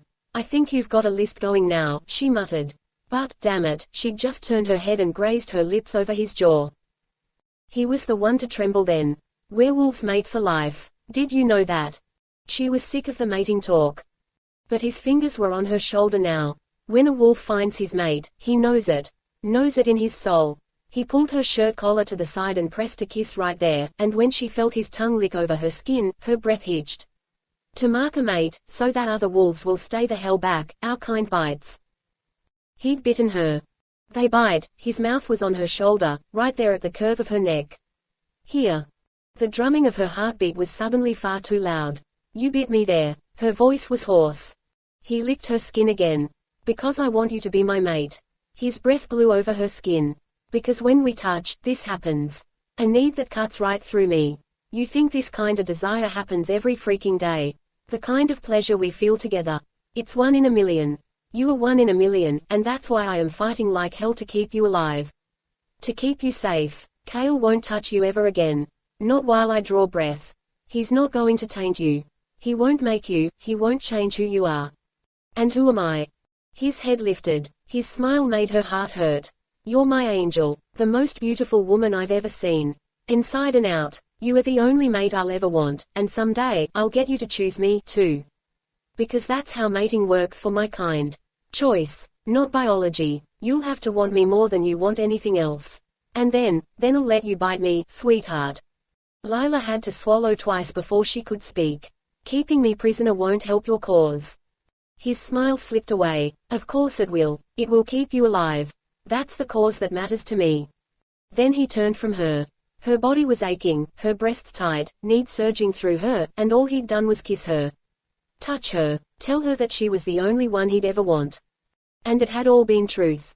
Every last word. She should hate him. She should have fury, rage that flared ice cold in her butt. Lila caught him near the door. He spun toward her, and she kissed him. She kissed him and didn't care if it was right or if it was wrong. He'd said she mattered. Lila wanted to believe that. She also wanted to see. Was the need still as strong? No, it couldn't be. His lips opened on hers. It was. His hands slid down her body.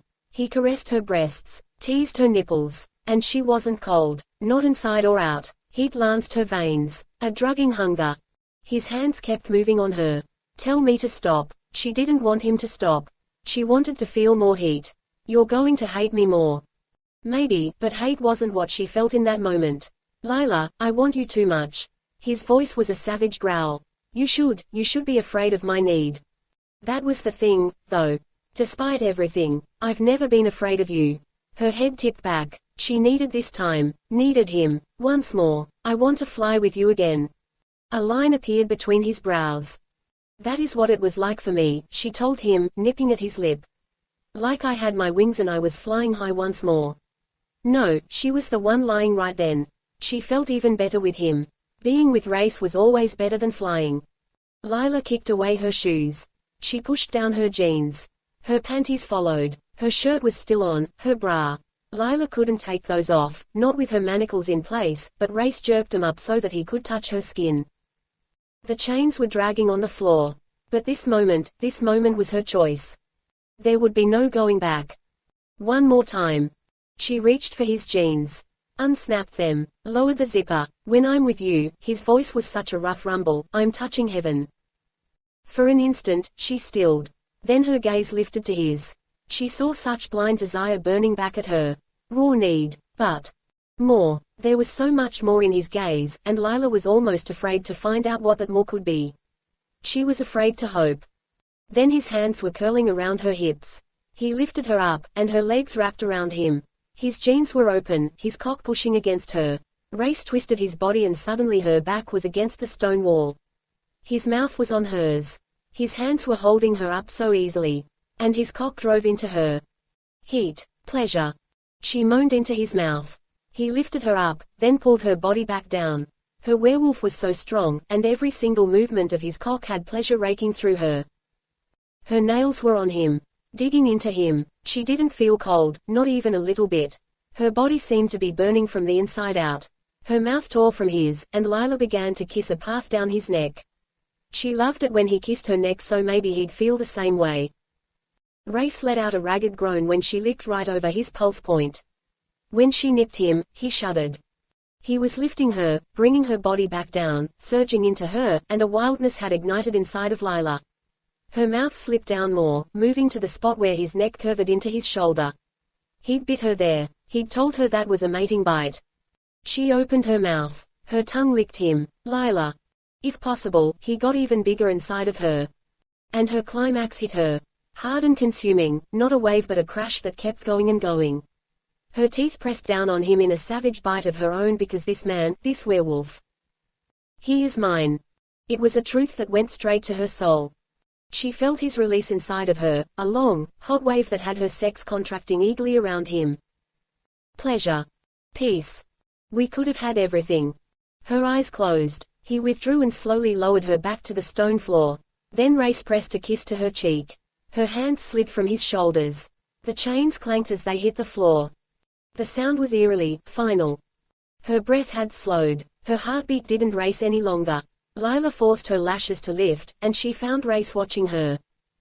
The first time I saw you, his voice was soft. As soft as she'd ever heard it. I looked at you and knew that you were mine. Lila shook her head. That wasn't the way things worked. No, just, listen. He exhaled slowly. His hands rose and circled her manacles. His skin was so dark against the gold. I knew you were the one person I'd been looking for my whole life, and I knew you were out of my league. An angel, with a killer. No, it wouldn't happen. You hunted me. I wanted to protect you. I wanted that then, and it's what I want now. His voice was dark and intense. Because I know you're still out of my league. You will always be too good for me. Good didn't enter the equation, not if she bought the new demon lifestyle that she had. I know you hate me for keeping you in this cell. I know you want to get out and run, but if that happens, Kale will have you. I can't let him hurt you again. I won't. I'd rather have you stare at me with fury in your eyes than to ever see your body laying still and cold again. Rayce. It'll be over soon. He nodded. I promise you that. He won't be a threat. But if Kale was as strong as the others seemed to fear? What if Rayce is the one to die? And I'll find a way to turn you back. Rayce's words held the ring of a vow. Her hands jerked in his grasp. He didn't let her go, though. His hold just tightened, and the manacles warmed. I'll get your wings back. Lila shook her head. I will make a deal. I will do anything to get 'em back for you. He slowly backed away from her. His hands fell from her wrists, from the manacles. Rayce righted his jeans and his stare swept over her. I swear, Lila, I'll find a way. There is no way. That life was gone. She fixed her own clothing as quickly as she could. He'd turned and moved toward the door. Don't leave me again. The words broke from her. Rayce glanced back. When will you realize, I won't ever leave you? You're in my soul, Lila. The only good part that I have left. He slipped from the cell. She heard the beep, the clang. A chill skated over her. Lila glanced down at her manacles. He'd been holding them so tightly before and... Was that a crack on the manacle that bound her left wrist? She hunched her body, studying it. Sure enough, a spider web-like crack slid along the surface of that manacle, streaking right across the Sanskrit. She pulled up her new power, pushing it hard. Pushing. The crack spread. And Lila smiled. Chapter 15. Rayce marched into Luke's study, threw open the door, and nearly yelled, I want a fucking deal. The grandfather clock chimed. Luke turned toward Rayce. Only Luke wasn't alone. The asshole Leo was there, too. And so was a woman, an African-American woman with long, straight black hair, gleaming eyes, eyes that seemed to shine with power.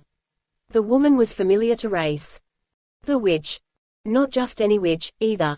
This was the same witch who had once been held captive with Lila and the Muse.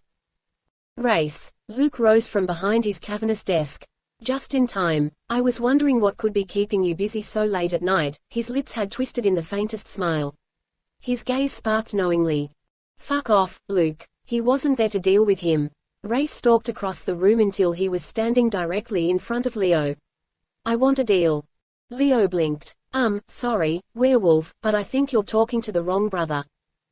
You handle the good paranormals, right? Lila is good. I don't care what anyone else says. She's good. And she needs her wings back. She needs her life back. Leo's face tightened. This is certainly interesting, the witch murmured. Rayce threw a fast, angry glance her way. She smiled. I'm Cordelia, by the way. And I believe you're the werewolf who took that lost angel to safety so long ago, aren't you? He gave a grim nod. Rayce. Cordelia glanced around, seemingly curious. Where is the angel? I'd like to see how she's faring. Luke poured himself a whiskey. She's in my prison. You'll see her soon enough. Cordelia's eyes widened. She isn't the reason you're here, witch, Luke added, voice grim. I need your magic to work on a zombie I have. Cordelia walked toward Luke. She snatched the whiskey from his hand and drained it in one gulp. Zombie, right. Her eyes squeezed closed. Damn it, but I knew when you called me in for payback, it was going to be a hard one. Rayce turned back toward Leo. Deal, he snapped. Leo lifted one dark brow. What is it that you think I can do? You can give Lila back her wings. Sadness flashed on Leo's face. No, I can't. His laughter was rough. Don't you think I would have done that if I could? Lila. I want to help her. That's why I'm here. He squared his shoulders. Kale is closing in, and I'll stand between him and Lila. I'll stand between them any day of the week. I thought I could change fate, Leo added. But if I can't, then no one can. Speak for yourself, Luke announced. He'd gotten another glass of whiskey. He cast a hard glance toward the witch. Don't even think about it. A growl rumbled from Rayce. I know something can be done. A sacrifice made. That's the way this shit works, right?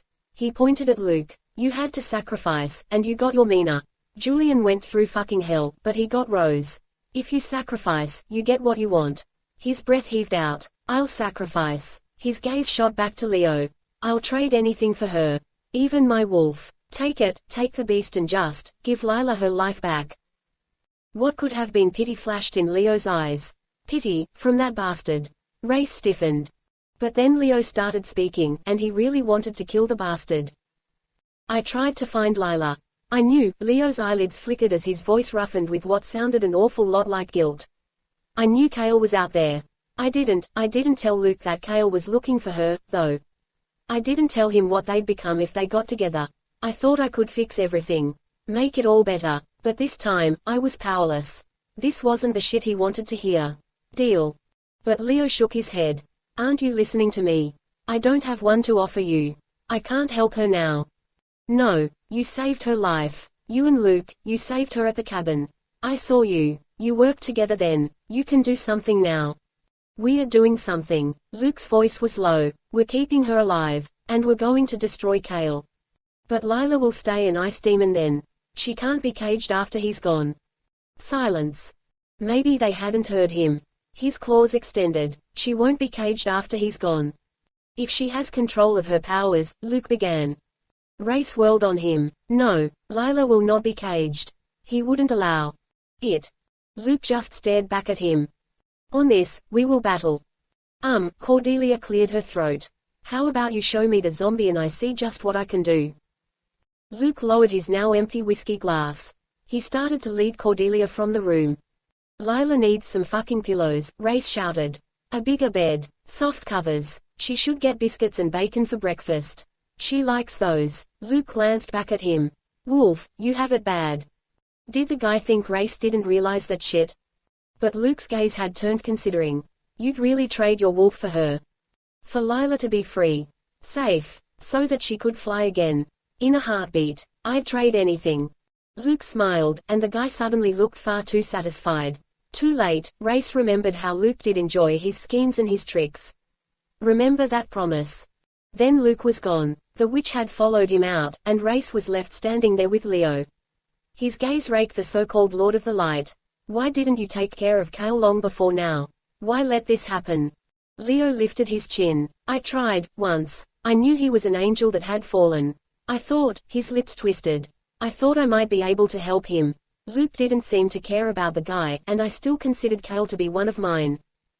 What happened? Not a question. A demand. Leo's gaze turned distant. He told me if I ever came near him again, he'd let a plague loose on the land. His lips hitched in a humorless smile. Plagues were big back then. And he was talking end of the world apocalyptic shit. I thought he was lying. I mean, no way could he be that strong, but then he showed me. Showed you? He turned a human into the Walking Dead. Fuck, Wayne. Leo nodded. That's right. I heard all about the new buddy you brought back from your trip to Colorado. And it's a good thing you did. He has to stay contained. Paranormals are immune to this particular bitch of a curse, but if Wayne bites a human, he'll spread his plague. It just keeps going and going and going. When I confronted Kale before, he infected 1,000 humans to prove his point to me. 1,000. Son of a bitch. You just let him. I couldn't stop him, so I made a deal with him. This was just going to turn from bad to worse. Does Luke know about this deal? Slowly, Leo shook his head. As if Luke needs another reason to want me dead. Tell me every single detail of that deal. Leo blanched. How about you agree to keep those claws away from me first? No deal. Luke led the way to his prison. Having his own prison cells on the island had certainly come in handy over the years. If these walls could talk. Perhaps it was a good thing they couldn't. He opened Wayne's door and let the witch walk in first.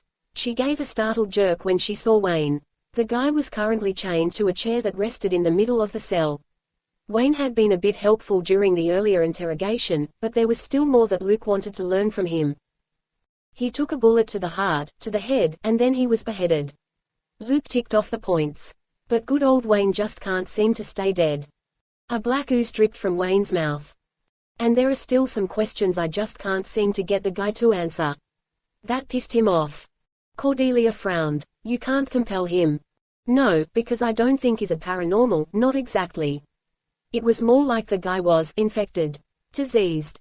Get him to talk, Luke ordered her. But she didn't move. Wayne jerked against his bonds. Are we even, if I do this?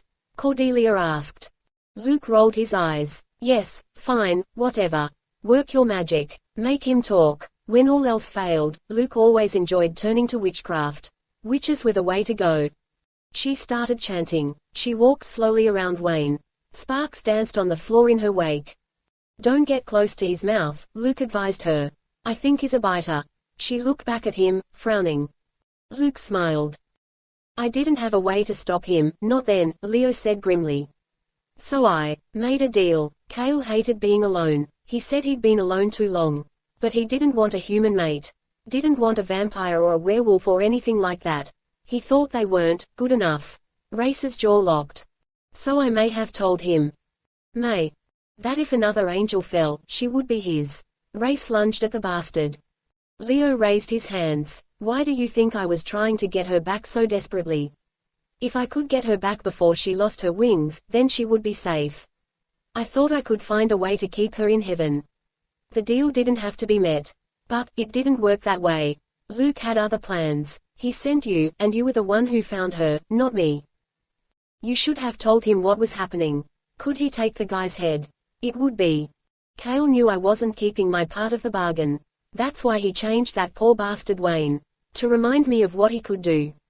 Great. So they had a freaking plague locked in a prison cell. Luke needs to know. I always understood, Kale was playing me. He left the humans alone because he wanted his promised fallen angel. Lila. He won't have her. But in the end, I realized he wanted her because she'd make him stronger.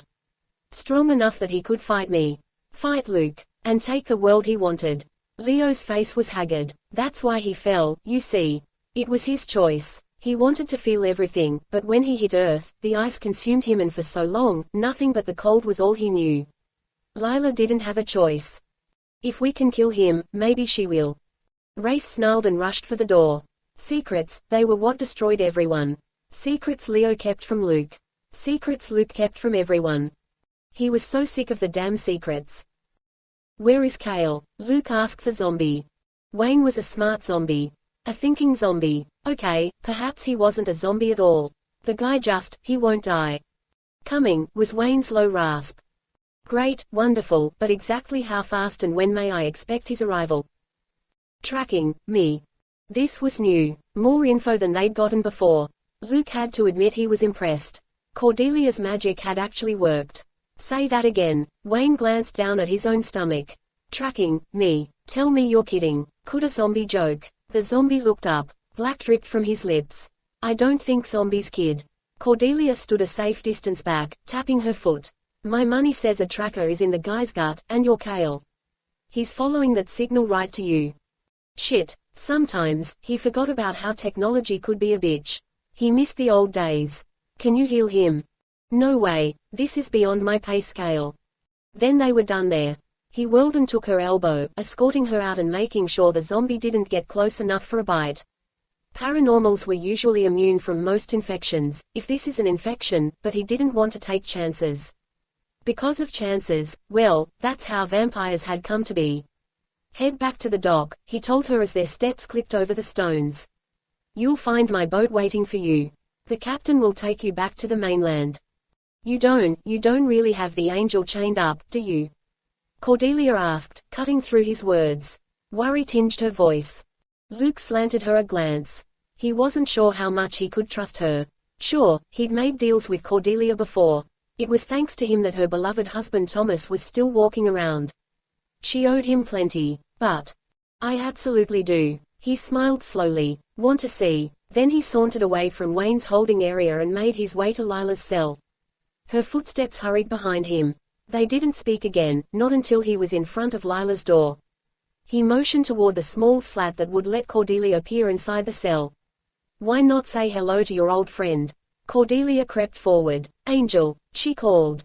He winced. Wouldn't call her that. Bit of a tricky subject right now. She pressed her hands to the door. Angel. Luke waited. Cordelia glanced back at him. Is this supposed to be funny? Some sort of prank? He stiffened. She's not in there. No one is. Luke hurriedly opened the door, nearly ripping it off its hinges. There was no way Lila could have gotten out. No way. No one escaped his prison. But he rushed inside, and he saw the broken manacles on the stone floor. I don't like being caged. He whirled back around. Lila stood just beside the doorway. Fuck me. She lifted her hands and blasted pure ice at him. And as she did, Cordelia, that tricky witch, started chanting some spell and Luke found himself rooted to the spot. The ice rose around him, freezing him even as he tried to call forth his fire. But Lila had iced him. He didn't even get a chance to roar his fury. Through the ice that surrounded him, he could see her. She turned to the witch. Hugged the other woman. I knew I could count on you. Fucking hell, he'd just been played by Cordelia. And an ex-angel. The humiliation. Let's get out of here, Cordelia's voice was sharp. Before he breaks that ice. Yes, you'd better run. The ice began to crack. Chapter 16. Okay, we need to get out of here, now. Cordelia grabbed Lila's hand, not seeming to realize that ice had just shot from that same hand. Or, well, maybe she just didn't care. No way was I letting some asshole keep an angel in a cage again. They raced down the narrow corridor. But instead of going back to the main house, Cordelia lifted her hand and blasted at a nearby wall. Her magic left a very nice-sized hole there. Impressive. Come on. Cordelia yanked on her again. But Lila hesitated. It's not safe out there. Yes, she'd so enjoyed delivering that ice slap to Luke, but Lila knew the danger that Kale presented was all too real. If she left the island, he would find her. Rayce's fear had been too strong for her to ignore. It hadn't been a trick, hadn't been some betrayal, he'd literally thought she would be in mortal jeopardy if she left that place. Oh, geez, but I do not have time for your Stockholm shit right now. Cordelia was surprisingly strong as she hauled Lila through the hole. Dawn was coming. Lila could see the streaks of red across the sky. As soon as Luke gets free, Cordelia muttered nervously, the guy will be on a rampage. We have to be gone by then. Cordelia needed to be gone, yes, but Lila didn't plan to leave. She intended to fight for what mattered to her. How did you even find me? Lila asked. Cordelia frowned at her. How do you think? The Muse was watching out for you. She's got spies everywhere. All of those humans are always at her beck and call. Some bartender at a place in Colorado told her that a werewolf was sniffing after you. By the time Sabrina got there, you were gone. Now, come on. Sabrina's waiting at the dock. They were running from the house, heading toward the dock in the distance. Lila wasn't going to get on the boat at that dock, but she was going to make sure that Cordelia got away safely. The last thing I want is for Cordelia or Sabrina to get in Cale's sights. Cordelia and Sabrina, they were Lila's friends. Didn't matter that they were all different. Didn't matter that angels and muses and witches weren't supposed to be friends. They were. They'd formed a friendship in hell, and it had stuck. Sabrina took care of the boat like a boss. Cordelia huffed and puffed as they ran. You know her, that muse can charm any human to do her bidding. The boat captain took one look and was inspired to be putty in her hands. She scrambled down the steps that led to the wooden dock. When the captain showed up to bring me here, Sabrina got the captain to let her on board. I swear, all she did was bat her lashes at the guy, and I think he would have given her his soul. Sabrina appeared then, bouncing and waving on the boat. Her hair was blowing around her face. Lila staggered to a stop. Cordelia stopped, too, and stared at Lila as if she were crazed. Are you under a spell, Angel? What is happening? Why aren't you moving? Get on the boat, Lila told her, taking a step back. You and Sabrina, you get out of here. Cordelia shook her head. Not without you. We all escaped prison once before, and you're not being left now. You don't understand. The wind whipped up around her. She could hear the thunder of the waves against the beach. It's not safe for you here.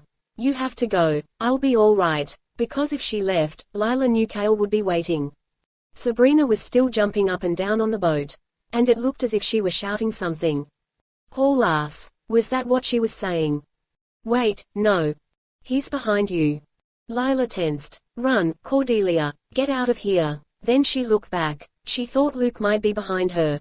Or maybe even Rayce. But, Cale. He was standing about 5 feet behind her, as if he'd just appeared out of nowhere. He waved his hand, and a bolt of ice flew at Cordelia. She screamed and then she fell and she didn't move. Were you running to me, Lila? Cale asked, sounding pleased. And here I'd come all this way because I thought I was going to have to take you. No, she hadn't been running to him. She'd never do that. The wind whipped against her once more, bringing the scent of the salt water. Get away from him. That was Sabrina's scream. Cale's eyes narrowed as they drifted past Lila to the boat. His hand lifted once more. Don't even think about it. Lila yelled as she moved to stand in his way. His head cocked. Come to me, and I'll leave them all alone. His hand turned and opened toward her. You're the one I want. The one I've waited for so very long. No, no, no. Sabrina shouted. Cordelia let out a low groan. Lila stared at Cale's hand. Come with me, and they'll live. I'll let 'em all live, even the werewolf who is currently ripping that house apart as he tries to find you. Her gaze jerked back toward the house. How do you know that? He shrugged. His eyes gleamed. I've got enhanced hearing. Actually, I've got enhanced everything. You know how the paranormal world works. With age, comes power. And I am the oldest paranormal to walk this earth. He moved toward her, seeming to glide like a snake. That should tell you how long I've been waiting. And I am not waiting any longer. Lila shook her head. I'm not your mate. I don't want to be with you. Why? His lips twisted. Because you think your heart belongs to someone else. His laughter was mocking. Before she could answer, he vanished. Then he reappeared, right in front of her. His hand rose and touched her chest. Lila gasped because he felt so very cold.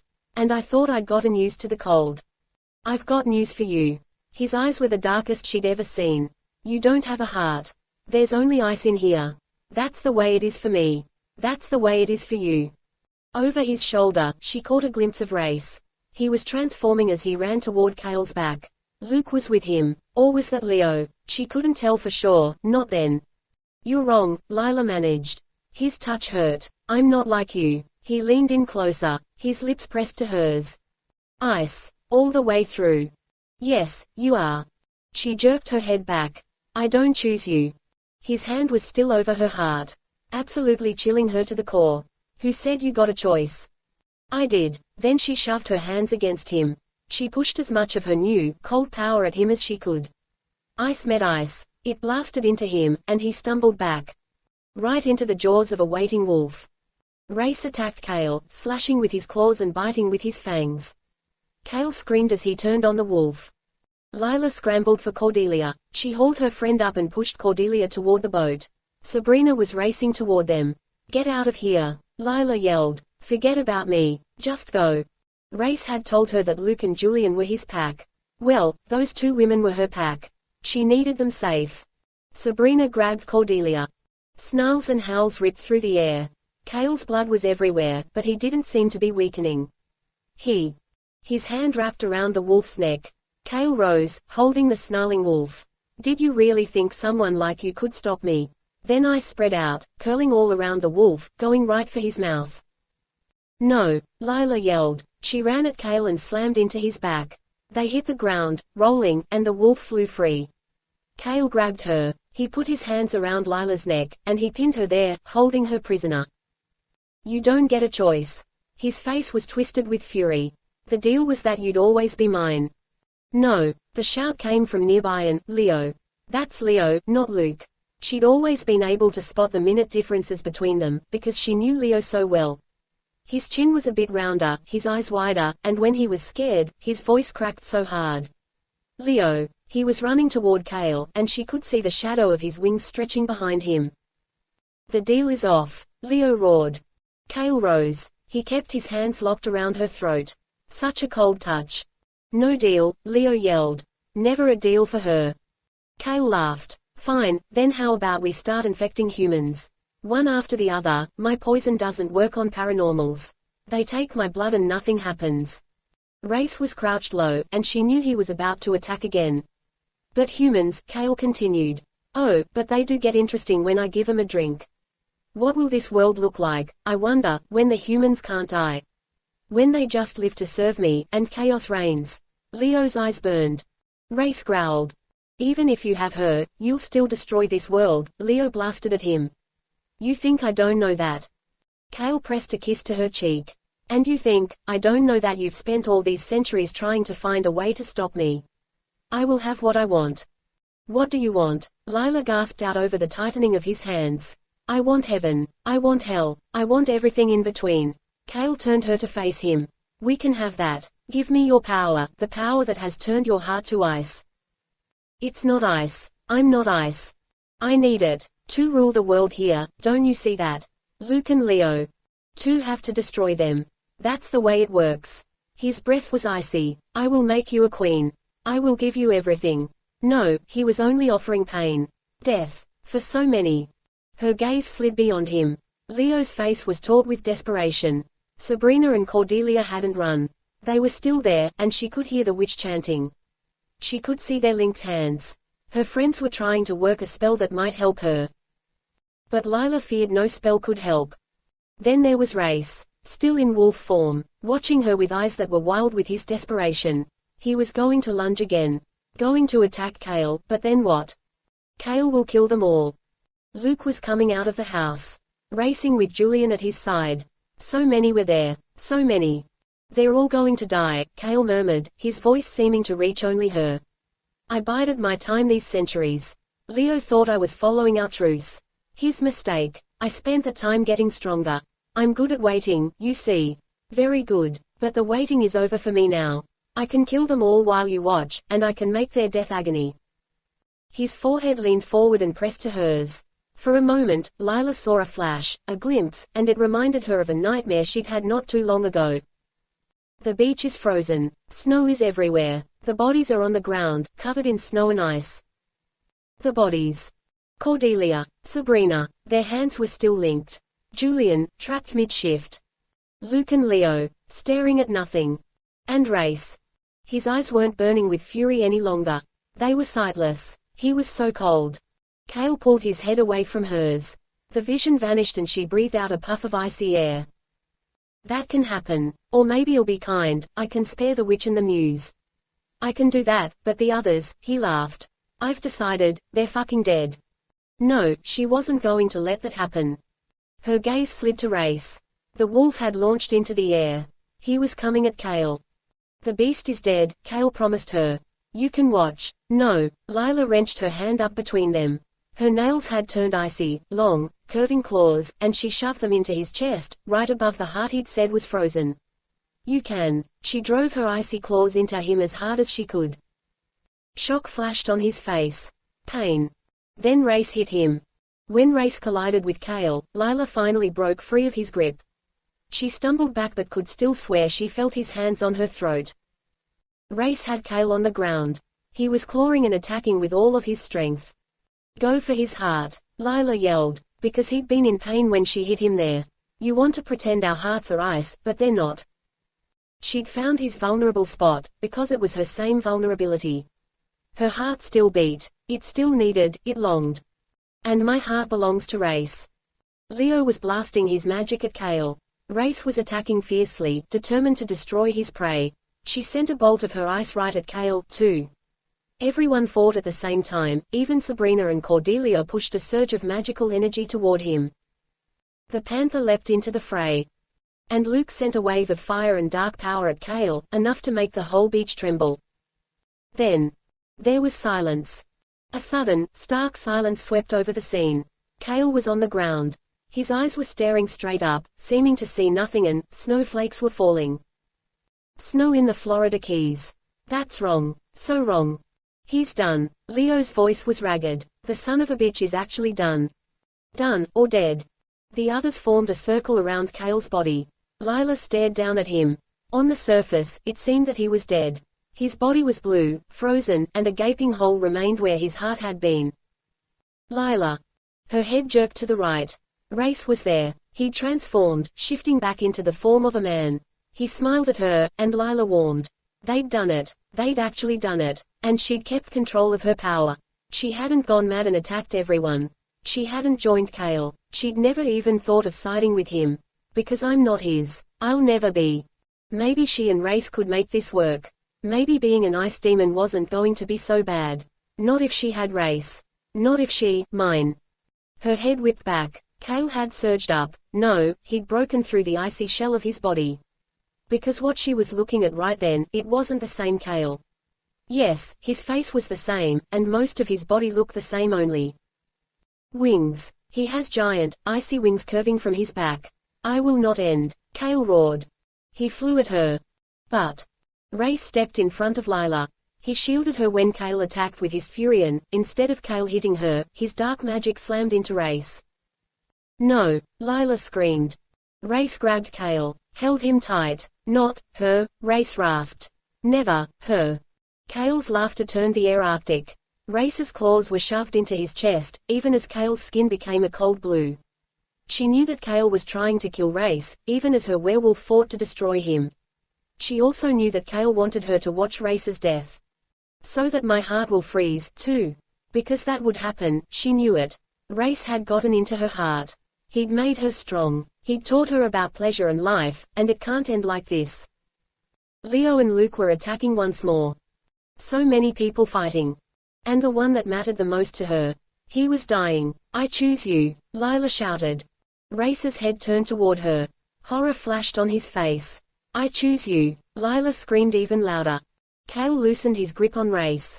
He laughed. Lila ran to them. I choose you, Rayce, and I always will.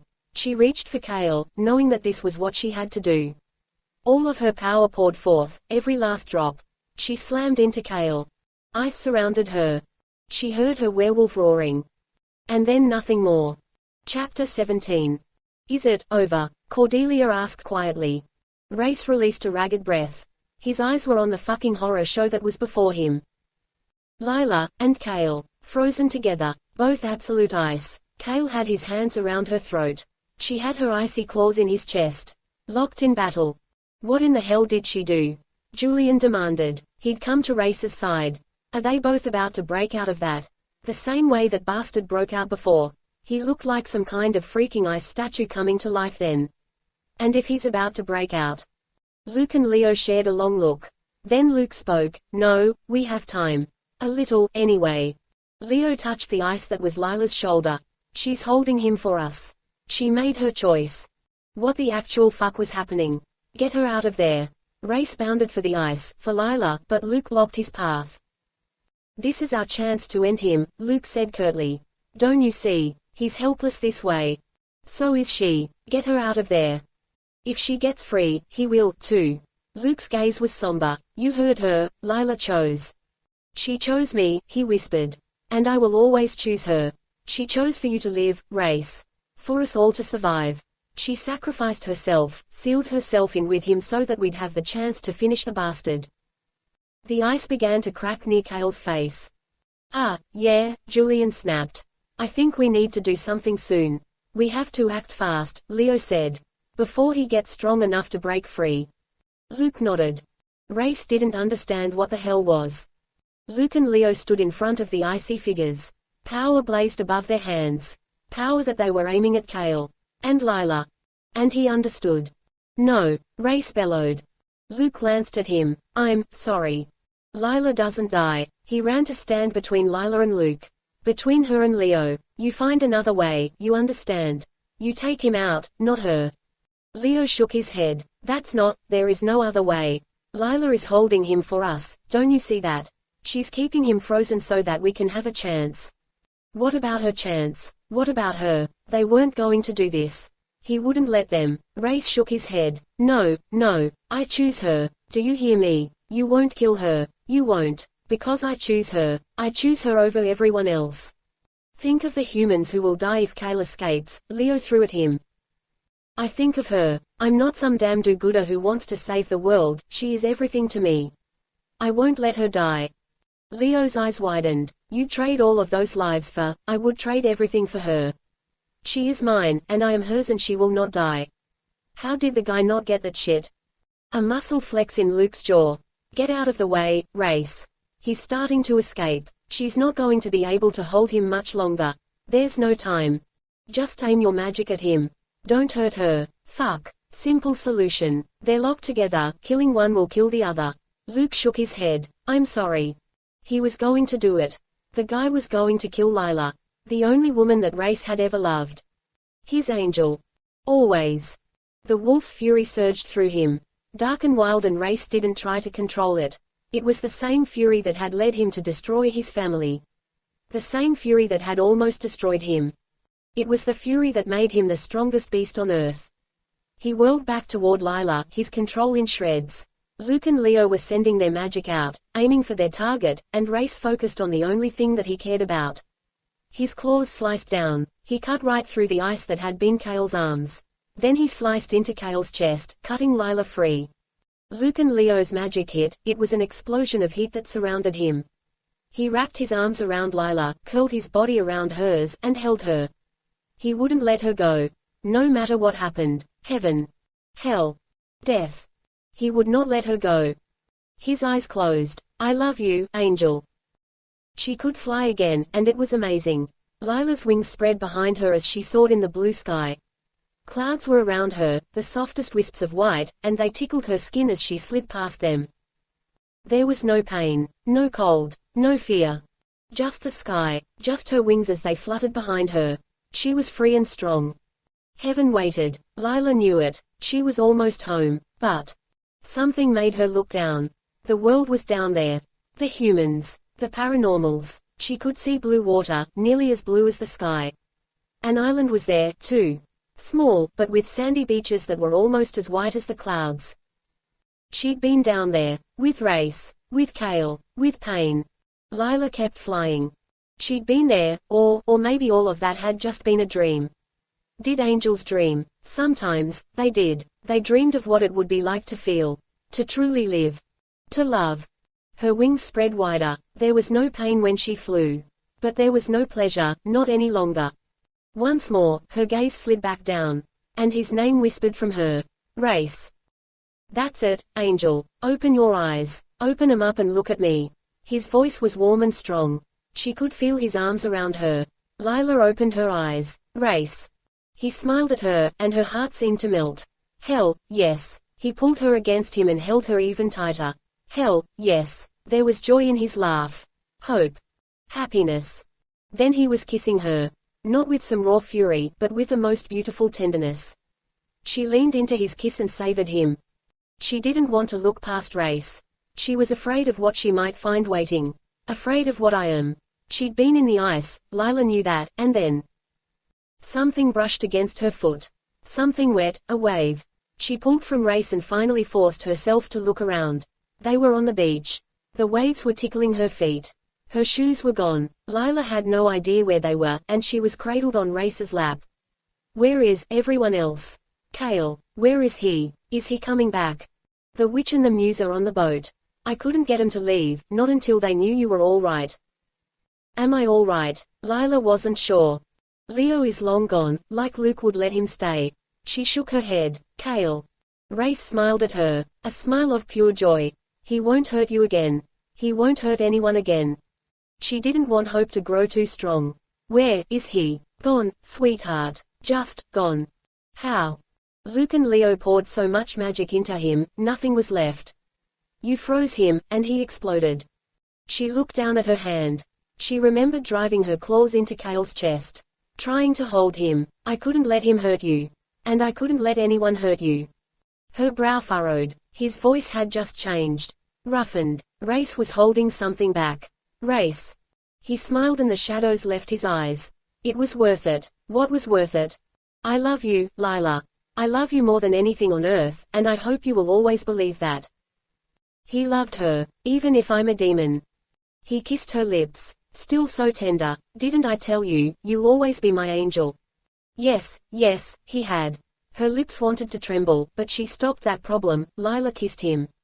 Then she whispered, I love you, too. Love the fierce hunter, the seductive lover, and the man who cradled her so carefully. Love. She looked back at the house. I don't want to go there, not ever again. Not ever back to the prison. I just want to stay with you. Consider it done, Rayce told her instantly. Then he was rising, carrying her. She wrapped her arms around him and held tight. Was it all really over? Was this the way it was going to end? She got to leave with her wolf. A boat waited at the dock. It bobbed in the water. Anywhere you want to go, Rayce told her.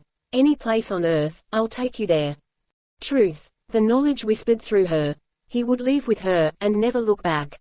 But, they were your pack. And you're my life. Simple. Her heart raced faster. Never forget that, Lila. You are worth more to me than anyone, any trade is worth you.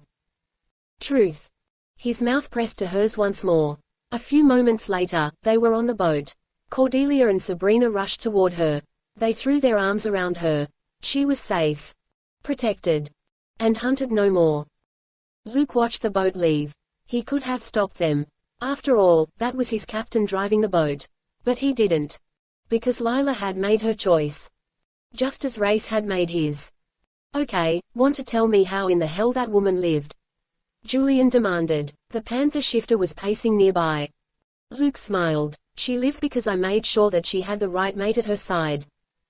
Bullshit. You screwed with their lives, you brought hell down, I gave Lila a mate who would sacrifice anything for her. Anything at all. He turned toward Julian and raised his brows. Did you notice anything different about Rayce at the end? Yeah, he was freaking insane. Mad to save her. You were going to kill Lila, what did you expect him to do? I would never have killed her. That was just insulting. I brought the woman here to keep her safe, didn't I? I helped her back at the cabin. He was such a helper. Why didn't people see that? Why did he always get the bad rap? Oh, right. Lord of the Dark. Lila locked herself in with Cale. She chose that fate, because she wanted to keep Rayce alive. What a sacrifice. Impressive. Rayce had been right. Sacrifices were often required. And he chose to put himself between her and any pain that would come. Pain that came from you. Are you forgetting that fact? Julian was such a hard ass sometimes. Luke sighed. Did you want me to let Cale loose? Because I didn't see any other way of stopping him. Rayce left the island. He isn't coming back. He chose her. Luke nodded, pleased. Just as I knew he would. Even if he had to sacrifice. And what a sacrifice it had been. Did Lila even understand what he'd done for her? Probably not. I hate it when you play games. Disgusted, Julian stalked away. Luke just stood there. What his friend didn't understand was that every damn thing was a game. And someone had to watch all the pieces. Someone had to figure out strategy in advance. Someone had to do all that shit. Some days, the game was harder than he wanted it to be. Some days, he didn't win. But that day, his head turned, and Luke glanced at the boat as it chugged away. I did. Rayce had taken Lila to New York. It was beautiful. New York at Christmas. The streets were filled with humans, and their excitement charged the air. They'd gone ice skating. Lila had laughed as she zoomed across the ice. It's almost like flying. That was what she'd said to him. He'd kissed her. He'd taken her through Central Park. She'd said that she'd heard stories about that place, but that it was even more beautiful up close. She was the beautiful one. He booked a suite at the fanciest hotel he could find. Rayce wanted Lila to be treated to everything she desired. An angel deserved the best. And that was where they were right then. In the best hotel he'd found. Lila stood next to the windows that overlooked the glittering city. Her shoulders were relaxed, and her fingers were spread against the glass. Rayce dropped his coat and walked toward her. She turned at his approach, and a wide smile curved her lips. Her eyes actually seemed to light up when she looked at him. I will never deserve her. I don't feel cold any longer. She said the words with wonder. I mean, I did, when we were skating and then when we were in Central Park. She gave a nervous laugh. But it was a normal cold. Does that make sense? She shook her head, sending her thick, red hair sliding over her shoulders. I'm not cold on the inside. Her voice softened. And I can't bring back the ice. He caught her hand in his. Twined his fingers with hers. Have you tried? Solemnly, Lila nodded. Then she leaned forward on her tiptoes, and she pressed a kiss to his lips. I can't pull up the ice. I'm not cold any longer. Those words seemed to squeeze around his heart. He'd tried to shield her from the blast of magic, but he'd worried he hadn't been strong enough. She's all right. She's here with me. Will you make love to me? The woman sure didn't need to ask. He lifted her into his arms and she gave a light, musical laugh. He carried her into the bedroom. Then he lowered her so that her feet touched the lush carpet.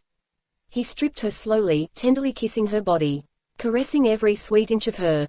Her scent wrapped around him. Lavender and candy apples. Her hand rose and trailed over his chest. His dick was hard and thick. Just being around her aroused him, and Rayce knew that would never change. He stripped off his clothes and started to push her onto the bed, but Lila slid to her knees before him. Her silken fingertips went to his cock. Lila. Then her mouth was on him. Warm and wet and driving him insane. Lust pounded through him, pushing him to the edge. She worked him with her tongue and her lips. Innocence and passion all at once. His hands fisted. He tried to fucking count to 10. Tried to do anything so he wouldn't come yet. Enough. He picked her up and they tumbled onto the bed together. He rolled until Lila was on top of him. His cock shoved at the entrance to her body. Wet. Hot. His heaven. Lila lifted up onto her knees, then she pushed down, taking all of him inside of her. Again and again, their hands met. Their fingers locked together. Their gazes held. Then she was leaning forward and kissing him. His cock pushed even deeper into her. He drove up, harder. Lila came. She tore her mouth from his and gasped out his name. He'd been waiting for her. Needing her to find her pleasure first. But now he didn't hold back. He rolled them over, pinning her beneath him. He caught her legs and lifted them over his shoulders so he could drive in deep. And he did. He plunged into her tight heat, and she arched up against him. The pleasure beat at his body. His cock tightened even more. He surged into her on a tide of release that fucking hollowed him out. His body shook, and he felt her tremors of release around him. The pleasure was so good, so perfect, he never wanted it to end. With Lila, it doesn't have to end. She's mine, and I'm hers. Forever. They'd both made the choice. He kissed her lips. No regrets. Chapter 18. Lila, it's time to leave. Her eyes fluttered open. Where are we going? Home. Wait, that wasn't Rayce's voice. Leo was in front of her. Leo. Lila jerked upright, her heart racing. Stay away from me. Leo flinched and then he took a step back. I understand you're probably not thrilled to see me, but I swear, I'm here for good news this time. His lips lifted in a hopeful smile. I found a way for you. That's why it's time to go. Where was Rayce? Lila glanced around the hotel room. He wasn't in bed with her, and when she touched his pillow, it was cold. I know what you want, Leo continued. And I can give it to you. There's no need for you to be here any longer. There was every need. Lila slipped from the bed. She was wearing Rayce's shirt, and it fell to mid-thigh, covering her so well. His scent surrounded her, comforted her. What are you talking about? Where do you think I'm going? Heaven. He stared at her expectantly. Is this some kind of joke? No, it's no joke. It's time for you to come home. He lifted his hand as if he'd touch her, but then he stopped. It's never happened before, so I didn't think it could happen. But then the werewolf gave up his beast and everything changed. Your demon side is gone, the angel is still there. I think maybe she was always there. Your wings are coming back. You're back, and it's time to go. Her head was pounding. He was saying a lot. A whole lot that didn't make sense. But one thing was sticking out from Leo's ramble of words. The werewolf gave up his beast. Say it again. The angel is still there. There is so much about the fallen I don't understand. I didn't think there was a choice. I thought when you and Kale were together, the darkness would overwhelm you, but your angel side was still there. You fought the darkness. I got your witch friend to scree the future for us, your wings are coming back. And you can go. She marched toward him. About my werewolf and his beast. Say that part again. Where is my werewolf? Leo frowned. But, you know this part. Obviously, she didn't. Tell me. He ran a hand over his face. We couldn't separate you and Kale. You'd frozen yourself with him. We had to blast Kale, it was his weakest moment. We knew we had to attack while you held him for us. But our magic was going to hit you, too. Rayce shielded you with his body. That was, a ton of magic going at him. Light and dark. It is only expected that there were going to be repercussions. He paused. Only to be expected, Leo muttered. Repercussions, Lila whispered. Leo's hand dropped. He was willing to give up his beast. Even before that final attack, he'd come to me. He'd said he wanted to make a deal, that he would trade anything for you. He wanted you to have your life back. Lila sucked in a sharp breath. He said I was worth anything. Now Leo just shrugged. So I guess that means you were worth his beast. His hand lifted toward her once more. It's time to go now, Lila. Your wings will start to show again. We have to get you off this earth. I'm not an angel. He stared at her. Yes, you are. And she heard the hotel room door open with a soft click. Her heart jerked at that sound, and she ran toward the door. She saw Rayce in that doorway. He had a brightly wrapped Christmas present in his hands. He looked up at her, and he smiled. But then his gaze slid to her right. To Leo. Rayce's smile dimmed. What in the hell are you doing here, Leo? Her wings are coming back. It's better for her to go now. She didn't feel her wings. She just felt her heart racing too fast. Lila hurried toward Rayce. He was slowly lowering the package and glaring at Leo. She caught Rayce's hands, pulling the gift from him and putting it on the floor. You didn't tell me. His stare snapped to her face. Your beast, your wolf, you didn't tell me it was gone. His jaw hardened. Doesn't matter. It does. Your wolf is a part of you. Pain knifed into her. And you had to give it up for me. His hand slid under her jaw. Worth it. 2 simple words. Truth. Lila, her name whispered from him. You think I wouldn't trade anything for you? Wouldn't do anything for you? Angel, from the first look, I knew I'd fucking wreck this world for you. He'd given up his beast. For a shifter, that had to be like cutting his own soul in half. Behind her, Leo cleared his throat. Lila, everything can go back to the way it was before for you. You can fly again. You can leave this place behind. Leave this place. Leave Rayce. No. Rayce's eyelids flickered. No. This time, her voice was even stronger. She twined their fingers together, and then Lila glanced back at Leo. I'm not leaving him, but angels. I want a deal. Leo's face flashed with surprise. Get the Lord of the Dark here, right now. I want to deal with you both. Lila, Rayce rasped. Don't trade anything for me. She shook her head and stared back up at him. What, you think you're the only one who gets to make a big sacrifice? You almost died to save everyone else. Lila glanced back at Leo.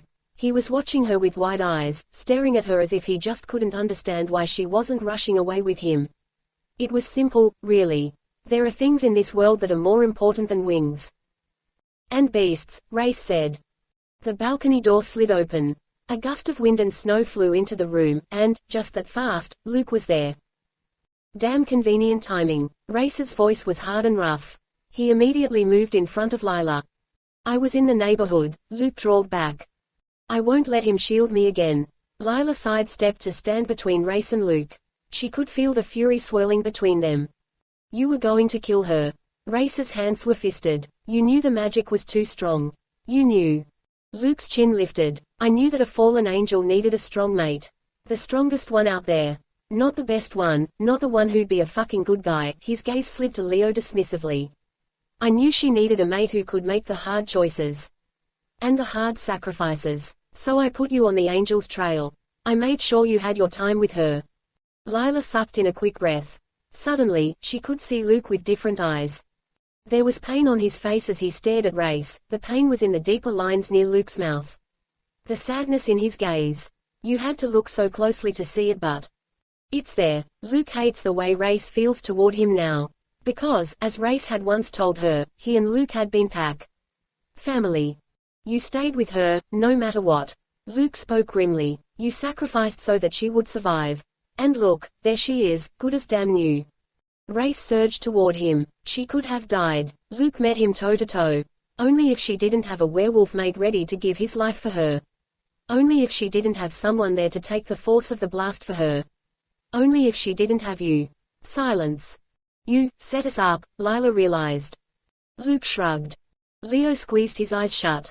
You meddling son of a bitch. What can I say? Luke murmured. Everyone needs a hobby. Lila grabbed tightly to Rayce when he tried to charge at Luke. Deal, Lila snapped. Luke and Leo exchanged a long look. Isn't she back to being yours? Luke cocked his head as he gazed at his brother. I'm not so sure she ever really stopped. Leo had gone pale. You saw Kale, he still had his wings. They were different, but they were still wings. I thought angels changed completely after the fall, but maybe they just adapt. They have to fit in this world, he exhaled. I've seen the future. Cordelia looked for me. Lila's wings come back. So does his beast. It had better. Lila glared at them both. I want a deal, and I want it right now. Your magic took away what he had, so you bring it back. Give Rayce back his wolf. But Rayce turned her toward him. No. No. Her mouth dropped. Don't trade. Don't deal. Don't do anything for me. What will you offer? Luke called out. Lila, Rayce snarled. No deal. No deal. Lila glanced at Luke. I love him. Angels don't love beasts. If he stays this way, won't it be easier for you? No dangerous shifts, no wolf running wild in the streets. Luke stroked his chin. Some would say this could be your perfect ending. It wasn't perfect if Rayce had lost half of his soul. You don't love only the good parts of someone. She smiled at Rayce. A werewolf taught me that. You love everything, good and bad. You love when the wolf runs wild in the streets or when he lets his claws out. You love all of him. Just as Rayce had loved her even when she was at her darkest. What will you offer? Luke asked again. My wings. No, Rayce yelled. My magic. No, Rayce shook his head. Stop it, Lila. I'm not worth it. I'm not. Yes, you are. Didn't he see that? To her, he was worth so much. Everything. This is incredibly, moving and whatnot. Luke waved his hands with a flourish. But I'm afraid Rayce is right. There is no deal. Rayce's shoulders relaxed. Good. Now you and your dick brother can get the hell out of here. I had Cordelia scree, too. Luke slanted a fast glance at Leo. And what my brother has failed to mention, is that Rayce's werewolf is just resting. Healing, if you will. The beast will be back, too. No worries on that score. Leo's lips parted. He started to speak, then seemed to catch himself. So no big sacrifice needed. Luke gave a little laugh. But the thought was fun. He winked. Lila threw her arms around Rayce. She held him as tightly as she could. And as she held him, she could have sworn that she felt a warm surge of magic surround them. Magic. Love. Maybe they were the same. Leo and Luke slipped away. The balcony doors shut behind them. Lila was left with her werewolf. She was left with the one man she loved. The one man who was worth any price. Rayce brought his mouth to hers. She loved her beast. You are such a fucking liar, Leo muttered as he stood with Luke on the snow-covered street in New York. That beast was gone. We both saw it happen. Luke glanced up at the hotel. He wondered what gift Rayce had been planning to give his angel. You gave the guy back his beast, didn't you? No deal needed. Cordelia scried, and she did not see his beast. You lied about that part. I lie about many things. It's part of my charm. You changed his fate, didn't you? In that room, I felt the swell of magic. You gave it back to Rayce. You did something. Good. Luke laughed. The sound was hard and grating. What am I? The good one? Leo took a step back. If you are, then what in the hell does that make me? Luke smiled at him. You know, it was always just assumed that you were on the side of right. That I was the one destined for fires and everything that was evil. He cocked his head. You ever wonder if maybe folks got that part confused? Maybe they got us confused. Leo gave a frantic shake of his head. That's not possible. Luke kept his smile in place. He did so enjoy screwing with Leo's head.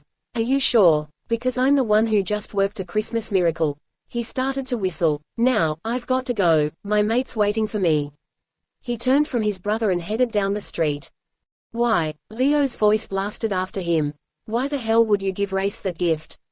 Because he's family. Because Rayce is pack. But Leo didn't understand. Maybe he never would. So Luke just kept walking.